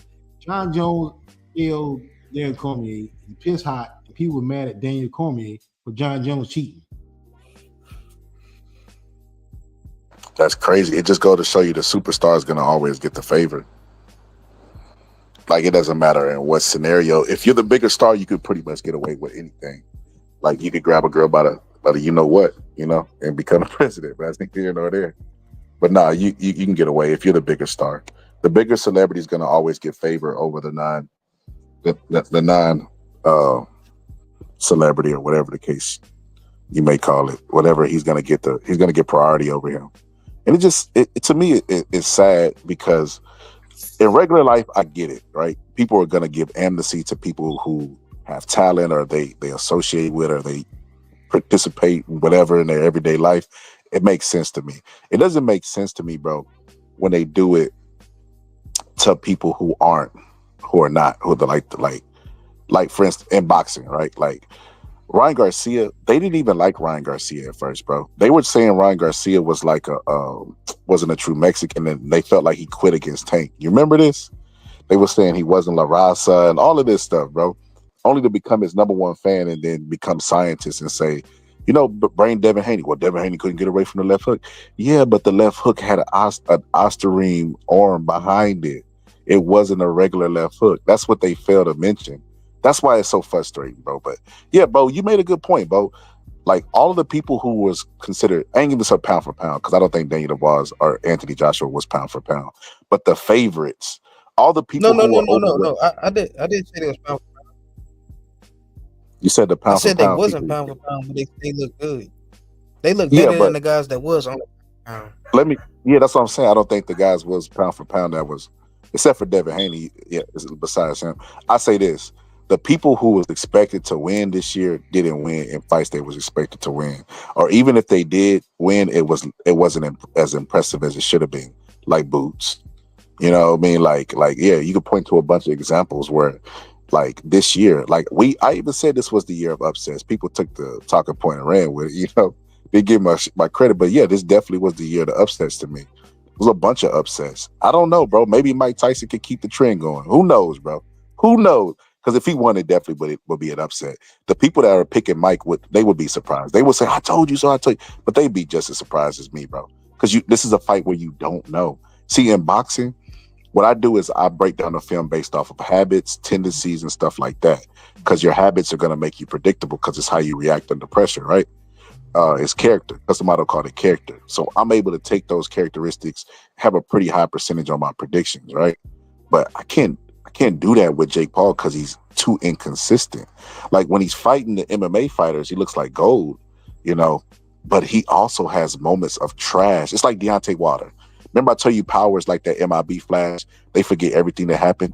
I remember this. I had to go back in my memory banks, my Rolodex, and remember this. I predicted Jake Paul was going to knock out Tyrone Woodley in the second fight. And I said he was going to knock him out because he bought him that Rolex and he looked like a woman that had got flew down, bro. He was so, oh my gosh, for me? Like, bro, that made Tyrone Woodley wet, bro. Like that, no diddy, bro. Like he was just ready, bro. He was ready after that point. And I knew then he got him, bro. Jake Paul got him exactly where he wanted him, giving him another payday. Remember, he even tattooed Jake Paul's name on him to get that second fight. Bunch of weirdo shit to get that fight, bro. He was too desperate. And I say, yeah, Jake Paul got him with that watch. I knew he was gonna knock him out. But when I was watching the fight live, bro, before the knockout, Jake Paul looked fucking awful, bro. Awful. Like even in the fight with Tommy Fury when he knocked him down, he looked awful to me in that fight. Jake Paul has a history of looking awful before getting the knockout, and the knockout erased everybody's memory of what happened prior to that. And I think that's what we're looking at with this scenario with Jake Paul and Mike Tyson. He's too inconsistent for me to just say this is for sure money. Like I don't know if he's gonna show up and look awful, which he showed me in the past that he does. Even in the fights where he looks good, before he gets a knockout, he looks bad. The only fight he didn't do that was that boxer. Let me get this guy's name. I gotta stop calling him that boxer. But he's such a bum, bro, that he's not even a household name in his own household, bro. But let me look this guy up real quick, bro, so I can stop calling him. Does Jake Paul have a chance to look awful against Mike Tyson, or to be awful against Mike Tyson? And that's what I'm saying. If he can't get a rhythm in this fight, bro, Mike Tyson is gonna win a decision. Ain't no can. He's gonna win a decision. He's gonna clinch Jake Paul.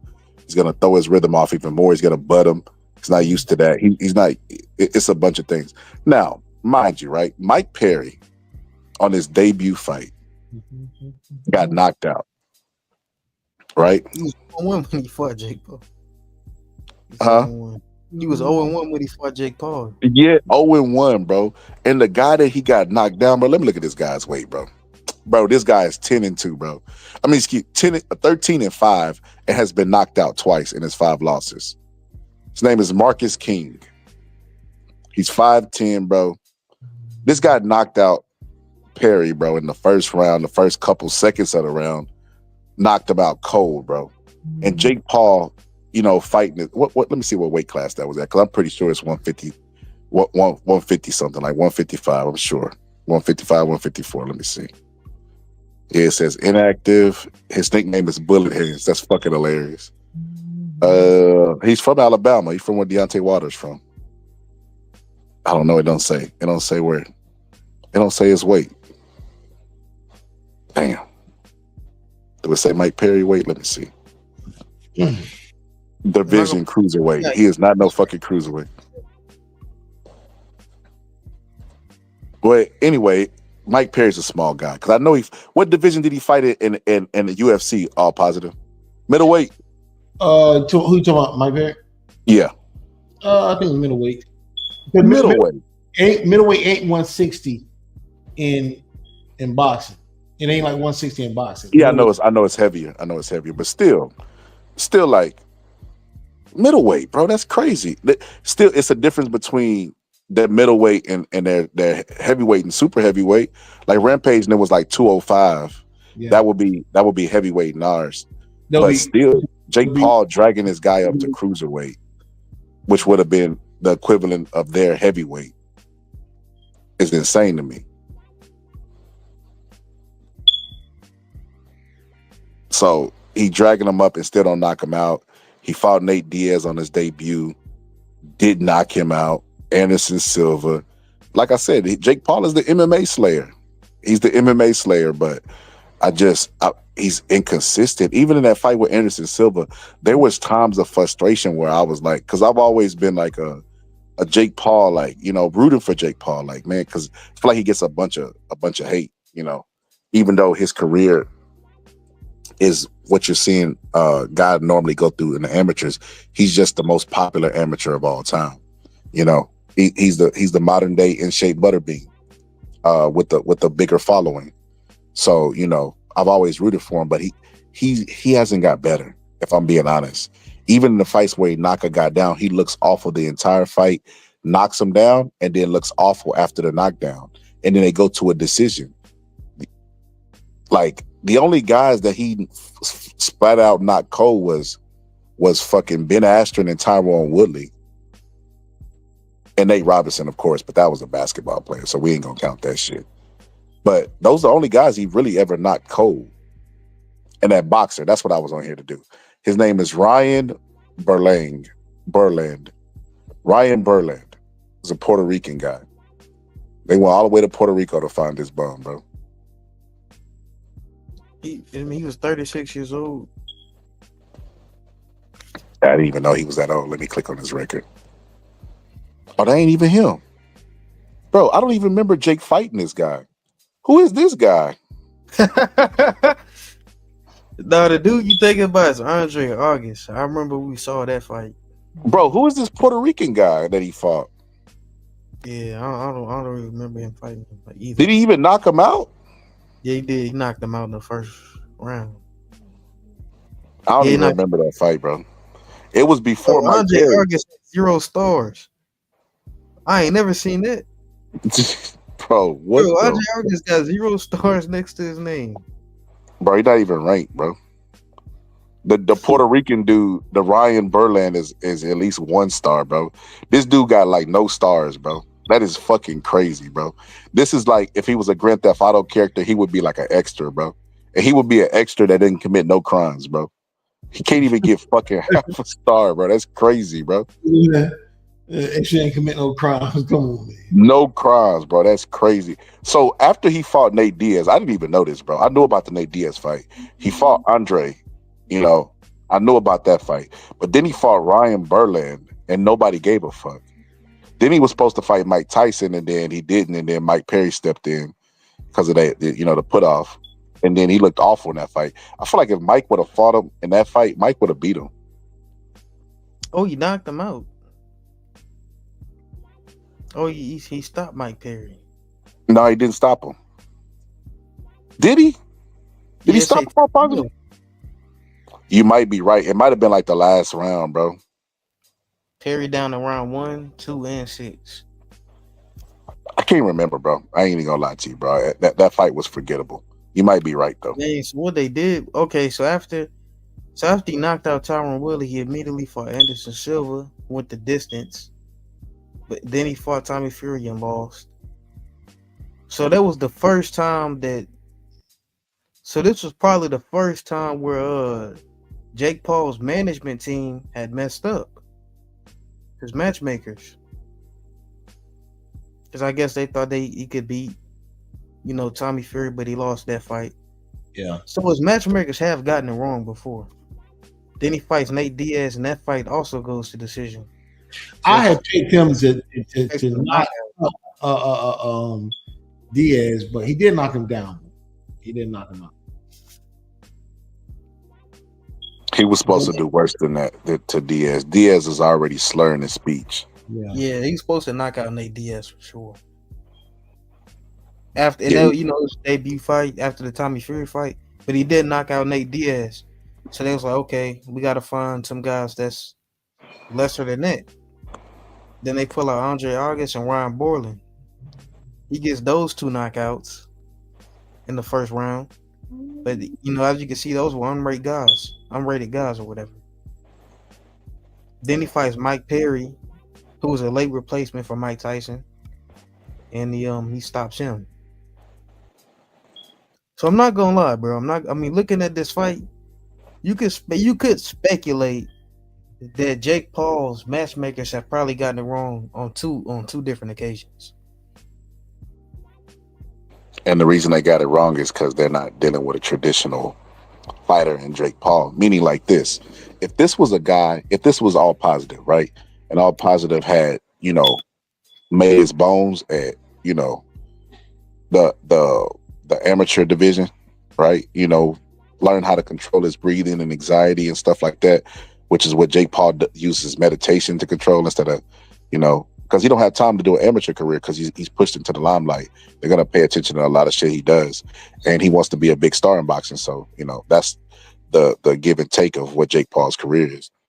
But if you take all of that, bro, and you look at Jake Paul, bro, how they're moving him how you're supposed to move a boxer, if that makes sense. Like if all positive is our fighter, you're supposed to move him in the way they're moving Jake Paul. You put a fighter up against him that looks on paper dangerous, or but it's going to be a test for you and a step up and a confidence booster, but it's really not going to be a challenge for you. That's how you're supposed to move your fighter. And I feel like they're moving him appropriately. He's just too inconsistent for them to, like, I could see myself as a Jake Paul matchmaker and saying, oh yeah, Jake Paul should knock out Nate Diaz. Let's put him up against Nate Diaz. But being wrong because he's not consistent. So they see the same thing in Jake Paul that I see, which is why they have a tough time matching him up, because he's too inconsistent, bro. Like he should have dogged Nate Diaz, bro. That should have been a layup fight for him. Nate Diaz had no fucking experience boxing, bro. Old UFC fighter, slurring his speech. That should have been a layup for Jake Paul, but his inconsistency showed up. He was able to knock him down, but wasn't able to finish him. Mike Perry, bro. If Mike Tyson fought Mike Perry right now, I put $1,000 on Mike to knock him out, bro. And Jake Paul couldn't do it. So it is what it is, bro. We got what we got. Mike Tyson is finna break the record. Did you see that how positive he broke the record for a live gate outside of Vegas? Yeah, he just told me about this. Do that. That's crazy. And I know the viewership on Netflix is gonna be crazy. Yeah. Now it probably gonna see it's gonna be crazy, but you it's gonna be lower than what we expect because, like I said, it's no longer sharing. So that ain't gonna affect it. They're gonna do watch party. Like I said, people don't realize how much we need this fight for boxing, but we really do need this fight because now with the networks leaving, allegedly ESPN is leaving. Mike Tyson could bring boxing to Netflix. That could bring. That's what I heard. I don't know how true it is. I've been reading articles about it. You mean leaving ESPN? Leaving what? Boxing. Oh, so that's the main part of ESPN Plus, Top Rank. Yeah. They've been rumoring that they was going to leave for about a year or two now. So it could just be a rumor. You just never know. But if they do leave, they do leave. We got PBC at Prime. We got potentially, boxing going over to Netflix, and that'll be good because with Netflix, it gets rid of this paywall shit that boxing has been hiding behind. That's been destroying the sport. Like it's free. Like this is a free event. Can you imagine if Tank versus was on Netflix? That would reach a high audience, and it would be a devastating knockout. People would say, "Damn, I didn't know this guy was that good." They wouldn't have to pay. You would force people to be fans instead of charging them to be fans. I'm not gonna lie though, I do think Netflix is a good model to put a fighter on a couple of fights on there, then make a pay-per-view out of them. I'm not gonna lie. Cause at that point, Tank would have been in front of more people, and that means they got the potential to get more customers. Nah, bro. So I'm not gonna lie, I would probably have Tank fight a couple of fights on Netflix, and then I'll slap a pay-per-view down, and I would be expecting to get more buys. Man, Tank ain't gonna fight no. He don't want to fight nobody. That's the problem. Bro, Tank is the best fighter at lightweight, bro. Come on.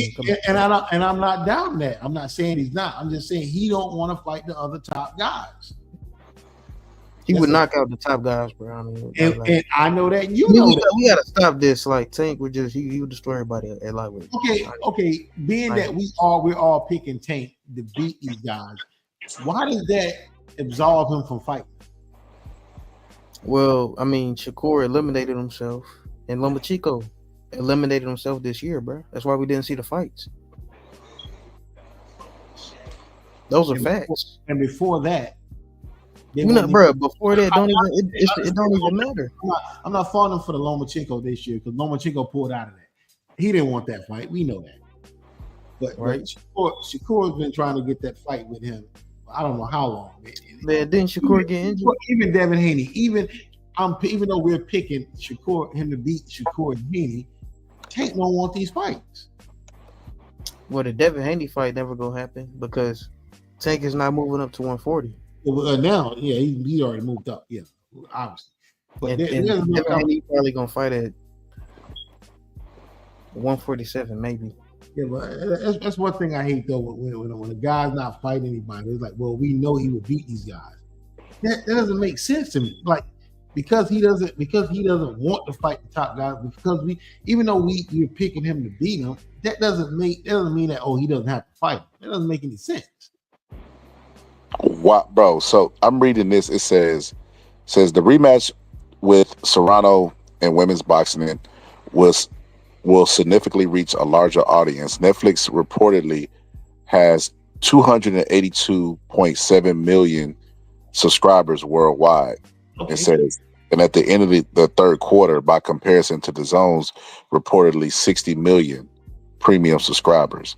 So that means even if they don't, they could start a Netflix trial just to watch the fight, get a free trial just to watch it. So Netflix is fit to go up. That 280 some million, I guarantee it goes up with this Mike Tyson fight, and that's gonna be good for us because they're gonna be like, damn, they're gonna look at this. It's gonna be a mirage. I'm gonna just be honest with you.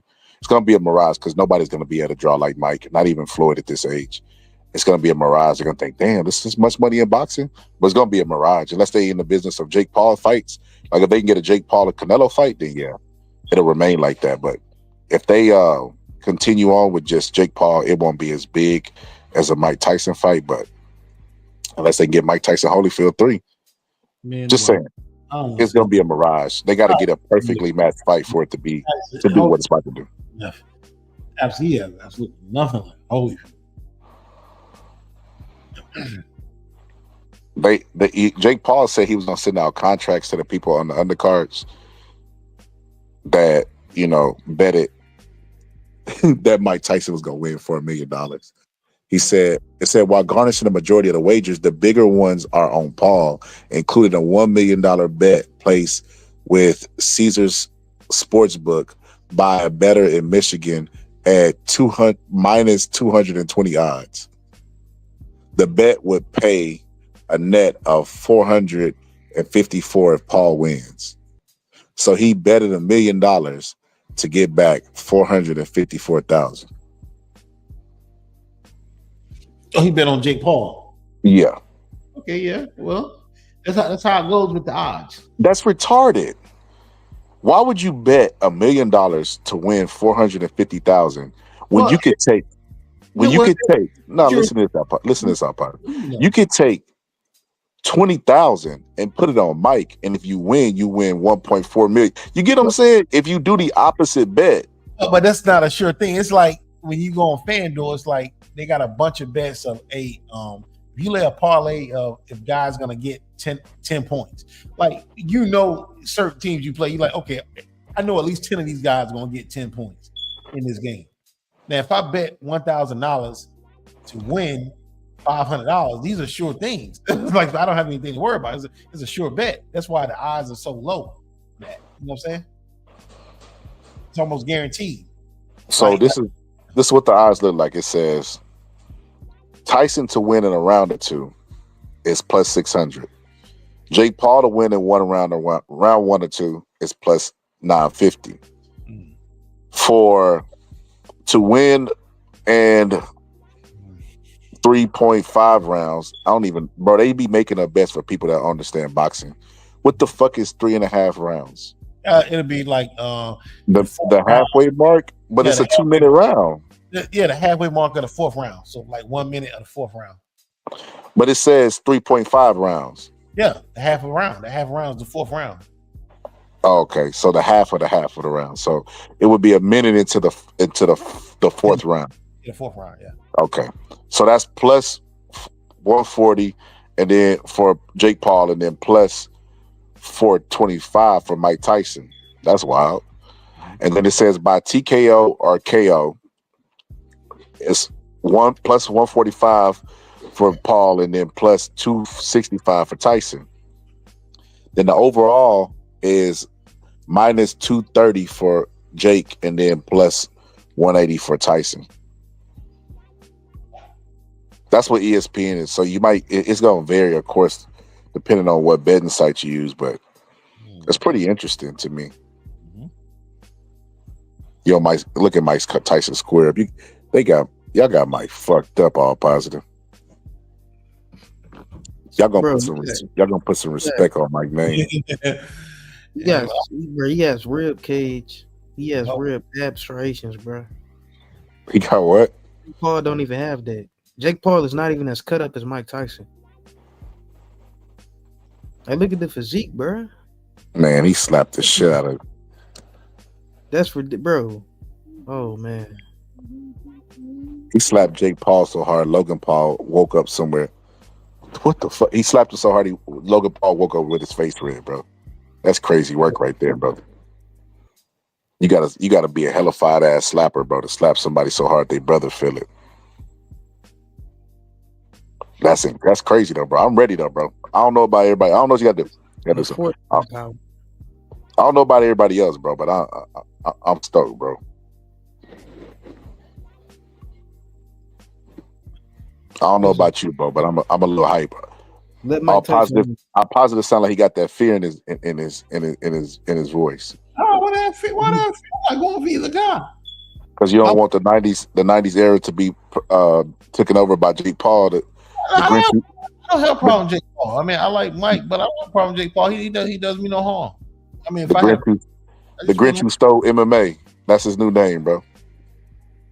I ain't got no problem with Jake Paul at all. The Grinch who stole MMA.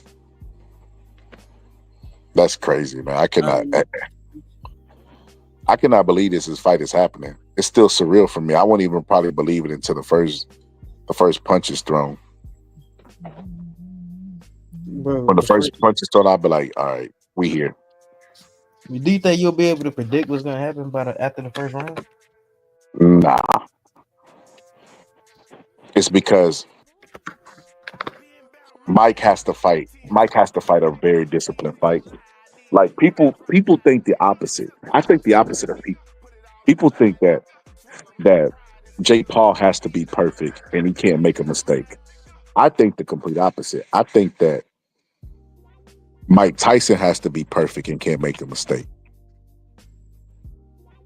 I think if Mike Tyson make a mistake, he can get put on his ass.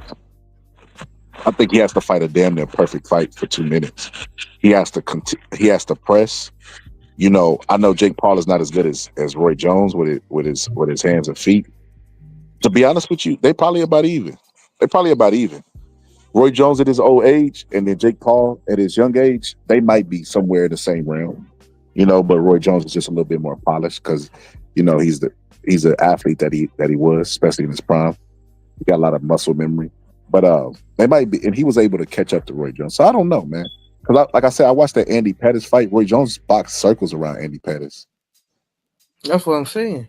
And then Roy Jones was like, when I was watching the fight live, Roy Jones was letting them combinations go, and his hands was still fast. Obviously not as fast as they was in his prime, but they was fast. Like when I say fast, I mean they was faster than like the average boxer of his size. That's in their prime. And Roy Jones said that he had trouble catching Mike Tyson. And you watch the fight, a lot of those punches that Roy was throwing was getting slipped. So I don't know, bro. And then he was able to catch up to Roy multiple times and get him against the ropes. I don't know. I don't see how Jake Paul can stay away from Mike Tyson. I don't see how that can happen without moving too much and getting gassed out himself. I seen Roy Jones reacted to Mike Tyson slapping. What you call it? Y'all want to hear what he got to say? Yeah. All right, hold on. Let me pull out the laptop. I told you, don't go around there messing with Mike Tyson. But he don't listen. See, now he walking around with his face red. I'm pretty sure it's gonna go a little something like that, but we'll see. You understand me? He don't say, listen to, you understand me? I told him, Mike fast. I fought Mike. Mike hurt my ribs. Still hurting to this day. But he don't listen. See, he think this Disney Channel. He don't say something slick like that, watch. I try to tell him. Let's see. Damn, my pause. I can't believe I feel almost as disrespected as Mike Tyson. Y'all not putting no respect on this man's name. Hey, Tyson said he was going. I'm not gonna lie, but that Roy Jones Jr. fight too, though. There was a no knockout clause, right?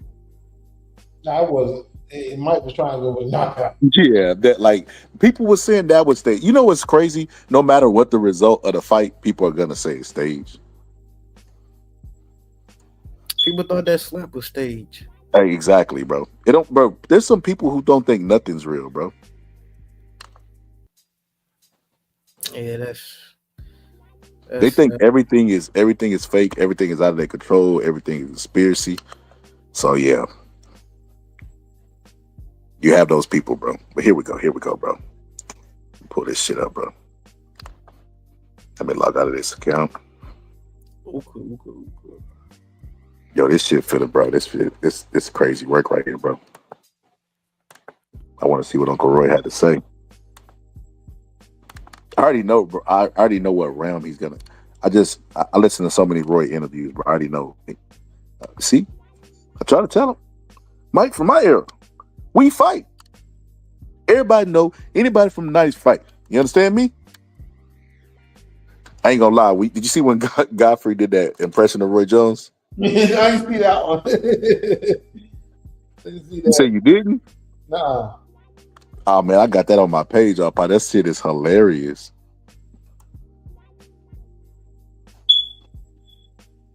That shit is hilarious. But you know what I'm talking about? See, Yeah, from my psychology. Yo, that shit was fucking hilarious. Ain't even gonna lie to you. All right, here we go. I finally got this shit pulled up. See, from my psychology. Hey, we know that Mike Tyson can land the right hook at will, man. I don't know about that, bro. But that right hook coming out fast, bro. We know. I know from looking at that, Mike Tyson, bro. I know from looking at that Mike Tyson has to be close to land his punches, and if he's close, it's gonna be just like that. Jake Paul's not gonna see it coming. He knows how to trick Jake Paul with head movement, where Jake Paul will get so used to tracking his head that he won't see the punch coming. But Mike Tyson, it's all predicated around Mike Tyson getting close. Even when he was doing his pad work and he had the knee brace on, he had to be close. See how he's working up on the screen, bro? Close. That's it. He has to be in vicinity, bro. That's where he's dangerous at. So his team didn't even make it a secret. They basically said that they were trying to get close, bro. Take advantages and get opportunities to get close. They literally said that. So yeah, he gets close, bro. It's gonna be an interesting night. If he get knocked out, bro, it's gonna be a sad day, bro. I don't even think the birds gonna chirp that day, bro. I ain't gonna lie, y'all really see a high possibility of Mike getting knocked out, bro. I'm not gonna lie. Yeah, start preparing yourself now, bro, so it don't be a surprise if it do happen. Man, I ain't watching the fight till Saturday, bro. What? I'm gonna skip the undercard. I'm gonna go into a 24-hour dark eye mode, man, and I'm gonna come back on Saturday. And then Man, don't do that, bro. Not for one fight, bro. All right, here we go. there's no point, man, seeing the live, bro. Nah, it definitely is, bro. It's too. You never know what type of fight you're gonna get. Well, so what if it's like a Ron Lau type fight before Mike Tyson gets stopped? I would be proud with that type of performance. Nah, Mike Tyson could lose and still win, bro. it's either a win, man. I just want to see a win. That's it. Nah, you tripping, bro. I mean, that would be, When George Foreman lost against Holyfield, that was a loss and a win at the same time. but that was Holyfield though. You know what I mean? That was a good fight, but He gave a good account of himself. You know, he still had the demons from the other fight that he had to vanquish, but it was still good nonetheless.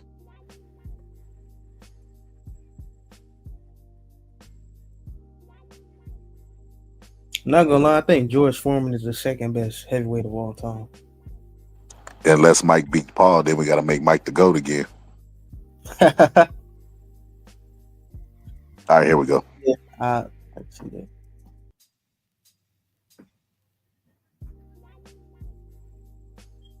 All right, hold on.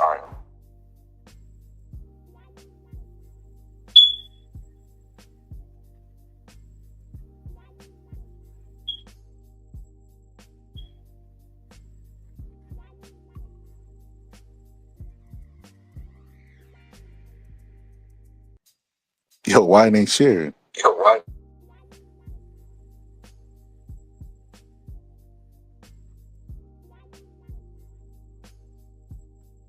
Man, they need to put Chris Bird in Undisputed. Hell no.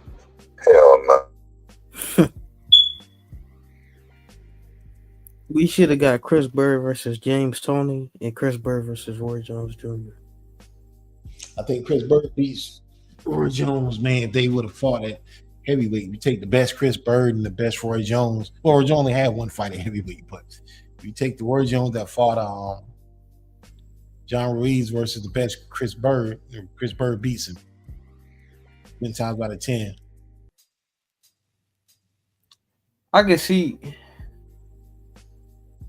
see a situation where Chris Bird wins, but I can see a situation where Roy wins too. That's the fight I wish we would have got to see. How would Roy beat him? Chris Bird is just gonna box him, and Chris Bird is only 6'2". Chris Bird had it like an 80 inch. He did, but Roy was more explosive. and he was just as fast as Roy Jones with the 80-inch reach. So how would Roy Jones get inside? Roy would definitely be able to get the Roy Jones Jr. explosiveness would allow him to cut the distance and get in on Chris Bird. First of all, Chris Bird, he's not gonna get hurt by a guy smaller than him. The only time he got hurt by a guy smaller than him was when he stupidly went back down to 175 after decades at heavyweight. I don't know why he did that, and he was knocked out and he lost too much weight. But other than that, he was fighting guys like Klitschko's and Jamil McCline. All these guys was way bigger than him. He was fighting bigger guys, and he was basically a blown up middleweight. He campaigned at middleweight during the Olympics. He turned pro, and then he just pumped himself up till he got to heavyweight, like almost immediately. So he wasn't gonna lose to a smaller guy. I know Chris Bird. He was good. I like Chris. I think Chris Bird is underrated. He's very underrated. At the same time, acknowledging that he was a blown up middleweight, I don't see him destroying a heavyweight version of Roy Jones Jr. I think that's a competitive fight. I think that's an even fight. No, that's not an even fight. I think Chris Bird versus James Toney at heavyweight is an even fight. That versus James Toney is much more even than him against Roy Jones, because James Toney got it, stayed in the pocket and made you miss. and James Toney had a little pop. But Roy Jones only had one fight at heavyweight, and even then, he fought a guy that all he wanted to do was clinch. He wasn't throwing no punches back. Ruiz. So I mean, I seen Roy Jones Jr. rock Ruiz multiple times though. So what? I seen Roy Jones Jr. rock Ruiz multiple times. He was even saying we rocked him. He did stun him with the punches, but he was never like in danger of stopping him or dropping him. That was never because Ruiz got a contrary. He really does have a decent chin. I mean, he was. I think Ruiz had a decent, and also Chris Bird is fast. Yeah, he's very fast. I don't think Chris Bird is faster than Roy though. No, he wasn't faster than Roy. I'm saying, but his speed is. He can match Roy's speed, but even though I think Roy's slightly faster than Chris Bird, but at heavyweight, Roy wasn't as fast with that extra pounds on him. But so I think at light heavyweight, Roy's faster than what Bird was at heavyweight. But at heavyweight, they're more comparable because Roy didn't. He the extra weight took away some of his quickness. And Roy was much smaller than Chris Bird. He was giving up. He probably giving up close to 8 inches in reach, 3 inches in height.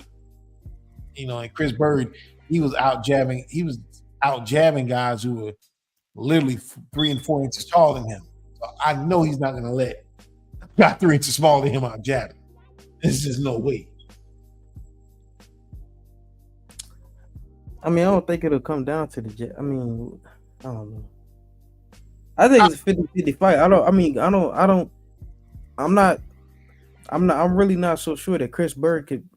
I don't think that Chris Bird could just outright beat Roy Jones at heavyweight. I really don't. Yeah, and I like Chris Bird. I think Chris Bird is underrated. I think Chris Bird could beat Usyk. Oh yeah, most definitely. That's how much I think Chris Bird could beat Tyson Fury. I think so. That's how highly I rate Chris Bird. He does too. But at the same time, I don't think that. I mean, I don't think that he that much better than Roy at heavyweight. No, Roy only had one. He says Bird is trash. That's me, bro. Roy only had one fight at heavyweight. We can't judge. I mean, I understand that. And he picked the worst heavyweight champion at the time, John Ruiz. Even though it's still impressive that he beat John Ruiz, basically almost shutting him out. It's still impressive. But you picked the worst heavyweight champion. Go after. I mean, I'm not gonna lie. It do sound like you hating on Roy. No, I'm not. It's the truth. Because John Ruiz was the guy that everybody was picking on when they moved up. Like James Toney moved up. He fought John Ruiz. David Haye. He fought John Ruiz when he moved up. He was the guy. Haye. Yeah, David Haye. He fought John Ruiz. John Ruiz was the guy that everybody's like, you know what? This is the guy that I can make my name at heavyweight. This is the guy right here, the easiest guy to test myself. If I can beat him, then I'm going to stay at heavyweight. I mean, I understand that Roy only had one fight, but it's like, I mean, Chris Bird. I mean, to not act like Chris Bird didn't have some advantages being a smaller guy against those big guys. How would Chris Bird look like against a smaller guy that also has the skills of a smaller guy as well? Yeah, but we never seen Chris Bird fight a guy like that. Well, if he was a smaller guy, I think Roy Jones Jr. would be able to possibly win that fight because he would be fighting basically a heavyweight that's small, that's not really much bigger than him. Chris Bird was about 50 pounds bigger than Roy Jones. Nah, I know he was. You said that Chris Bird was about 20. You mean that much bigger? Chris Bird was like 220 pounds, bro. He was about 220. Chris Bird was 220 pounds minutes. And I think he was like 217. Okay, what's 220 minus 175? Bro, we talk about a heavyweight though. Yeah, heavyweight Roy was like 195. He didn't really pack on a lot. He only put like 20 pounds. Like one. I thought it was like 200. Okay, 200. Still, Chris Bird's 20 pounds heavier, and Roy. Yeah, Chris Bird pounds a lot, man. If we talk about prime Chris Bird, bro, he like 215, 217. Yeah. Like Yeah, Like, 217, 218. yeah. When he fought Ike Ibeabuchi, he was 208 pounds. And even Ike Ibeabuchi said Chris Bird fight was harder. It was hard to hit Chris Bird than any other guy he had fought. And Ike Ibeabuchi said it. If Chris Bird and David Tua fought, he's picking Chris Bird to win. And they did fight. And Chris Bird did win. But that's because Chris Bird is good, though. He's a very good fighter. So Roy Jones Jr., when he was a heavyweight, Roy Jones he had to be at least 200 pounds.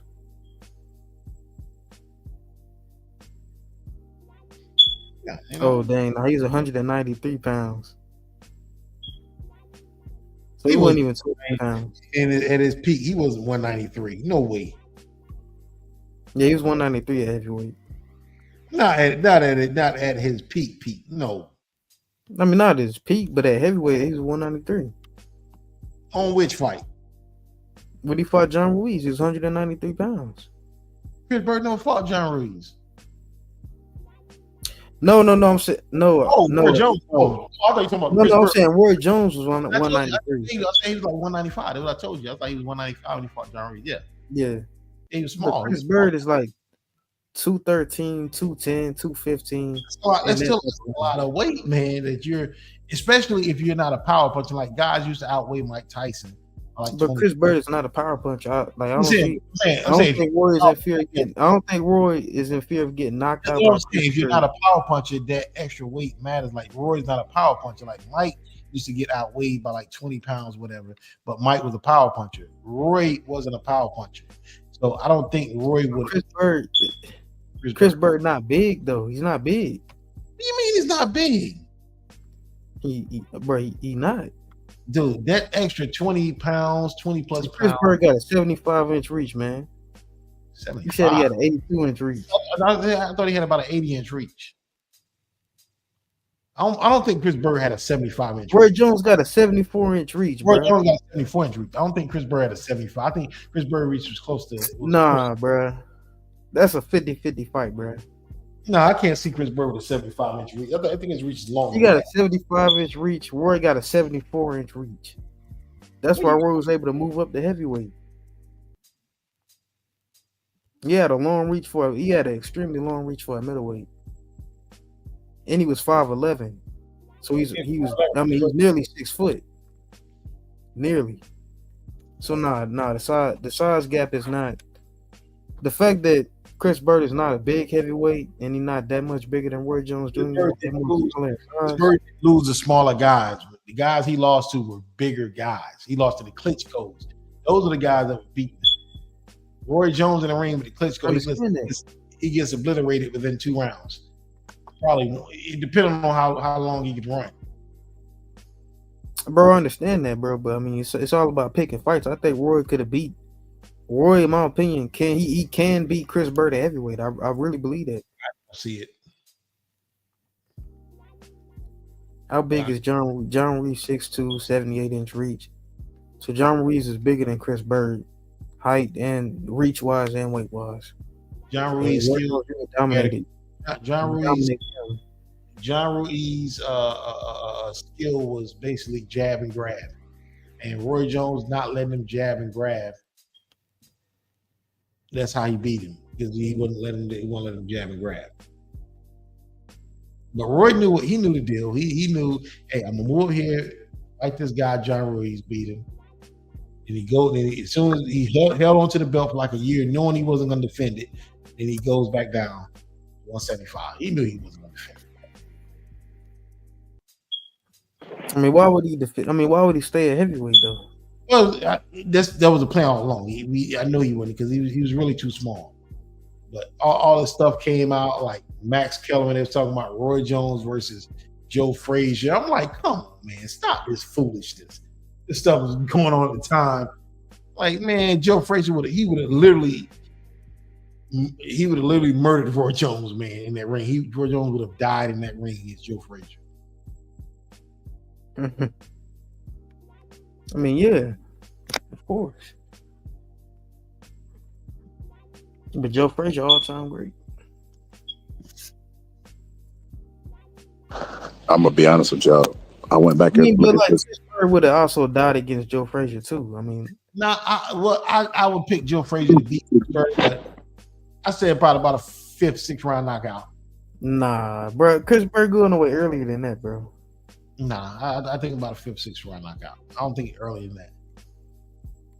Because Joe Frazier. Maybe 3rd or 4th, but I think Chris Bird would have stayed out of the way for the first few rounds until Frazier eventually caught him. But still, the ending is still the same. Yeah, it's KO. He doesn't see the final bell. No.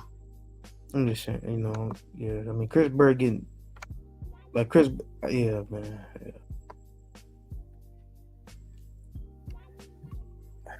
Those just fights. I mean, Chris Bird versus Roy Jones, that'd have been a good. Or Chris Bird versus James Toney, that'd have been interesting. Yeah, I like to see that. Chris Bird versus Michael Moore would have been an interesting fight, in my opinion. He didn't get to fight none of those guys. Definitely interesting. Chris Bird versus Michael Spinks, or James Toney versus Michael Spinks, or Chris Bird, stuff like that. I would have to pick Michael Spinks in that one. Yeah, I would pick Michael Spinks over Chris Bird. Just like Michael Spinks versus Roy Jones, I got Michael Spinks in that. Any weight class. I'm not gonna lie, heavyweight, I got Michael. You got who at heavyweight? I got Michael Spinks at heavyweight. Yeah, I got him at light heavyweight too.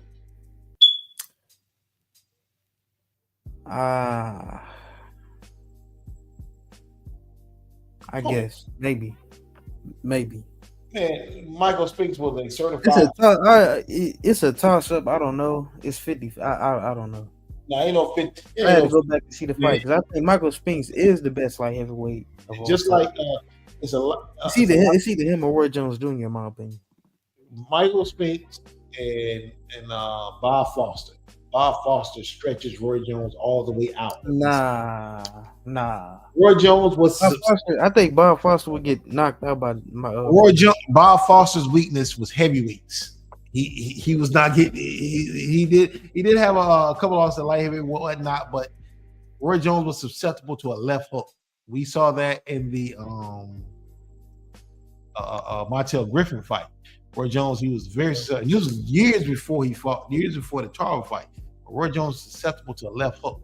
Tarver was a southpaw, and Roy Jones Jr. has a way better left hook than Bob Foster, bro.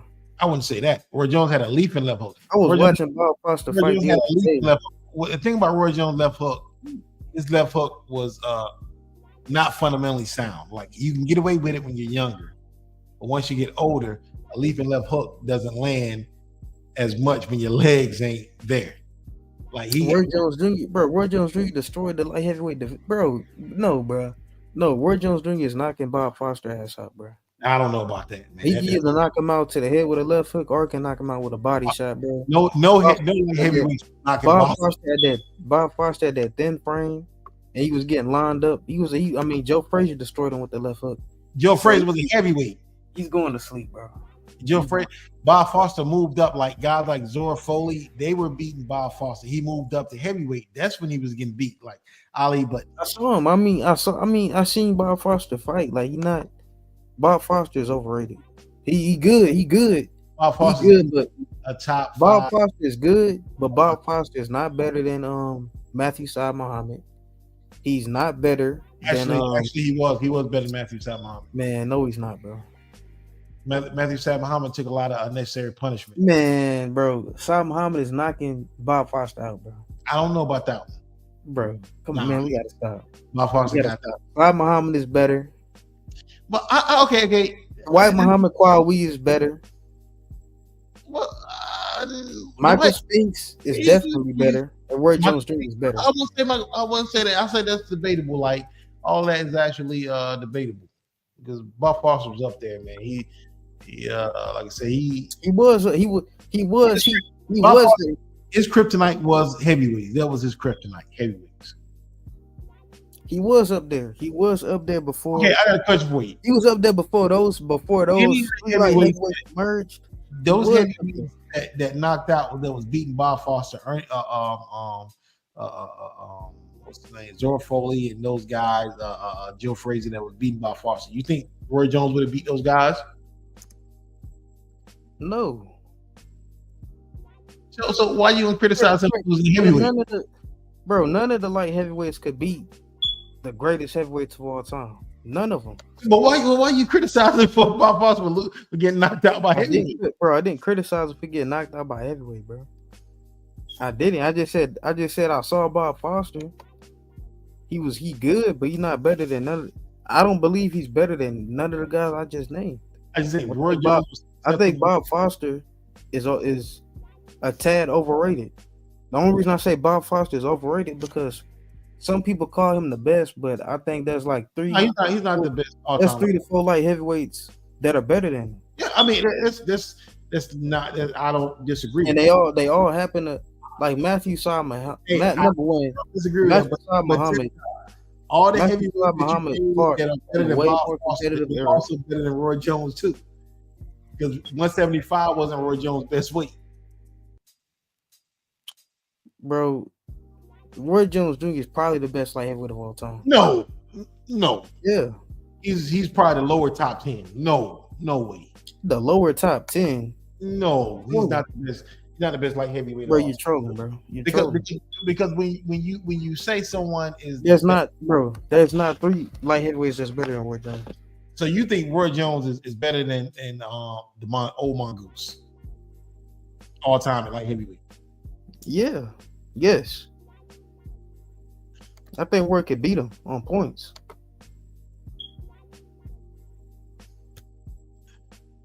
Keep in mind that the old Mongoose, I mean, he was 39 when he won his first title. But you think Roy Jones is all time better light heavyweight than him? What he accomplished at light heavyweight? Yes, I do. You know, Roy Jones Jr. was undisputed, right? At light heavyweight, right? I do know Mongoose was too. Oh yeah, they was both You undisputed. had to be if you want to talk about it. Also though, I give Roy credit because Roy was able to capture the light heavyweight title.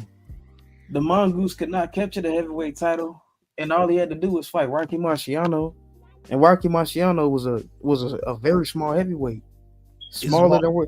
Matter of fact, Rocky Marciano was probably smaller or about Roy Jones Jr. size, and Mongoose was not able to beat Rocky Marciano for the heavyweight title. And how old was he at that point? Bro, it's not about the age, bro. It's definitely about the age. So Roy Jones, by the time he was, you can't judge him. No, you can't. No. Why can't you judge Mongoose by the age, bro? Because he's known for being good at an older age, bro. He did win it. Okay, tell me how old he was when he fought Rocky Marciano. He was probably in his 40s. Ain't no probably in it. But he was still defending his light heavyweight titles, though. Yeah. I can't give him that excuse, bro, because he wasn't good enough to beat Rocky Marciano, and Marciano is a small heavyweight. Even even in that era, where the heavyweights were small, he was small by those standards, and he was not able to beat Rocky Marciano. He got knocked out. Well, I wouldn't say he was small by those standards because Joe Louis was also about 190. Joe Louis was like 210. Joe Louis Marciano might have been like 186. Joe Louis in his prime was at one point was like fighting in the 190s. He was definitely. You can look that up. Because you gotta think back then there was no cruiserweight division. There was 8 weight classes. You went from middleweight, light heavyweight to heavyweight. There was no cruiserweight. Yeah, bro. Joe Louis was like 210, 216. So Joe, you saying Joe Louis never fought in the 190s? What you're telling me? The only time he fought, bro, you talk, bro, you got to be talking about a young Joe Louis. You talking about a young Joe Louis. If we talking about peak Joe Louis, we talking 210. Rocky Marciano was a small heavyweight, bro. Regardless, like that's the facts. Matter of fact, Rocky Marciano was also short on top of that. So weight wise, he was small. Height wise, he was small, and so was his reach. And Mongoose was not able to beat him. But Mongoose still a great fighter. I I would put Mongoose above Bob Foster and Matthew Saad Muhammad and Dwight Muhammad Kwawi. So I would put the Mongoose as top 3, but I would put him behind Michael Spinks and Roy Jones Jr. Because Michael Spinks was able to capture a heavyweight title on top of being undisputed, on top of fighting, and he But also fought. that's irrelevant. Michael Spinks also Being that fought. he was able to capture a heavyweight title, that's irrelevant to what he accomplished at 175. That doesn't mean anything. You can't say because It does though. It does though. all It the way. does. That is It does irrelevant. though. It Why? does. Why does that? Why? It does. Because Why? when you look at every light heavyweight champion that was considered great, they attempted to fight at heavyweight.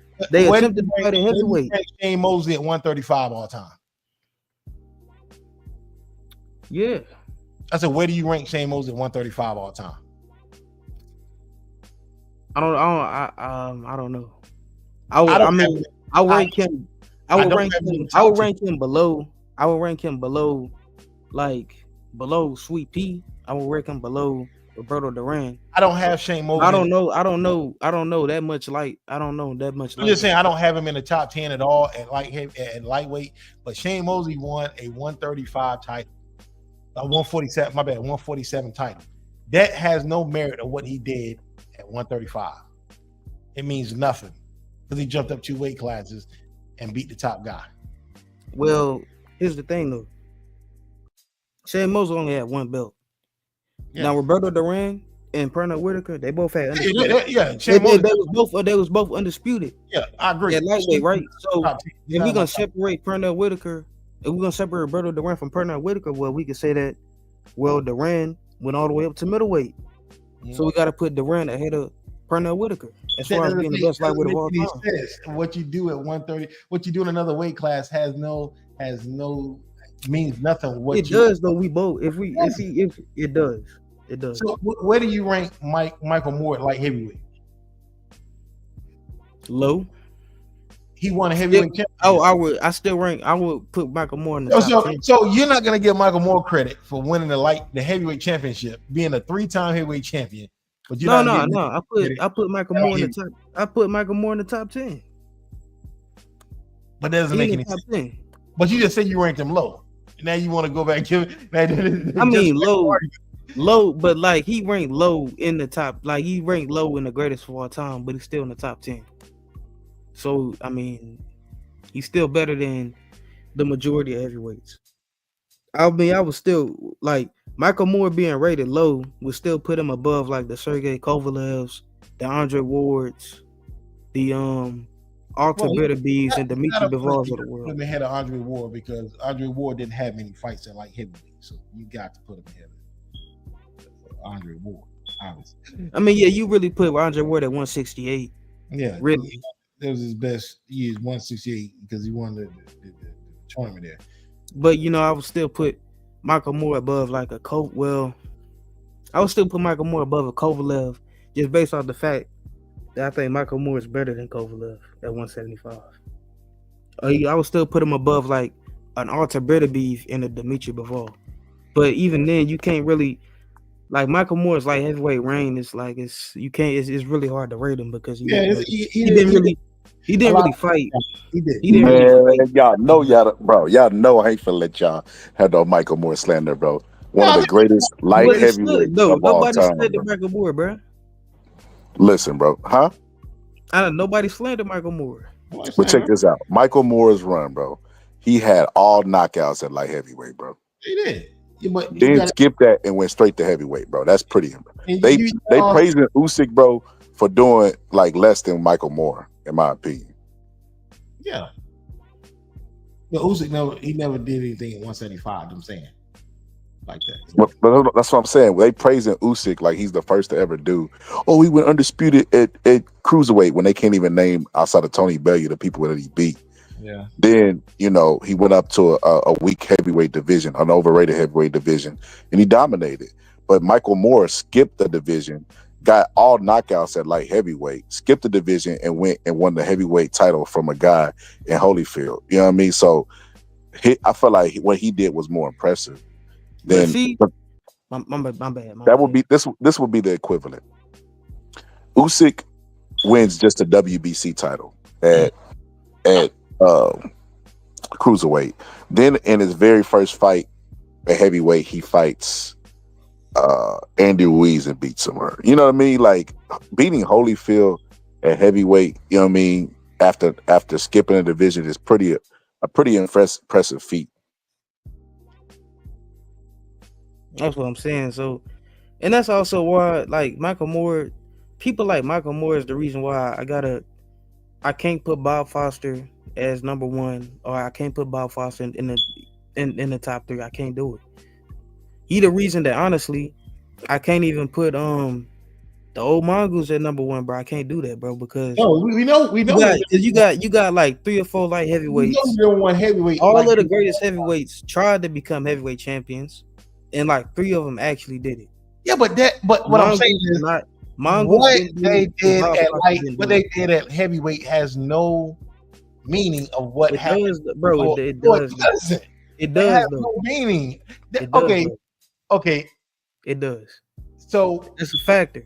That's a factor. Okay. So that's one of the factors that I'm judging it by. For sure. Okay. Another thing. I got 2 things here. First of all, Ezra Charles is the consensus greatest light heavyweight of all time. Please don't say Roy Jones is better than Ezra Charles. Roy Jones better than Ezra Charles, bro. All right. Okay. I don't think Ezra Charles is better, bro. I don't think Ezra Charles is better than the Mongoose, bro. Why wouldn't you think that? I think the Mongoose would beat Ezra, bro.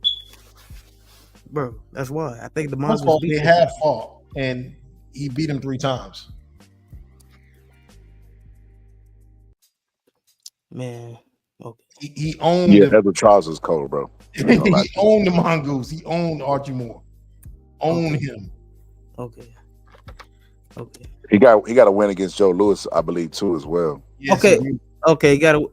Well, damn. Okay. Well, you got to put Ezra Charles ahead of Archie Moore. Then. Nah, bro. Then I'm not gonna lie. Then why y'all talking about, man? Okay, you got to push Archie Moore down. Then you sure can't have Bob Foster in the top 3, bro. You definitely can have. If he beat Joe Louis, then you have to put Ezra Charles as like, damn. Well, I will put Ezra Charles as number 3 then, if that's the case. Based off of that. Based off the fact that he beat Joe Louis. I'll put him at number 3.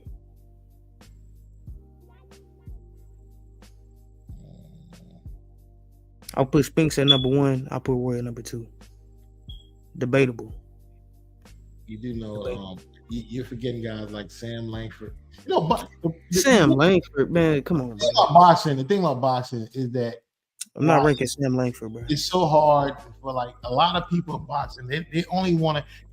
When people do ranking system in boxing and even basketball, whatever, they got a cutoff date. It's like we're not ranking any guy past this decade, and we're gonna start here ranking guys. And I always think that is not only unfair, but it's silly. Boxing has over 100-year history of sanctioned fights. Unlike the NBA has about a 76, 77-year history. Boxing has like over 100-year history. So you have to go back and really, and the reason why people hold Harry Greb to such a high standard, even though there's no footage of Harry Greb fighting, he fought and beat a lot of the top guys of his era. There's no like picking like, you know what, I'm just gonna grab this guy on the street and like this guy, whatever.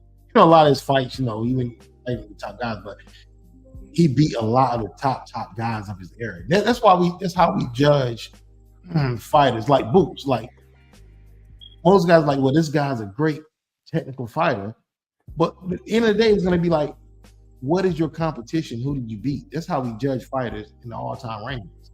Like who did you beat and how did you beat him? That's what I'm saying. I see what you're saying, but like ultimately, I don't think the resume is the full story. Ultimately, it's really 75%. Ultimately, what it comes down to is who I think will win in the fight. That's ultimately what. Man, that's all that matters. Yeah. No, that's not So true. when it comes to ranking Harry Grebs, I wouldn't even rank Harry Greb because we can't even see Harry Greb fight. There's So a lot of he's fighters you irrelevant. haven't seen fight. A lot of guys you haven't seen fight, even though there's footage of them. A lot of guys really haven't even seen them. Guys that don't have no footage on them, bro, they not even in the conversation, bro. So, have you ever seen Straight up. Michael? Have you ever seen a live game of Michael Jordan playing? I don't watch basketball, no. So, you know Michael Jordan is great, though, right? Yeah, But you've never seen him play. no. I only see highlights. So, how can you rank somebody off highlights? I know Michael Jordan is great. I've seen Michael him. Jordan. I mean, I wasn't talking about Michael Jordan, no. I'm just saying in general. Like I said, you said we haven't seen these guys fight. Like most guys. No, I'm just no. I'm saying that there's no footage of those guys, so you can't even really accurately rate them because there's no footage. Even though there's no And footage. I said ultimately, to me, what it comes down to is who I would think will win in a fight. So how could I rank Harry Greb fairly if there's no footage of him? So if I wanted to watch Harry Greb to compare him to other fighters, I can't because there's no footage.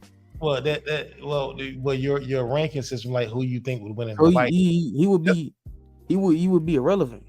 That's actually not fair either, because it's always like there's some fighters that other fighters who were inferior to them have that number.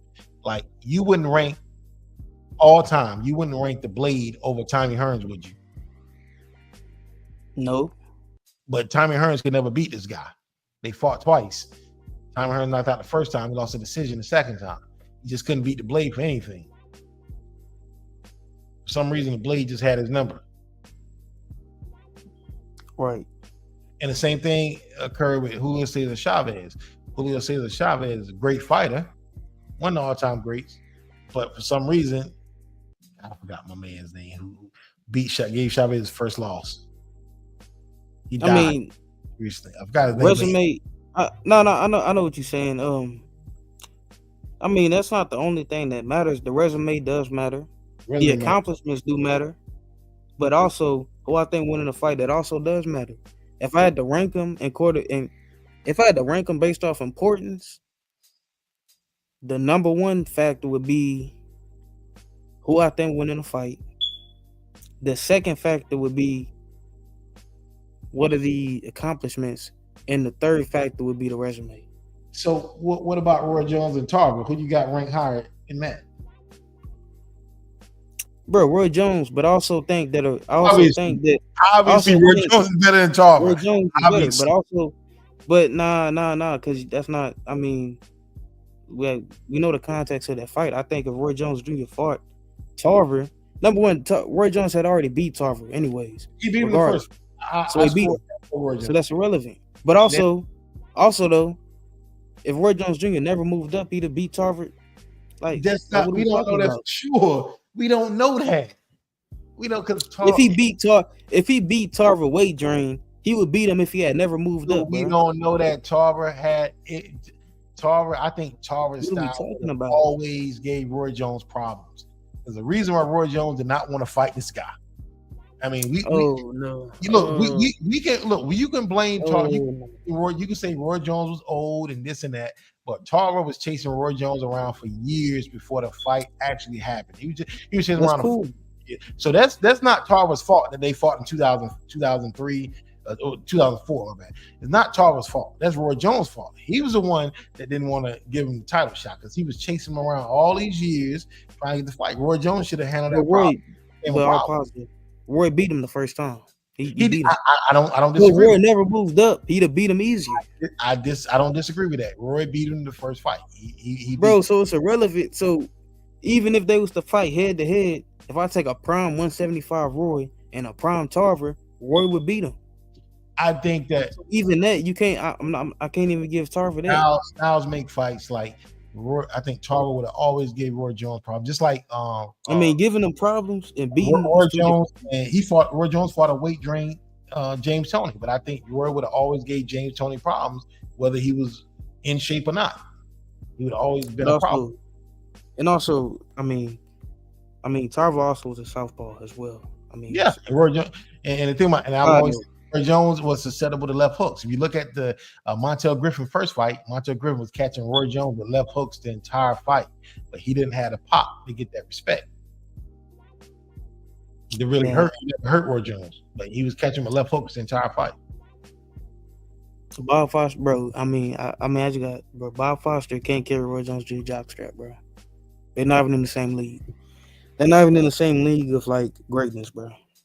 I can't say Just to be real. Just keeping it be.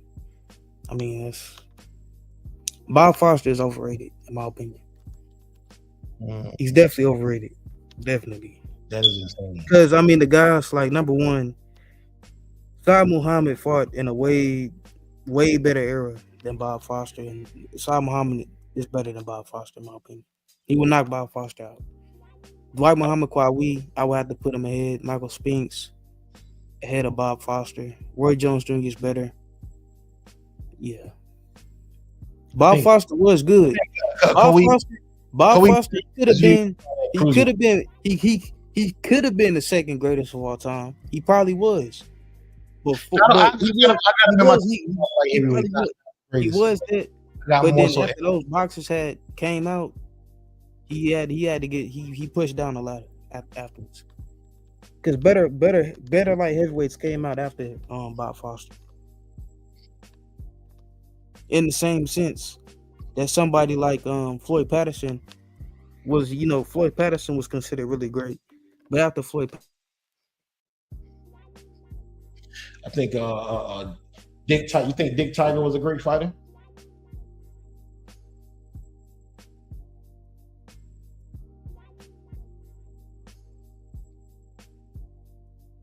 Hey, do you think Dick Tiger was a great fighter? Can you hear me? Maybe his phone died. He talking to you, bro.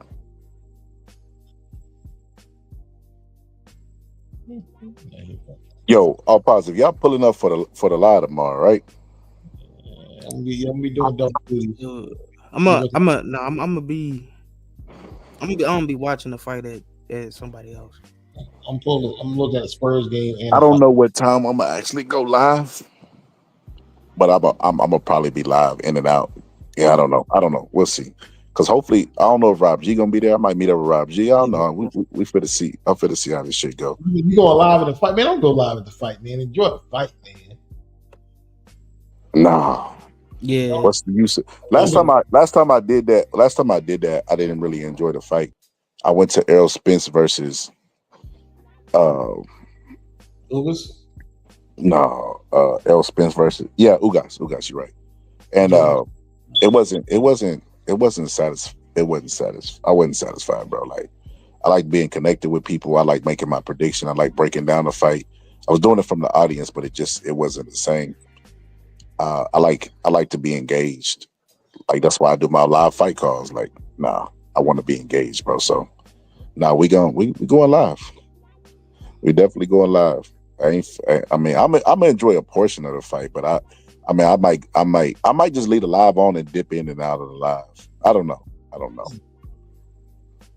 Mute up and just show the view or whatever the case. I'm gonna do different things with the live, but I'm gonna keep that bitch rolling though. Yeah, I'm about to get off.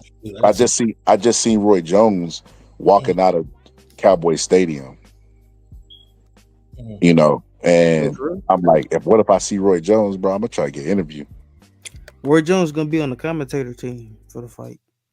I heard Showbiz is gonna be on the commentator team. Man, no. No, really, I did. I heard that. No, man. No. I think that's a myth. No, I think it's true, bro. They did invite him like a special guest. He was with Jake Paul's MVP promotions. So I think it might be true, bro. I think y'all. That's interesting. Nah, that can't be. Y'all worst fears have come to light, bro. That can't be. Yo, are you? I got some work to do. All right, bro. Can y'all see this angle that I put on? with Mike slapping him. Yeah, I see. All right, AP. What is he telling them? I don't know. He's Like I see Jake crawling, and then Mike slaps the shit out of him. What happened? Right, and then Jake definitely got a little dazed right there. I don't understand why he slapped him. And then he pointed to the ground like, I guess he told him don't crawl to me, bitch. I don't know, bro. It was just weird. I think he was trying to probably just to score up or something. I don't understand why he slapped him though, for crawling to him. That don't make sense to me. Yeah, I guess he told him take it serious. I don't know. That was crazy. It's funny though, man. It's still he was clearly pissed off about something. You know, old people get grumpy, bro, when they get old. Tyson ain't taking his medication before this fight. He said he wouldn't take it before the fight. He slapped him and knew there would be no repercussions. Like he slapped him and pointed down, like, you little young bitch, you listen to what I gotta say to you. Like that was weird, bro. And I'm not gonna lie, like his physique. Listen, here's a little conspiracy before you get up out of here. All positive.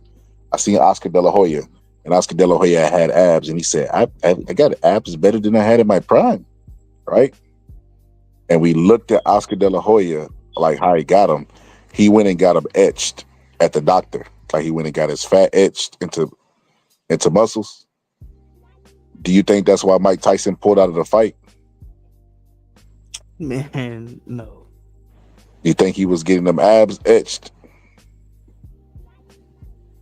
I don't know, bro. Something to think about. Man, no, bro.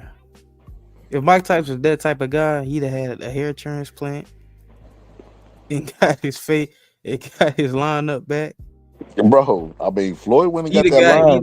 He'd have got those fake teeth to close the gap that he got. No. If he was that type of person, I can see him doing that, and because he's vain about his body. Like, as a dude, a matter of fact, I'm gonna make a short of this. I ain't gonna say his name so anybody steal my idea, but it's a boxer who said that, you know, Mike Tyson was at a gym with him, bro, and he said Mike Tyson grabbed dumbbells and just started breaking all the mirrors around the gym, and he was like, "What the fuck?" Said the owner didn't even move, bro. He didn't even flinch or nothing. And he said, well, after Mike was worked out, he just brought the owner a whole bunch of cash, and the owner said that Mike Tyson doesn't like looking at himself out of shape. Yeah, out of shape. That's not the same type of vanity that you would need to go through cosmetic surgeries. Bro, you never know, bro. That's all I'm saying to you. Bro, nah. That's an extreme. Bro, I don't know. Oscar De La Hoya talk about getting in the ring with Eddie Hearns, bro, after having that surgery. I don't know. He wouldn't have needed the surgery. He could have did without the surgery and got in the ring with Eddie Hearns and beat him. Nah, I think Eddie Hearns put the beats on De La Hoya. All he got to do is whisper in the clinch, "I love you." He'll be like, "Really? Really? Really, Eddie?" Eddie Hearns gonna be in Katie Taylor corner. Really? I'm not gonna lie to you. Eddie Hearns is he knows boxing, right? I ain't gonna lie to you. He's one of the few promoters that actually took time to like really understand the sport. He knows boxing. I seen him yell out instructions sometimes, and they be like good instructions that the corner ain't even came up with. Mm-hmm. So yeah, Eddie pretty good at that, ain't? Jake Paul said he's kind of clout to his opinion. You said Jake Paul what? Hold up. Shushu Carrington trading with Red Spikes now, man. So he trading with Bomac and them.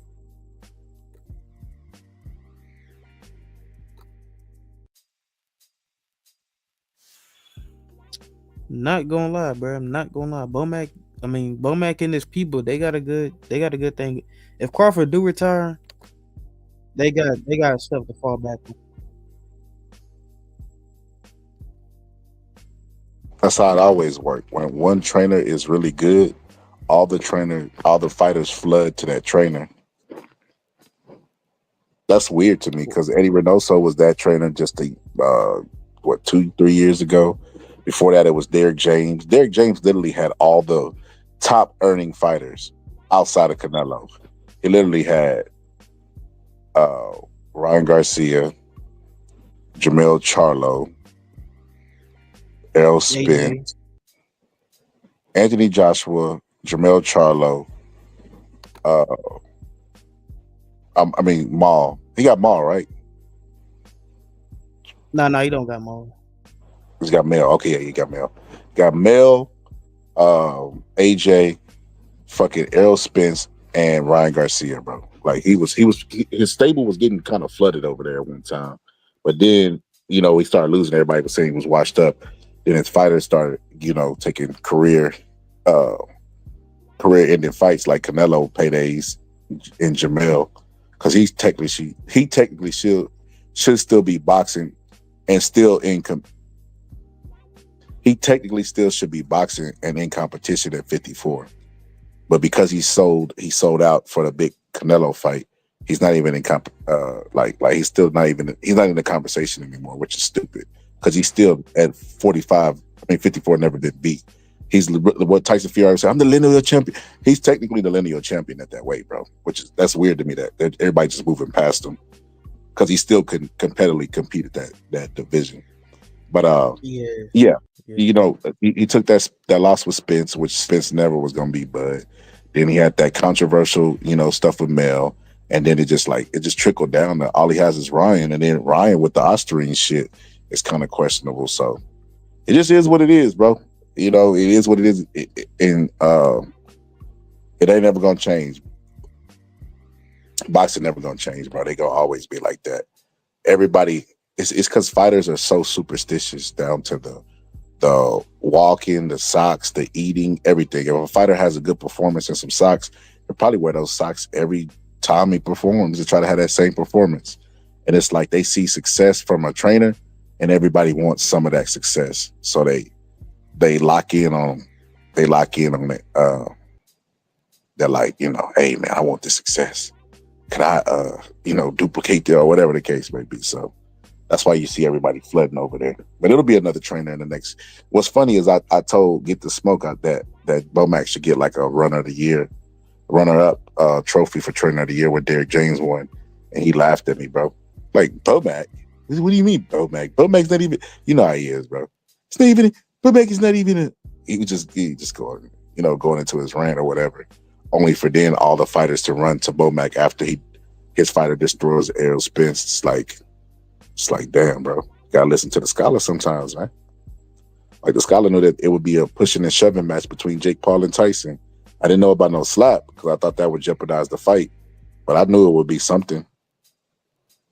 You gotta know sometimes, man. You gotta know what you're looking at, and I'll be understanding. But yeah, man, I'm gonna get up out of here. Bo, you say you pulling up for the fight live? What you doing, bro?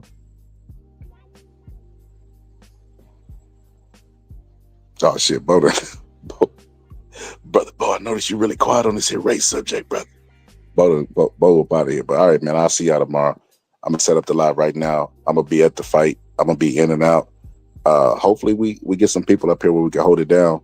You know what I mean? Our normal YouTube fam. If not, shit, we'll rock without them, and hopefully they listen. But yeah, man, appreciate everybody for pulling up. Shout out to Jake Ball's chin for taking the blows of Mike Tyson's slap and just turning red. I ain't gonna lie, I went back and looked. I'm gonna put that shit in even slower motion and zoom in on Jake Paul, because it looked like Jake Paul was affected a lot by that slap. Like it might have dazed him a little bit. Everybody know in a match, if a fighter stick out his tongue or if a fighter shake his head no, that means you hurt him. Jake Paul started chapping on his chin after Mike Tyson slapped him, which means that fucking slap absolutely fucking hurt. But yeah, like I said, man, I'll be back. We'll be back. Not tomorrow. Actually, later on today because it's past midnight. All right, man. I appreciate everybody for pulling up. Mike, Francois Botha, 6-1 underdog. Are there any concerns on your part? I don't know anything about that. I don't know nothing about numbers. I just know what I can do. How about kill this mother?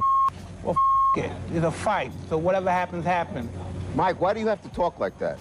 Well, I'm talking to you the way I want to talk to you. Do you have a problem? Turn off your station. You know what? I think we'll end the discussion right now. Then we could. You got it. Have a nice fight, Mike. Off. Mine, 10 toes down. Ends don't lie, I need mines right now.